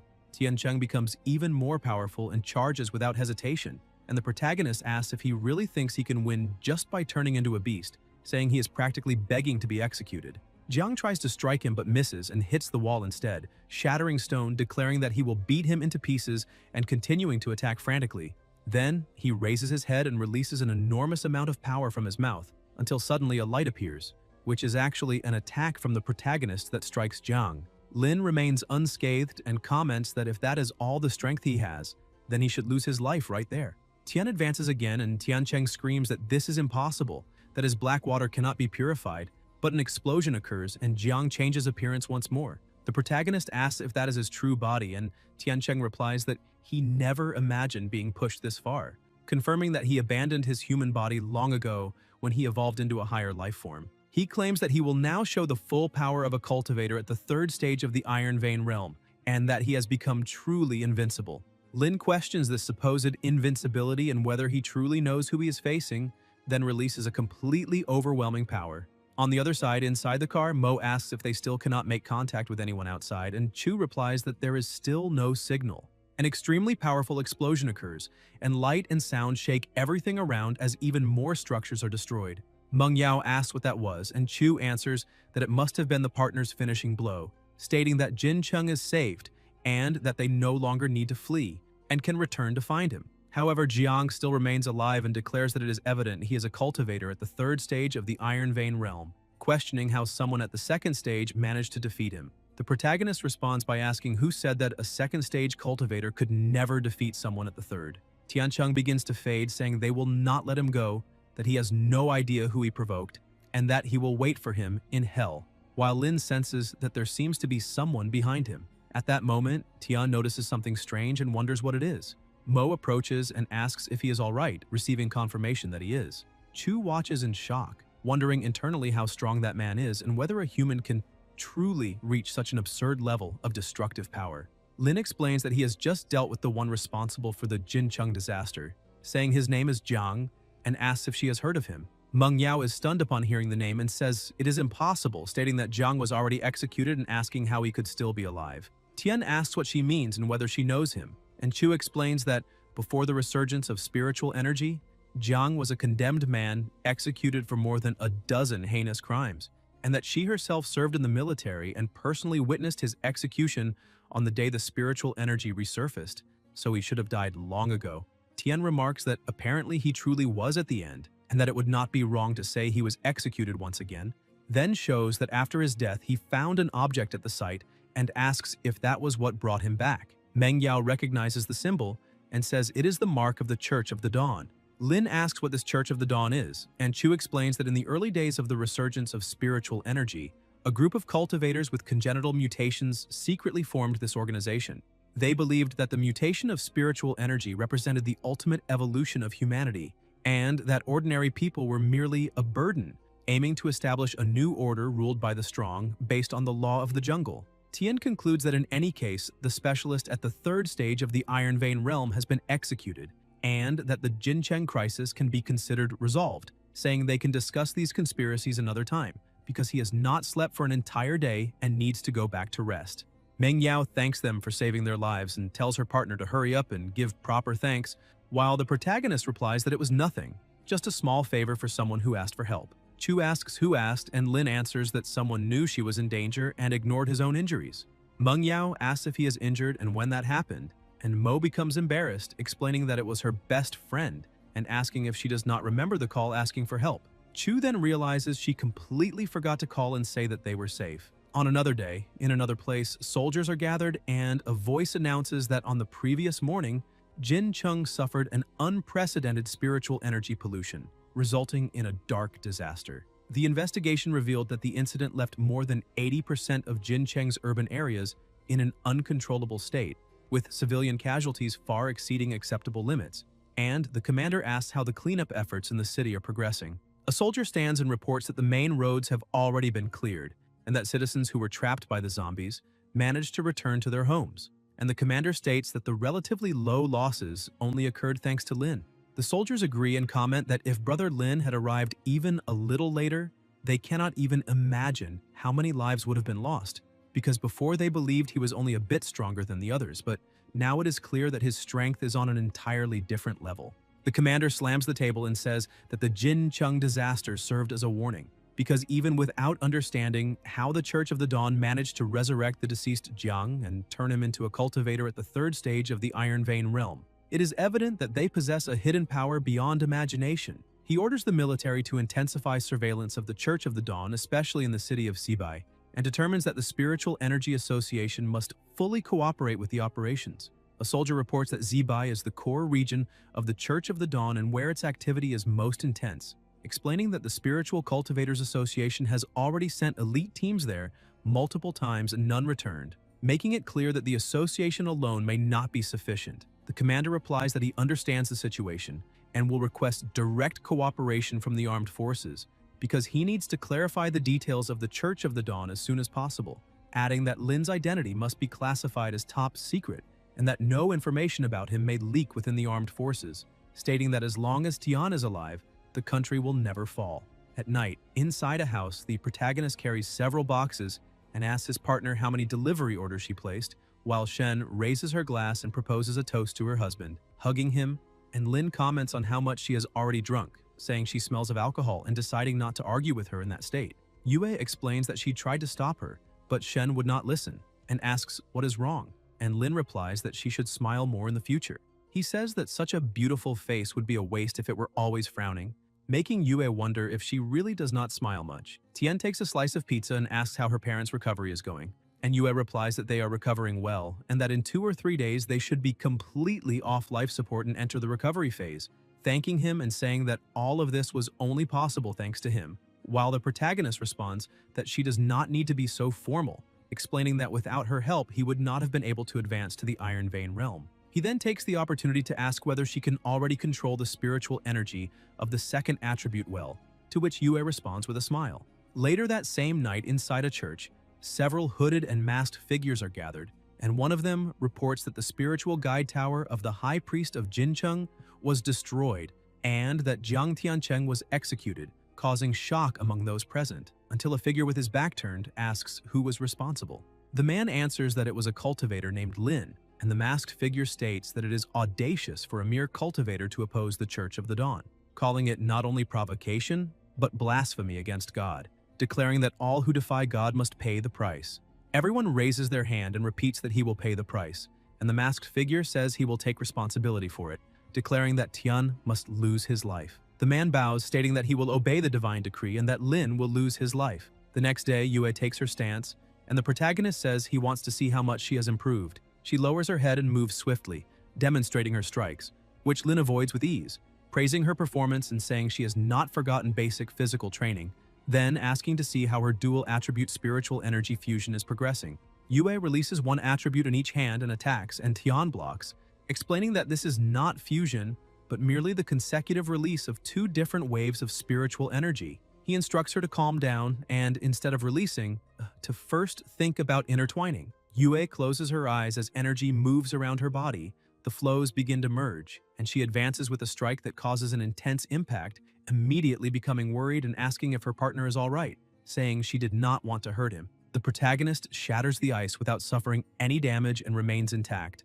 while Yue instinctively steps back because of the intense light surrounding his body. And Lin comments that it was excellent, saying that she finally managed to turn it into real power, telling her to memorize the sensation of that moment and use the same rhythm of spiritual energy in future battles.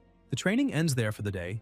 She says she will visit her parents at the hospital, and he comments that he will go eat something, to which Yue replies that it is fine. Later, elsewhere, hooded men from the church ask whether Lin lives there, and one of them confirms it while showing a photo, questioning whether that seemingly lazy man could really have eliminated the useless Jiang, while the others say that Tiancheng was never a match for your excellency, reminding that he is a powerful 4th stage Iron Vein cultivator, and saying that within the Church of the Dawn, no one is unaware of the name White Yama, adding that the military and the Spiritual Energy Association are blind for calling someone who looks like he never trained the strongest cultivator. They then quickly hide. Outside the house, the protagonist thinks about what to eat, considering noodles with meat but feeling a strong craving for barbecue. And when he goes down the stairs, the men rush him together. Tian immediately activates his energy and defeats them effortlessly, making them fall to the ground, then tells the rest to come out because he knows they are still there. A hooded man appears and comments that it was not unfair for Jiang to have lost his life that way, and Lin asks if he also belongs to that church, receiving the answer that yes, he is the White Yama of the Church of the Dawn, responsible for eliminating all who oppose the church, stating that this is the day Lin will lose his life. The man releases an ice attack toward him, but Tian blocks it without even moving, leaving the opponent shocked, who asks how that is possible and whether he really withstood the attack. The protagonist counters by asking if he is tired of living, and the other replies that this is an insult to the glory of the Church of the Dawn and that he will pay the price. An explosion occurs, and the hooded man states that this is an erosion wave that even Iron Vein specialists would not dare block directly, then advances, while Lin comments that it is merely flashy without substance. The man says it is already too late to beg for mercy, and that the day of execution has arrived. Tian extends his hand and releases an intense and overwhelming power, making the enemy ask in terror what kind of spiritual energy that is. Receiving the answer that it is a power capable of eliminating him, the man realizes that this is no ordinary cultivator and that he has no chance at all, starting to flee desperately, but Lin releases flames and says that this place is his, asking if he thinks he can come and go as he pleases. The flames intensify and surge forward, and the enemy feels something strange, looking back and seeing absurd flames approaching, asking what that is before an explosion occurs. Injured and covered in plasma, he asks what kind of power that is, and Tian replies that now he is the one asking questions while the other only answers. With no escape, the man falls, and the protagonist steps on his face, asking what exactly the Church of the Dawn is and who founded it. The hooded man replies that the Church of the Dawn is the will of God and that everything began when the inhabitants of the city of Zibai prayed for hope, explaining that at that time, Zibai faced a super mutant level danger, with the Spiritual Energy Association and the military being wiped out with no survivors, leaving everyone certain they were doomed, until a powerful figure descended from the heavens, wielding a strange red plasma and wearing a golden mask, declaring himself the High Priest of the Church of the Dawn, and single-handedly eliminating the super-mutated creature with one strike of his staff. Since then, Zibai came to believe only in the Church of the Dawn, because they consider themselves apostles of God and believe mortals have no right to question doctrine. Lin tells him to save those lies for children and not to delude himself, asking whether he even knows how strong a super mutant level monster is or has ever seen one up close, adding that he also accessed the Church of the Dawn's files, and that they act with extreme brutality on the streets of Zibai, committing arson, executions, and robberies, being nothing more than an evil cult that deceives the masses with lies to expand its own power, stating that these so-called divine envoys are nothing but dogs who oppress unarmed civilians using supernatural powers. The man says those were necessary sacrifices, because without absolute order, humanity would plunge into chaos, and someone had to be sacrificed. And the protagonist replies that indeed, someone always has to be sacrificed, then states that this sacrifice will happen now. Then Lin releases his final strike, a devastating and overwhelming attack. Afterward, inside the church, the masked figure asks if they are saying that even the white Yama they sent was eliminated by Lin, and the answer is yes, also confirming that the 3 church members who accompanied him died as well. The masked figure reflects that the city of Zibai is their territory, and that the faith built with so much effort cannot be destroyed by a despicable cultivator, stating that he cannot be allowed to remain alive under any circumstances, and commenting that, as expected, the vision of the prophecy was not wrong. One of the hooded figures asks about this prophecy and what exactly was seen, and the masked figure replies that it concerns a heretic shrouded in the power of lightning and flame, someone who will be exalted as a hero by all, but who will mark the beginning of the collapse of the world, bringing disaster, chaos, betrayal, and destruction. He declares that, for the peace of the city of Zibai and for the glory of the dawn, they must act preemptively, completely eliminate this source of disaster, expel Lin, and protect the dawn.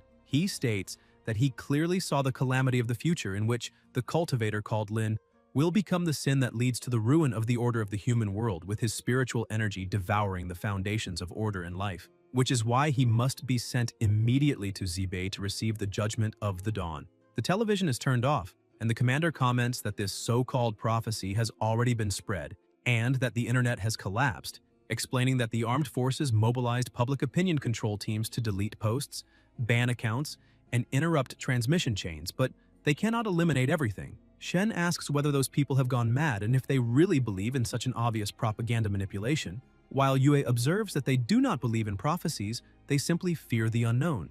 The commander concludes by saying that, in any case, it is better for Lin to remain at home and avoid going out over the next few days, stating that he will arrange elite troops to provide personal protection 24 hours a day. The commander says that he is not only the main combat force at the moment, but also their primary target. The protagonist replies that he doesn't need protection, that he's just going out for a bit, and the commander asks if he's gone crazy, whether he really intends to leave the house, since the entire Church of the Aurora wants to eliminate him. Ling has just broken through the barriers and is looking for a place to practice combat, asking what he means by that. Lin comments that it would be best if that high priest really has the ability to eliminate super-mutated creatures, because otherwise the Church of the Aurora should be wiped out. Shen is holding a notebook and says that after the awakening of spiritual energy, there really have been many more idle people. Tian asks what happened since she doesn't seem angry. Shen then shows the notebook and tells everyone to look, saying that these people spend the entire day arguing online, asking whether they really have nothing more important to do. She says she is truly impressed and comments that if she had known earlier, she would have bombed the signal base stations and sent all those people to factories to move bricks, pull cables, and finally contribute something to the country. The protagonist tells her not to be so angry, saying that once they reach their destination, those people will fall silent. Shen replies that even so, the two of them still need to be careful because, although she doesn't know what abilities the High Priest of the Church of the Aurora truly possesses, there are rumors that his prophetic ability might be real. They say that he found talented cultivators who ended up buried by prophecies and entrusted them to build the Church of the Aurora. Lin asks whether he really has that kind of ability. Elsewhere, an airplane takes off. Inside a castle, a masked figure kneels and informs the priest that the cultivator called Tian has already boarded a flight and is heading to the city of Zibei. The priest thinks that he is already falling into a trap and that there is no reason to blame him, saying that he has just had a vision during his meditation in which that cultivator named Lin will bring disaster and destruction to the lands of the Northwest. The subordinates ask how that is possible and what they should do. The high priest tells them not to worry, saying that the dawn will illuminate everything and that God has already guided them on how to protect their home.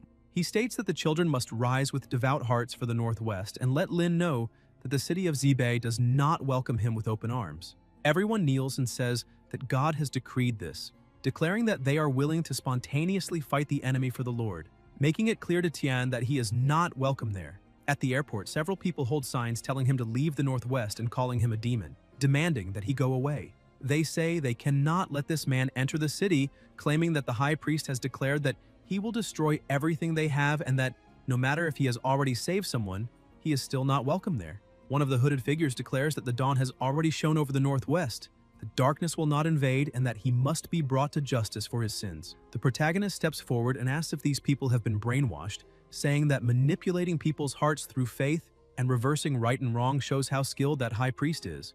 Yue asks what they will do now and says that all those people are ordinary civilians, that they cannot attack them. Lin asks why not, since they chose to believe in God, and questions what they see when that God of theirs can truly save lives. The people notice that they are there and shout that they must not let him enter. Tian releases his lightning power, making everyone stop, unable to approach. The hooded figures wonder whether that man really is Lin and how that spiritual energy can be so strong. The protagonist says that judging by their clothes, the three must be believers of the Church of the Aurora. Since everyone believes so firmly in the existence of God, he comments that it's best to see whether the God they speak of can save them from him, this demon. The hooded figures sense a power approaching and are struck head-on by lightning. The people watch in terror, and Lin asks who else is a believer. One of them says that he suddenly remembered he didn't turn off the gas at home, while another claims that her mother told her to come back home for dinner and that she can't be late. Everyone starts running, saying that they weren't there out of faith, but to look for someone, and that they ended up going to the wrong place.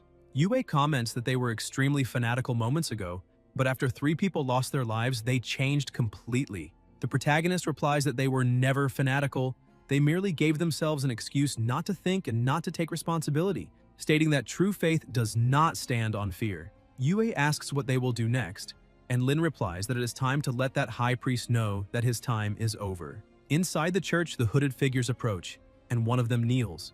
saying that they have discovered a young girl who appears to have high spiritual energy potential, about 17 years old and possessing a rare talent. He explains that a subordinate brought her there specifically, hoping that His Eminence would examine her personally. The high priest asks to see her, and the girl is presented. He walks down the stairs, observes her for a moment, and comments that her spiritual energy is good, as is her appearance. He states that since God has brought that young girl before him, he cannot fail to fulfill the divine purpose, ordering that everything be offered to God. At that moment, stones begin to fall, and the elders panic, asking what is happening. A voice echoes through the place, speaking about manipulating people, reversing right and wrong, and oppressing the innocent, saying that this church should disappear from the city of Sibai. It is the protagonist. Everyone looks at the surreal aura surrounding him, and the high priest says that he has great audacity to invade the sanctuary in such a manner. Lin replies that compared to a sanctuary, the term terrorist would be more appropriate for scum like them. The high priest declares that since he has come to lose his life, he should not blame him for being merciless, saying that this will be the place where he is buried, and orders the believers to eliminate them. The faithful rush toward them. Yue steps forward, but Tian stops her, saying that she is here for training this time, and that he will take care of that trash for her. With a single attack, the protagonist defeats several of them at once with his overwhelming strength. The high priest watches in shock and says that it is impossible. Lin tells him not to worry and not to make any moves against a peak Quanshun expert like him, stating that his opponent this time is her. Yue advances as the high priest begins to release his magic. She attacks, but he blocks it with a magical barrier and asks whether she truly is at the peak of Quanshun, questioning how someone outside the world could cultivate to such a level. Tian replies by asking whether only the high priest of the Church of the Aurora can reach the peak of Quanshun, while others cannot. Yue advances again, releasing her ice power. The high priest tries to counterattack, but she uses the frozen cross strike. Both attack at the same time, and extremely intense lights are released, causing enormous pressure in the surroundings. The high priest thinks that without the help of that lord, it would be impossible for anyone to reach such a level of strength in such a short time, and wonders whether, like him, she also has the guidance of that lord behind her. The protagonist warns him to watch his neck. Yue appears behind him to strike, and the high priest reacts quickly, activating his barrier, but realizes that it is breaking apart. His eyes widen. Yue advances, hits him head-on, and shatters his mask. The high priest asks what kind of spiritual energy that is and whether it can freeze even his own spiritual energy. Yue continues releasing her ice power, striking him again with terrifying force and knocking him to the ground. The protagonist comments that it is not bad and that she is already able to face a specialist at the maximum Quanshun level on her own. Yue says that it is over and attacks again, using her ice spear skill. The high priest begs the Lord God of the Aurora to save him. A massive explosion occurs, and Yue asks what is happening. The protagonist watches as a gigantic and powerful beast is summoned. The high priest kneels before the monster and calls it the Lord God of the Aurora. Lin comments that this seems to be the true face of the Church of the Aurora. The Lord of the Aurora asks why it was awakened. The high priest replies that those people invaded the sanctuary and eliminated his followers. The monster calls him a coward for disturbing its sleep over something so trivial. Then, the Lord of the Aurora releases its magic against him, and the high priest screams as he is burned by an absurd power. The monster says that now it is their turn, and that since they awakened it, it will reward them with flesh and plasma. A terrifying aura emanates from its body. Yue attacks with her power, but the monster easily dodges. She stares at it and attacks again, but the monster devours her spiritual energy, leaving her shocked. It comments that her spiritual energy is quite delicious, and that it will devour her completely. The monster advances, and Yue responds by using the runic ice blade.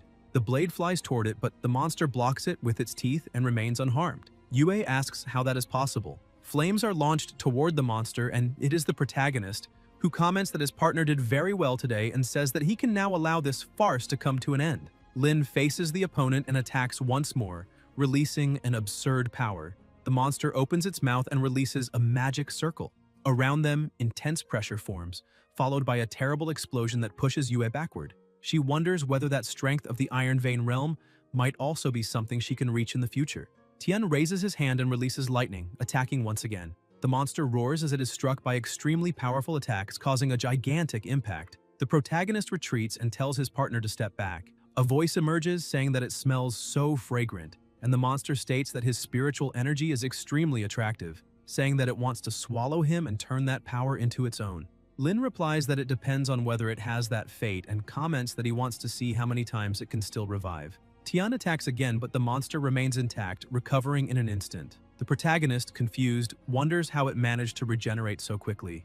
The monster says that this spiritual energy is truly delicious, and that after devouring him, the entire city of ZBA will become its territory. Lin reflects on this territory and wonders if that is really possible, realizing that throughout the entire fight, the monster never moved away from the area of the church. The secret of its resurrection is hidden beneath that place. An extremely powerful force is unleashed once more against the monster, causing another violent impact. Tian manages to see countless people being killed within a reddish space and says that it is exactly as he suspected. It maintains its immortality by devouring the spiritual energy of those people. The monster states that since he discovered what he should not have, he must lose his life that day. The protagonist smiles and tells Yue to freeze the altar. Yue charges forward. The monster reacts, saying that this is bad and that she dares to do such a thing. It tries to retreat, but Lin appears in front of it and asks whether it really thinks it can leave, ordering it to stay right there. The pressure continues to rise and the two attack together. Tian stares at the monster as it thinks it must find a way to escape as soon as possible. The monster lunges toward his partner, but Yue retreats and releases her power around her. Ice energy explodes, generating an overwhelming pressure, and the monster screams, saying that this place is its source of life. The protagonist advances and strikes it again, stating that turning one's back on an enemy is a fatal mistake. Lin raises his sword and delivers another strike, hitting it head-on. The monster falls to the ground and says that he ruined everything, swearing that he will pay for this. Tian remarks that it is about to self-destruct. The monster writhes and says that then they will go to hell together. The protagonist orders his partner to grab him, and Lin moves rapidly with Yue in his arms as the monster is struck once more and explodes into pieces. Tian leaps to the top of a building. Yue thanks him, but the protagonist warns her to be careful, saying that it is not over yet. The church is completely destroyed, yet the monster's energy continues to spread through the area, summoning numerous monsters. Yue says she will stop them, but Lin replies that she cannot do that. There are too many civilians in the city, and they cannot use large-scale spells. Any accidental damage would have worse consequences than those caused by the monsters themselves. Yue asks what they will do. Tian takes out his phone and says that it is time for the military to act. At the military base, a voice announces that a spiritual energy anomaly has been detected. Hundreds of units are approaching the city of Sibai. This is not an ordinary monster horde, and they ask whether they should intervene with force, since the city has not yet been fully evacuated. At that moment, they realize that Tian is calling. The protagonist says that he is in the center of Sibai, that the Church of the Aurora has been destroyed, and that a mutant beast, upon losing its life, self-destructed, releasing a large number of mutant monsters. He states that the situation is extremely urgent, as these creatures are advancing toward the city, and orders the immediate mobilization of all available combat forces in cooperation with the Spiritual Energy Association to establish defenses around the area and halt the horde's advance. The captain orders the message to be relayed. The entire Zibai garrison is to mobilize immediately, cooperate with Tian to surround and annihilate the horde within the city, and ensure that absolutely no civilians are harmed. Meanwhile, in the streets, monsters chase people. Civilians flee in desperation, screaming for the church's priest to save them, but some are caught. A girl runs in panic until she trips and a monster approaches. She screams for God to save her until the monster is torn apart by the protagonist. The girl says that God has manifested and that a miracle has occurred, and Lin replies that no God ever existed, nor any savior. If she wants to stay alive, she can only rely on herself. Then Tian notices something wrong, and Yue asks what it is. The protagonist replies that that guy caused too much trouble in the church to simply disappear through self-destruction. He does not believe the monster truly destroyed itself, and thinks it is more likely hiding among the tide of beasts, planning to escape amid the chaos. Yue says that makes sense and comments that they will push into the uncontrolled horde to find it. Lin replies that the task of locating it should be left to him, and Yue states that she cannot let him risk his life alone. Tian says that he will be responsible for organizing the evacuation of Zibai's citizens and protecting them, while at the same time coordinating with the military that is about to arrive, informing them of the situation on site and ensuring that the rear remains stable. Yue says she understands and asks him to come back alive. The protagonist moves swiftly toward the zombies, and as the monsters approach, Lin releases his power, eliminating several of them with a single attack, saying that he wants to see how far that guy thinks he can run. Inside a building, a wounded young man is in a woman's arms, and she asks if he has gone crazy, saying that he is a weakling who only knows how to program, and questioning what he is trying to prove. The young man replies that he is doing this because she is his girlfriend. If they break down the conference room door, he will distract them while she escapes, and as long as she manages to get out of the company, she will be safe. The woman, crying, asks what he is talking about and how she could leave him behind. Three men break down the door and say that they have finally gotten a chance to have some fun, commenting that they were already tired of dressing so provocatively every day. The woman begs them not to do anything rash, saying that she has already called the police and that they will arrive soon. The men laugh and ask what police could control them now, claiming that not even firearms managed to eliminate the monsters that invaded the city, and that outside it has already turned into hell. They say that in any case, everyone is going to die, so it is better to have fun before the end, without regrets. The woman's boyfriend rushes forward to attack them and tells his girlfriend to run. The woman panics as the men strike the young man and begin beating him mercilessly on the ground. She grabs a chair and tries to attack them, but one of them throws the chair aside and knocks her down, saying that the more she struggles, the more excited they become. The woman cries, calling them scum, until an explosion occurs and the three are thrown away. The protagonist appears, saying that this ends here, and the woman is startled, asking how he got there and telling him to be careful. Lin realizes that it is his aunt and asks what she is doing there. She replies that her company is in that building and asks if he forgot, reminding him that he had already worked there as a summer intern for her. Tian realizes that this is true, that her company is in the northwest, and wonders how he could have forgotten that. He asks if those people are her co-workers and sees that the boyfriend is seriously injured, questioning whether that happened because of her. The woman tells him to leave, stating that those people are dangerous. The three men stand up, and the woman places herself in front of him, saying that he is just a child, and asking them to let him go. Lin replies that things do not work that way and tells her not to worry, stating that none of the people who hurt someone there will leave alive. The men sneer, saying that he is too showy and asking if he thinks he is some kind of savior, questioning what he is trying to prove and claiming that they will smash his head with a club. The woman asks her nephew to be careful. One of the bullies strikes Tian but fails to leave even a scratch. Without even moving, the protagonist sends one of them flying, defeating him with a single blow. The other two are terrified and immediately kneel, begging for mercy, saying that they were possessed for a moment, that they know they were wrong, and that they will never dare to repeat it. Lin says that they do not know they were wrong, they only know that they are about to be finished. At that moment, something approaches, and a monster appears roaring, releasing a terrifying pressure. Tien stares at the creature while the two men say that it serves him right, calling him a show-off. The monster charges forward, but the protagonist faces it and attacks first, releasing an absurd power and defeating the creature in an instant. His aunt is completely shocked, and Lin says that now it is their turn. The two men start running, begging for forgiveness, and saying that they will never dare to do it again. But Tian moves his hand and defeats both with a single strike. He calls his aunt and she asks if he has become a superhero. The protagonist replies that he will explain everything once the city of Shibai returns to normal. They leave the building and see monsters devouring people in the streets. The woman asks whether it would not be better to stay in the company and wait for rescue, but Lin replies that he still has other things to do and asks them to wait there, saying that he will be back soon. The monsters advance, emitting strange noises, while Tian remains standing still, watching them approach.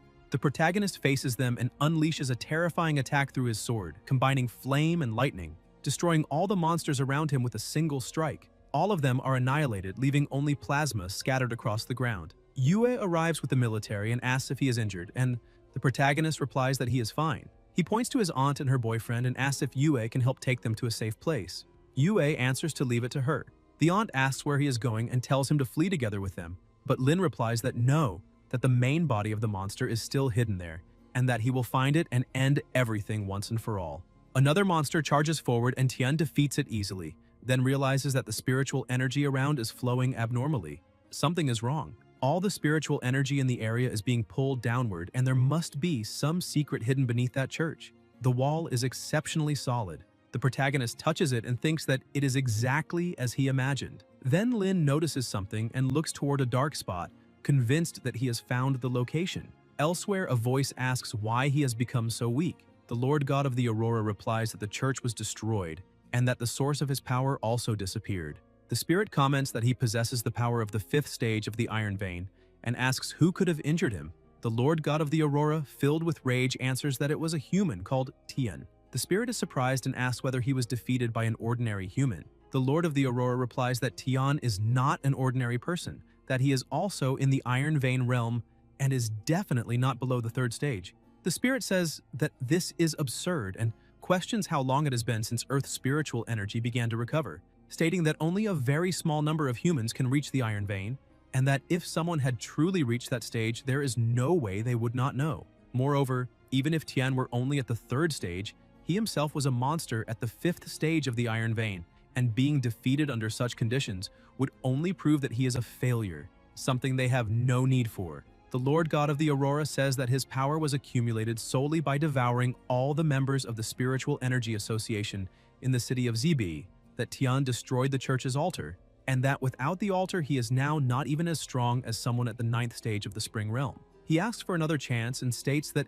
he will definitely eliminate Tian, saying that Tian's spiritual energy is exceptionally pure, and that if he can devour him, he will complete his transformation, becoming truly useful to the organization and far stronger than he is now. The spirit says that in that case, it will grant him another opportunity. A powerful mana surges toward him, strengthening him, and the spirit orders him to listen carefully to what will be said next, hoping not to be disappointed again. After that, the protagonist approaches that location and feels that he has found the right place. The surrounding area seems empty until someone appears before him, emanating a terrifying energy.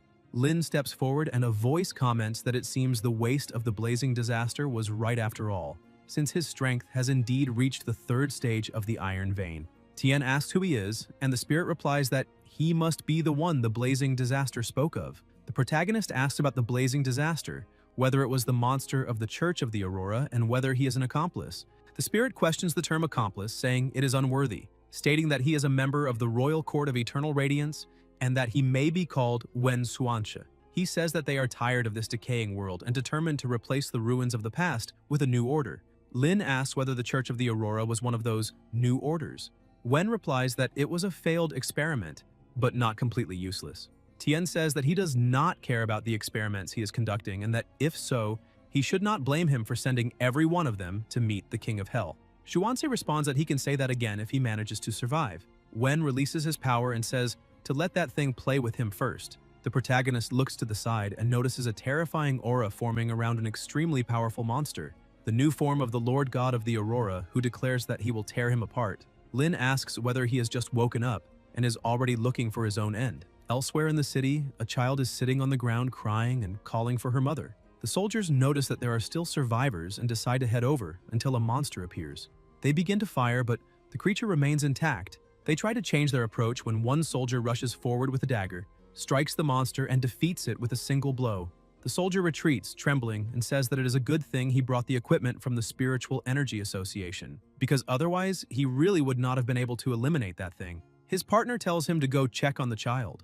The two approach the girl and tell her not to be afraid, saying that they are there to save her, and ask where her mother is. The child, crying, replies that she does not know. The soldier says that they should first send the child to the army and that they also need to resupply ammunition, commenting that it was thanks to Brother Tian, who rushed straight into the monster's core, that they had time to save someone. His partner agrees and says that he heard Tian can split monsters in half with a simple snap of his fingers, just like Superman, remarking how great it would be to be as strong as him and asking what Tian's current situation is. The soldier replies that he bets Tian is already in the monster's lair and that the city of Sibai should grant him the greatest credit for the entire operation. Ahead, an overwhelming power begins to approach. The two soldiers stop and ask what that is. A monster appears and they watch in shock, wondering what kind of beast that is.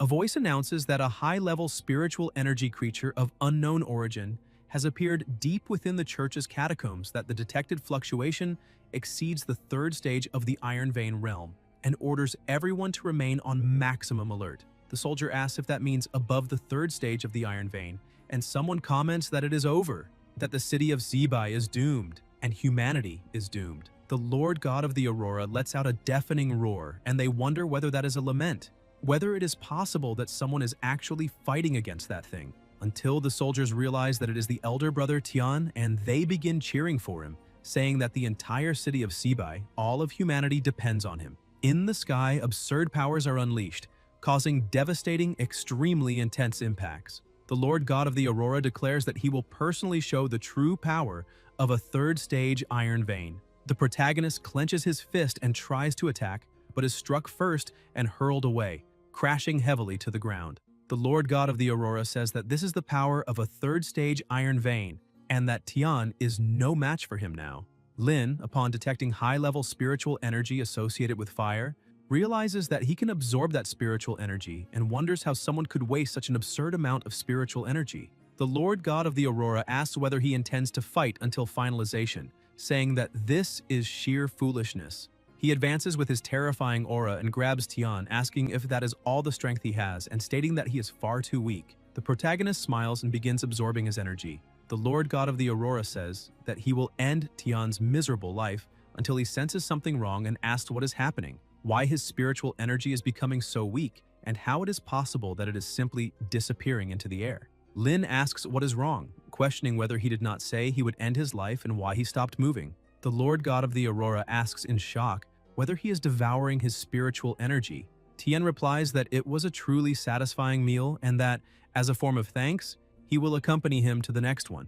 The Lord of the Aurora begins to scream, saying that he does not want to die. The protagonist, now enveloped by an even stronger and more violent energy, releases countless flames and asks whether he truly thought he could leave. The Lord of the Aurora says that since Tian is so determined to be finished, then they will both lose their lives together. He charges forward and Lin replies that he is the one who should die. Tian attacks again, leaving the Lord of the Aurora completely wounded. The protagonist says that the farce is over, and the Lord of the Aurora is finally eliminated. Elsewhere, a banquet is laid out on the table. Someone drinks and comments that it is refreshing, saying that alcohol tastes even better after escaping finalization.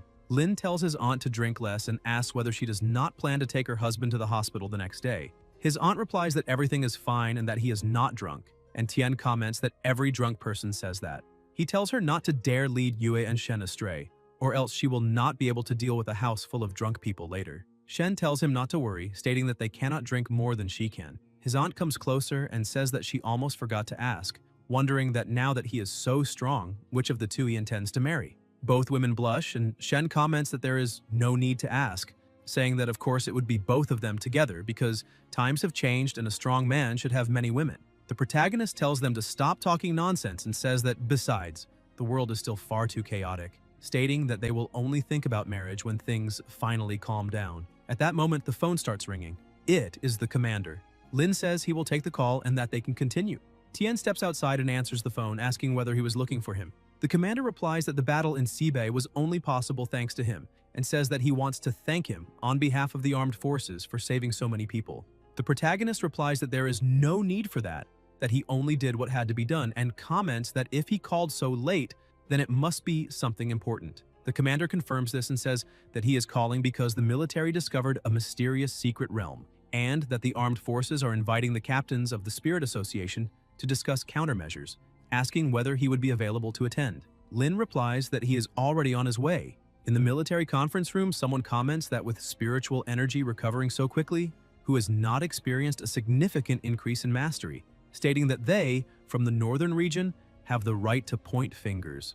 The person beside him retorts that he is talking too big and that if things turn ugly, they will see how many blows he can really take. Another person comments that nowadays there is a revolutionary discovery every 3 days and a small breakthrough every 5 days, asking who is not considered a prodigy anymore. Everyone begins arguing at the same time until a young man tries to calm them down, asking them to stop fighting, saying that they are there to find solutions, not to argue among themselves. The protagonist approaches and comments that everyone seems quite energetic. Everyone looks in his direction and Lin apologizes, saying that he was delayed on the way.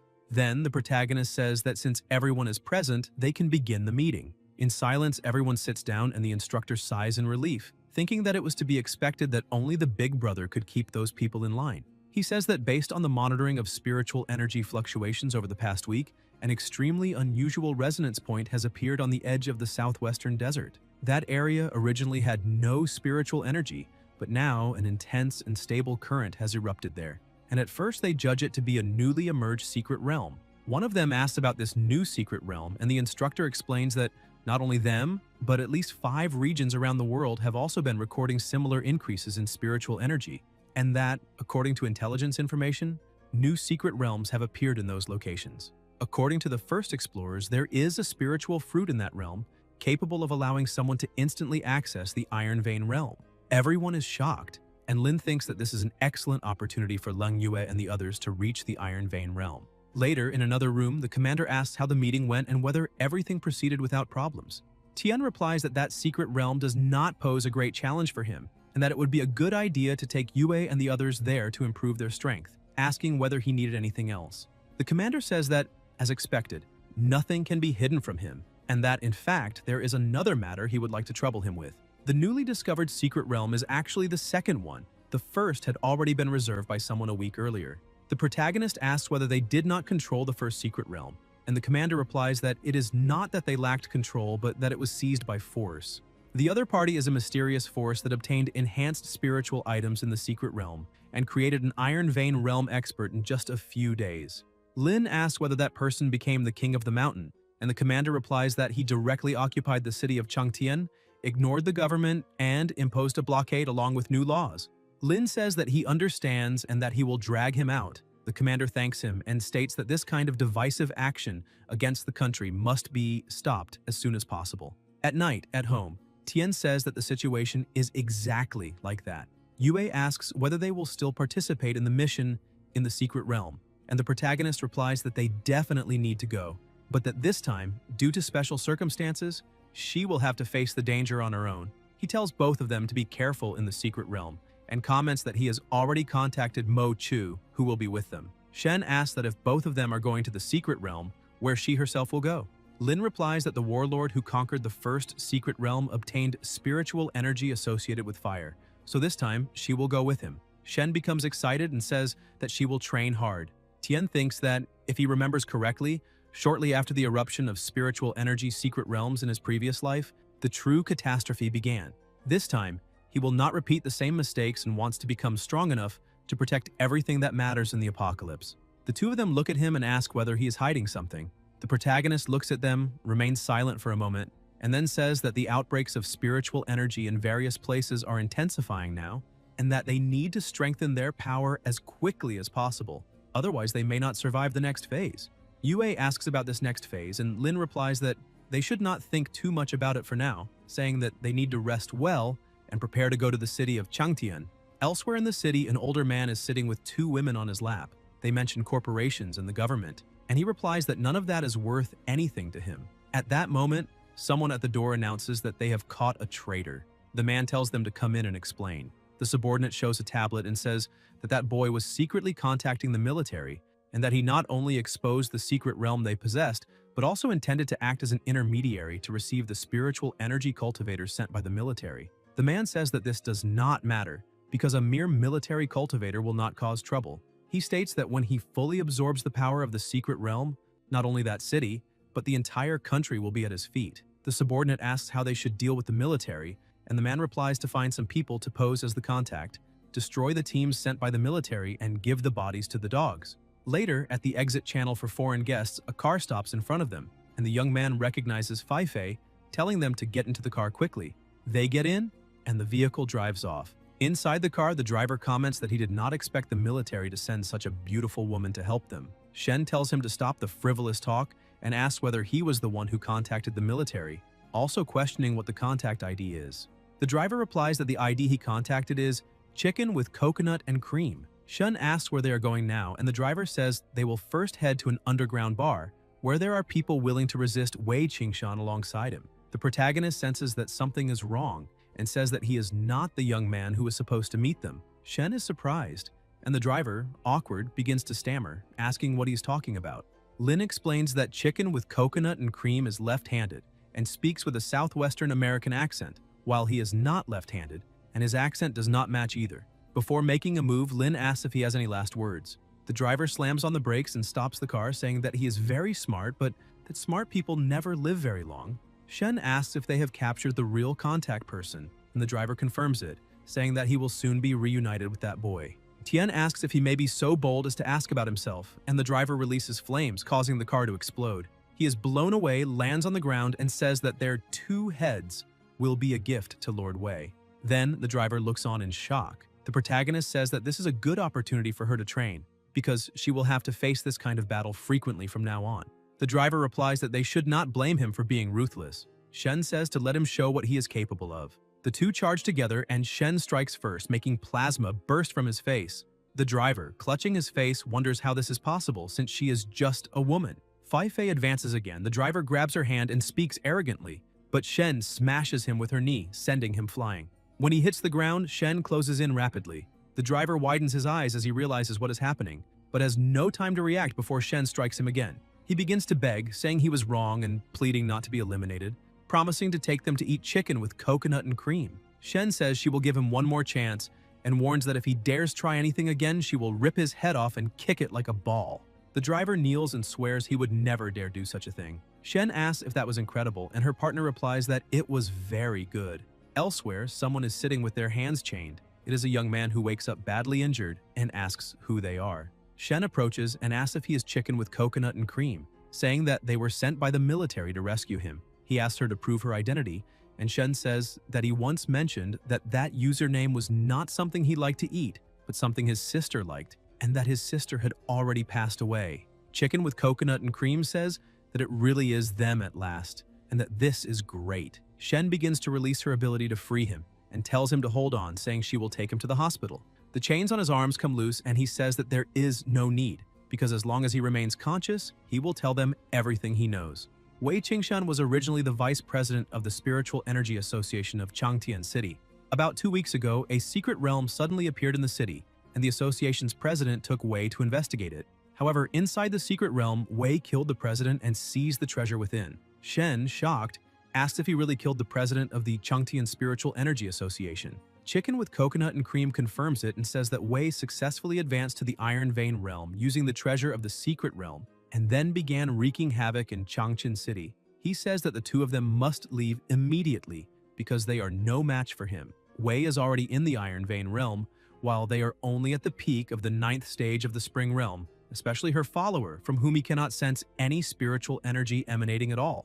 The protagonist asks if he ever saw what that treasure looked like. Chicken with coconut and cream replies that once he managed to glimpse it briefly and that it looked like a red key. Lin's eyes widen at this, and he wonders about the existence of a red key, thinking whether such a thing is really possible. Chicken with coconut and cream senses something and says that this is very bad, stating that that spiritual energy belongs to Wei and that he is here. Immediately afterwards, someone approaches, and it is indeed Wei, who asks whether legendary justice has finally arrived. Shen asks if it is really him, and Qingshan comments that the girl sent by the military has a beautiful body, and says that if she is willing to be his concubine, he can be merciful and spare her life. Shen replies that he is practically asking to be eliminated. Wei says that since she refused to toast, she will have to drink a punishment and that they should not blame him for being ruthless. Chicken with coconut and cream shouts for the two to run, saying that Wei is now an expert in the Iron Vein realm and that they have no way to defeat him. Qingshan advances, declaring that none of them will escape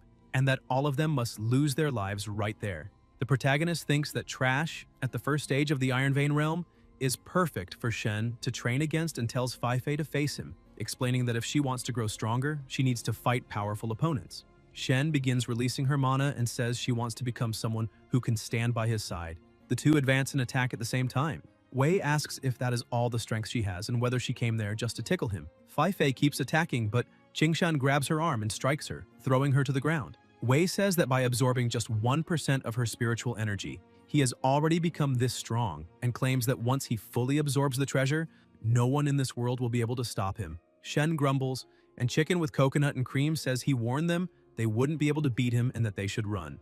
The protagonist asks whether the treasure mentioned earlier is with him right now. Qingshan asks whether he thinks he has the right to speak, and Lin throws the question back at him, telling him to reflect on it. Tian moves in an instant, clenches his fist, and smashes Qingshan head-on, sending him flying. Wei gets up in a rage and tries to charge, but the protagonist strikes first and asks whether a mere dog at the first stage of the Iron Vein realm dares to bark at him. Qingshan is left severely injured, collapsed on the ground. Lin approaches and Wei asks him to stop, telling him not to hit him anymore, saying that the responsibility is his and that the treasure is with him. Everyone is shocked when Qingshan hands over the key, calling him master and saying that this is what he found in the secret realm. Tian thinks that this is exactly it because this type of key can open the deeper secret realms within a secret realm. When those deeper realms are opened, the Earth will enter the next stage of spiritual energy recovery, and if even then there is not enough strength, only finalization will remain. He asks where the entrance to that secret realm is.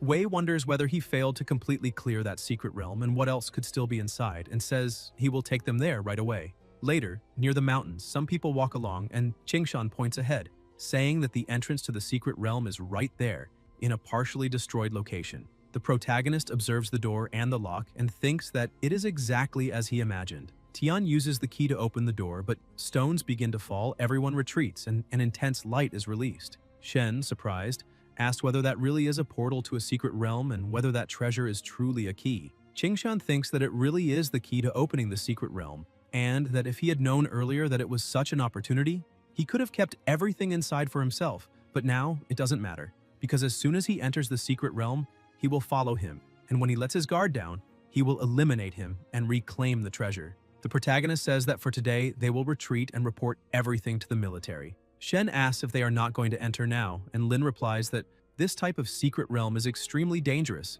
and that they need to be fully prepared before entering. Moreover, Lang and the others will likely encounter similar secret realms, and they will need to be reminded not to lose the keys. Wei feels that this is very bad, wonders whether Lin intends to hand him over to the military, and concludes that he cannot be captured. If he can escape, he will still have a chance.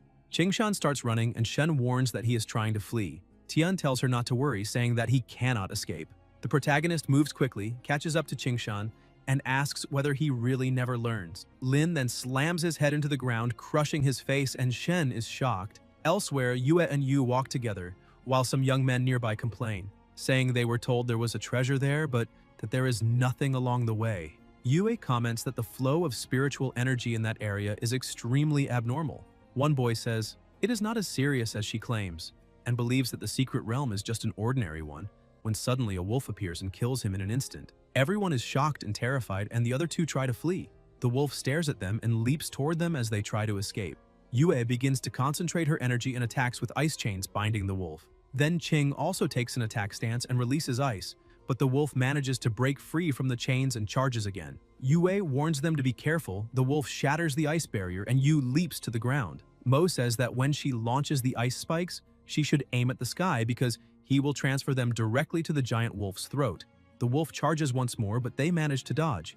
Then Qing releases her power toward the sky, and Chu also uses his method, causing the ice spikes to be reflected by a barrier and sent straight back at the monster. The wolf's eyes widen as it is hit head-on, collapsing to the ground, completely eliminated. Yue comments that it was clearly very strong and asks why he always pretended to be weak. Mo questions the past 3 months, asking why she risked her life like that and saying that if her brother hadn't called, he would not have gotten involved in any of this.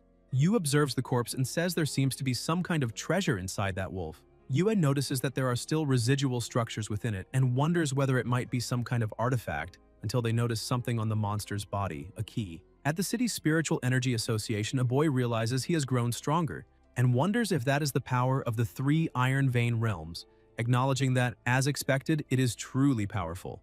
Meanwhile, the elder comments that this is excellent and states that now he can finally settle accounts with Lin. The boy questions whether he was given such valuable resources just to eliminate Tian, and the head of the association replies that he is not entirely sure, but ever since Song was offended, all resources in Shihong City have been suppressed by the military, suspecting that Lin is behind it and warning that if this continues, the city will never recover. The boy tells him not to worry, stating that a mere Lin is nothing more than an ant before him now and that he can crush him easily, and the association head considers this excellent, informing him that Lin has sent an invitation for a meeting in 3 days. The boy questions the importance of this and says he intends to humiliate him publicly at the meeting. 3 days later, at the gathering, the protagonist raises his hand and says that this is the key to opening the Deep Abyss secret realm, and that everyone should pay attention, until Lin notices something and asks if he needs anything. The association head asks for permission and introduces Shen Yao as the cultivation prodigy of Shihong City, explaining that he has just entered the 3 Iron Vein realms and still does not fully control spiritual energy, and introduces Lin as the current leader among cultivators, saying that Shen should listen to him from now on. Shen questions this and asks why he should obey him, implying that appearances are not enough. Tian responds that the power of the 3 Iron Vein realms is not enough to protect him in the Deep Abyss secret realm, and warns him not to be arrogant, but Shen retorts that he wants to see in practice how strong he really is. The protagonist understands his intention and suggests they go to the arena to spar. Later, in the arena, people comment that Lin daring to accept the challenge is unexpected, since Shen possesses high-level military strength, seeing this as an opportunity to test his prestige. Shen challenges him directly, asking to see his strength, while the association head asks them to fight in a friendly manner and not let things get out of control. Lin states that he will show that geniuses are only the beginning compared to his talent. Shen advances quickly, but Tian dodges and counterattacks, striking him directly and sending him flying. Even so, Shen glares at him and charges again, trying to hit him at any cost. But the protagonist continues to dodge with ease, and when he decides to counterattack, Shen manages to block and belittles the blow, saying it is child's play, and asking if that is all his strength, calling him weak and ordering him to receive his next attack. Shen raises his hand with an intense aura surrounding it and releases his flames, leaving everyone shocked to see that he managed to channel fire spiritual energy at that level, even considering that the military leader could be replaced. But Lin states that such a level of energy is weak. Tian remains still, and the energy simply dissipates before reaching him, leaving everyone even more shocked, questioning how that is possible and whether he is even human. Shen is also incredulous and asks if he really blocked his strongest attack. The protagonist replies that he had already said that this kind of attack is not enough to protect him in the deep abyss secret realm, and that, to survive there, a much higher level of strength is required. Lin unleashes his attack, and Shen screams in pain as he is struck, falling to the ground completely exhausted. Tian states that he does not know what grudge he holds against him, nor does he care to know, but makes it clear that this was only a warning and that next time it will be the end. Meanwhile, the spectators comment that, as expected, he is the strongest among the military forces and the most powerful in that world. Later that night, in another place, someone holds a key and declares that the rebirth of the Earth's spiritual energy has entered a new phase and that it is time to recover the treasures accumulated by the military, stating that this world will certainly belong to the Eternal Radiance Royal Court. In front of a portal, an object is inserted, and an intense energy begins to grow. The protagonist is present with others as a powerful energy emerges from the portal, making everyone comment on its intensity and question whether that is the deep abyss secret realm, and whether there will truly be no obstacles to entering. Lin tells them not to worry, stating that everyone present is not only powerful cultivators chosen by him, but also possesses spiritual energy attributes compatible with that secret realm, and instructs them to take this opportunity to break through the limits of the 3 Iron Vein realms within the secret realm, because only then will they be prepared to face possible future crises. Tian tells them to follow him and not to stray. Everyone walks together and enters the portal until they notice something strange and soon encounter a beast, becoming frightened and asking what kind of monster that is. They attack together and manage to knock it to the ground, but realize it remains intact, and one of them comments that it is useless, since they could not injure it and have no chance against it. At that moment, the beast roars and releases ice stones, but someone blocks it with flames, being the protagonist, who tells his companions to step back because he will handle it himself. The beast stares at him and advances at the same time. Lin charges forward with his sword in hand and destroys it with ease, leaving everyone impressed and asking if that is his true strength, commenting that a monster from the deep abyss secret realm could not withstand even a single blow. Tian explains that the reason they could not defeat it is because the monster has strength equivalent to Iron Vein Realm 1, while they have not yet reached that level, but that once they enter this realm, they will be able to compete equally, and says that Leng should seize this opportunity to reach Iron Vein Realm 2 or even a higher level, while Yue states that she will not disappoint him. In another place, Shen is using a computer when noises begin to appear, making her wonder what is happening and whether the military forces have been attacked. She quickly goes downstairs while everyone questions who that person is. When they reach the door, they find someone demanding that they hand over the item, promising a quick end, but the commander immediately refuses, stating that it cannot fall into the hands of someone like him. Wen calls him stubborn and foolish and says not to blame him for being ruthless. The military begins to shoot, but Wen easily blocks with his magical barrier and questions whether they really believe that scraps of metal can harm him. While some try to attack him from behind, he blocks again with the barrier and counterattacks, defeating one of them with a single blow. The others become enraged and advance together, but are instantly eliminated. Wen reveals that he has already reached Iron Vein Realm 1 and offers a choice: join the Eternal Radiance Royal Court or be eliminated by him. A soldier questions whether he is serious, and Wen confirms, saying that he must eliminate his own commander to prove loyalty. The soldier attacks a companion and defeats him. The commander calls out to him, and the soldier justifies himself by saying that they were wronged first and should not blame him. The commander asks what he did wrong, and Li replies that the deep secret realm is beneficial for all cultivators, and questions why he should decide who can enter. The commander says he can explain, recalling when he asked Lin why not bring Li and the others who are already in Iron Vein Realm 1, and Tian replied that their talent is weak and that the chosen ones have the potential to reach Realm 2. Li argues that this is merely a unilateral opinion, and that Tian himself has not even entered the realm yet. questioning how he can claim that. Wen interrupts, saying not to worry because no matter how many geniuses they take, none of them will return alive. The commander responds that Tian's power is beyond his imagination, but Wen reveals that he does not understand the true meaning of his words, explaining that he intentionally handed the key to the secret realm to the military because even he himself cannot handle the level of danger in that place, leaving the commander in shock. Meanwhile, inside the dungeon, the team fights together and celebrates, saying they managed to defeat a monster from Iron Vein Realm 1. Yue comments that thanks to the protagonist, everyone has become faster and stronger, but he replies that this is the result of each person's talent and effort, not directly related to him, although internally he realizes that something is wrong, since the number of monsters in that secret realm is much higher than in his memories from his past life, beginning to suspect that it may be a different type of secret realm. Even so, 3 of them state that if they can defeat monsters of that level, there should be no problem advancing deeper and perhaps finding treasures. Yue observes that they are too confident and questions whether they should stop them, but Lin replies that it is not necessary, since danger also contributes to growth and that they just need to follow him. The 3 advance until they notice something strange and suddenly stop. When a giant monster emerges from the ground, they attack together, but the creature releases a power from its mouth that completely paralyzes them, preventing any movement. The monster raises its hand and generates a crushing pressure in the area, continuing to destroy everything around until they realize that the beast is moving behind Yue and shout her name while she tells everyone to get back, and the monster opens its mouth, releasing intense ice energy.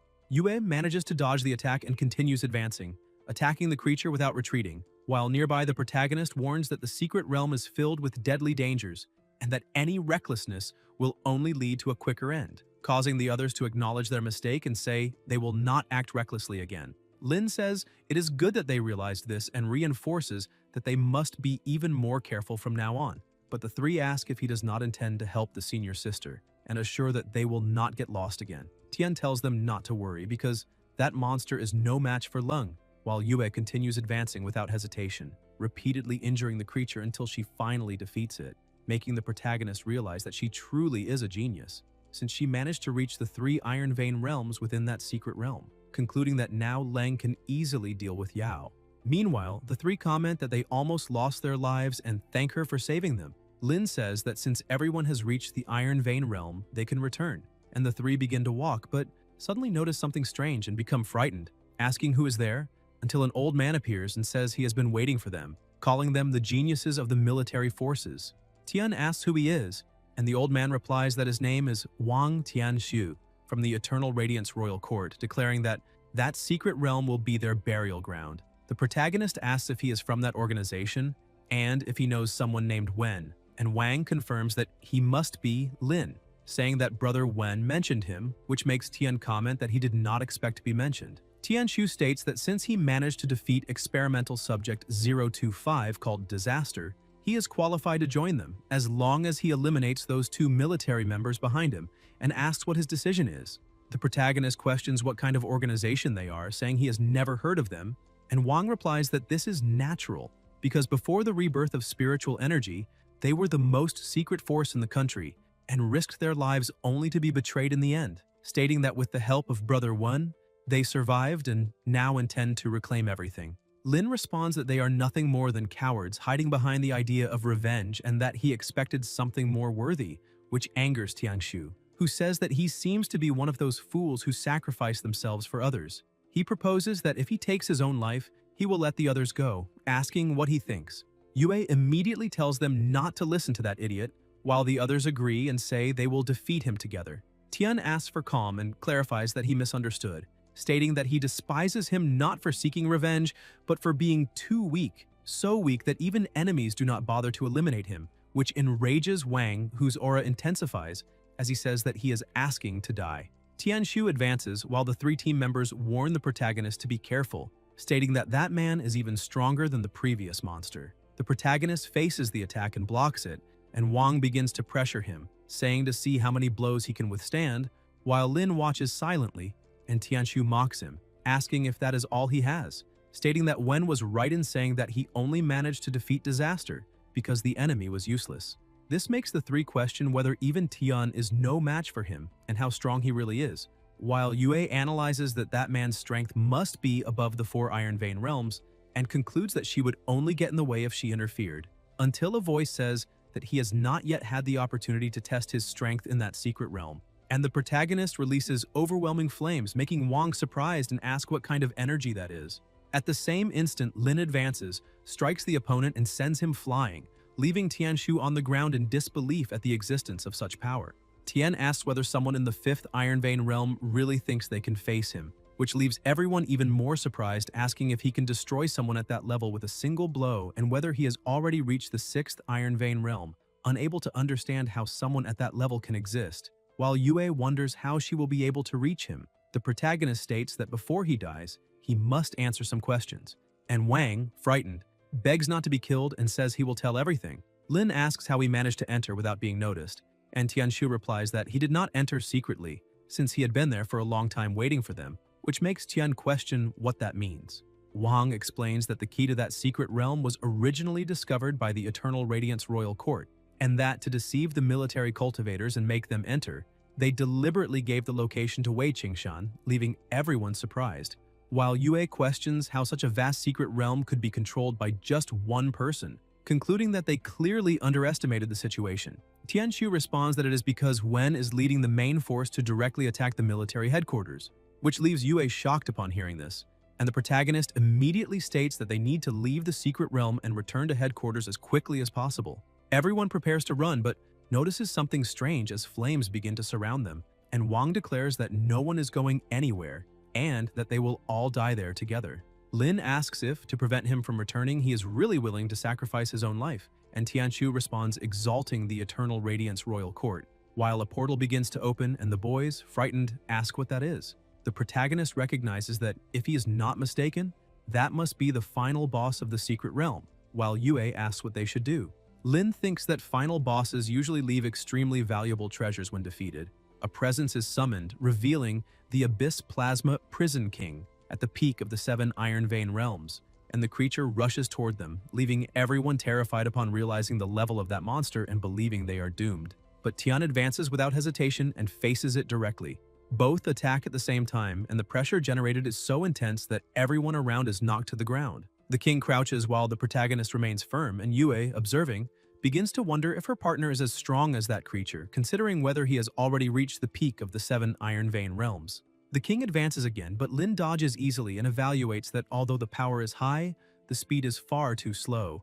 Tian clenches his fist and strikes it directly, making the king roar violently, and the protagonist states that the peak of the 7 Iron Vein realms is nothing impressive. As the energies around surge, Lin moves his hand and attacks again, but the king opens its mouth and blocks the blow before dodging. Tian states that it must be destroyed right there, and the protagonist extends his hand, releasing even more power until, with a decisive strike, the king's head is torn off, leaving Yue completely shocked upon realizing that he eliminated an enemy at the peak of the 7 Iron Vein realms with a single attack. While the others confirm that he is the strongest in that world, Lin jumps near the body and observes the items left behind, curious to see if anything valuable dropped, until he notices crystals floating in the air, and Tian recognizes them as spiritual energy crystals, realizing that he has found a true source of wealth. He asks the system to quickly scan and identify the attributes of those crystals, being informed that they are crystals of fire, wind, and space elements. And since he does not have abilities related to wind or space, the system asks if he wishes to absorb them.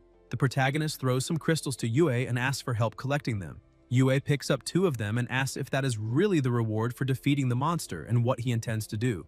And Lin replies that he obviously wants to acquire new attributes. Yue asks if he intends to directly absorb the spiritual energy of those crystals and warns him to be careful, as she feels that the energy contained in them is extremely violent and dangerous. But Tian tells her not to worry and asks her to just wait, stating that he will finish quickly. The protagonist closes his hand around the crystal, releasing an intense energy, while the system notifies that a high-level spiritual energy attribute has been detected, being the spatial attribute, and asks if he wishes to absorb it, to which Lin responds affirmatively, beginning the absorption process while Tian screams due to the force of the energy. At the same time, elsewhere, a man states that he has finally reached his destination, remembering that previously Wen had told the commander that he must choose between his granddaughter's life or the object kept in that place, leaving the commander furious, while Wen strangled Shen and said that it seemed her grandfather did not care about her life, but Shen decides not to make any sound, even at risk of death, determined not to let him get what he wants. The commander, pressured, decides to open the door and, in the present moment, places his hand on the biometric reader, causing the door to open, leaving Wen satisfied as he states that he finally obtained what he risked his life for in the past. Shen is thrown to the ground and the commander runs to her asking if she is okay, to which she replies yes and asks what exactly that dagger is. The commander sighs and explains that the artifact was discovered 3 years ago when they detected a massive source of spiritual energy near an ancient tomb on Changbai Mountain, and the first team sent to investigate lost contact after entering, leading to a second support team being sent. But unexpectedly, Zhuangzi's unit went mad and began seeing allies as enemies, resulting in a violent internal battle. In the end, they managed to recover the dagger brought from the tomb, but Wen escaped with part of the unit and disappeared, and it was later discovered that the spiritual energy emitted by the dagger could drive people insane, which is why the item was classified as forbidden, extremely dangerous, and sealed in that place to prevent further tragedies. Wen states that the dagger has finally returned to his hands, and declares that he will take revenge on those who harmed them, building a world that belongs to them. But the commander rebuts, saying that evil cannot triumph over good and that he will be punished. Wen questions this so-called punishment and asks how he dares to speak of it, staring at him directly, and the commander insists that he has said many times that all of this is nothing more than his illusions. Wen reacts by saying he will prove whether the death of his granddaughter is an illusion or not, leaving the commander desperate, while Wei, with the dagger in hand, advances ready to attack, making the commander, with tears in his eyes, shout for him to stop. Meanwhile, Shen, in the face of danger, can only think of her partner, wishing to see him one more time, until someone suddenly appears and throws Wen away with force, making Zhuang spit blood and crash to the ground. Shen looks in shock at the scene and the protagonist appears walking and states that they have met again, leaving Shen extremely relieved, running to hug him and saying that she thought she would never see him again, while Lin reassures her saying that he is back now and that she is safe. The commander asks if he was ambushed in the secret realm, and Tian calmly replies that there is no need to worry, as the situation there has already been resolved, leaving the commander surprised as he realizes that this means that young man dealt alone with the forces Wen had prepared. Tian orders everyone to leave quickly, while Yue asks if he really returned to the military headquarters, and one of the boys confidently replies yes, stating that his brother is invincible. Wen observes everything and says he did not expect him to return alive, while the commander, remembering the blow he received, wonders if he really survived. The other boys who were in the dungeon also appear alive, making Wen realize that they likely fought Wang in the secret realm and barely survived. He mockingly comments that they look like ghosts and must have suffered greatly at the hands of the people he sent, saying it is surprising that they survived, but that they should not try to play heroes, because if they had hidden like cowards, they might have had a few more days to live, and states that therefore he cannot blame them. He advances with the dagger in hand, but the protagonist grabs his face and says that that equipment is too valuable and that they should fight outside. Then Lin throws him away with a violent impact, and Tian strikes him again, causing an explosion. The protagonist leaps and declares that it is time for him to pay for what he has done. Even so, Wen states that his power is a bit greater than he expected, but that with that dagger, he himself is invincible. Lin asks the system to analyze the weapon in his hands, and the system informs that it is the Blade of Lan, capable of increasing attack power by injecting spiritual energy, making explosions stronger according to the amount of energy used, but warning that if the energy is insufficient, the wielder will suffer adverse effects such as hallucinations, loss of reason, and even complete madness. Tian understands the situation and concludes that this is why everyone who came into contact with the artifact went insane, but Wen ignores it and advances, trying to take his life. However, the protagonist remains standing, completely unharmed, and Wen, confused, asks what kind of power that is, stating that he feels he can destroy everything and insisting that he will die. Massive attacks are unleashed with crushing pressure, making the soldiers around question whether a human being is capable of causing such damage and whether the protagonist is in danger. Wen begins to laugh, believing he has the advantage, until a voice interrupts him saying that he is making too much noise, revealing the protagonist completely intact, which leaves Wen irritated and incredulous, asking how that is possible. The protagonist calmly states that if that is all the power he has, then the dream of the Eternal Radiance Royal Court will never come true. Guys, if you enjoyed the video, leave a like, comment, and subscribe to the channel so you don't miss new content. Thank you.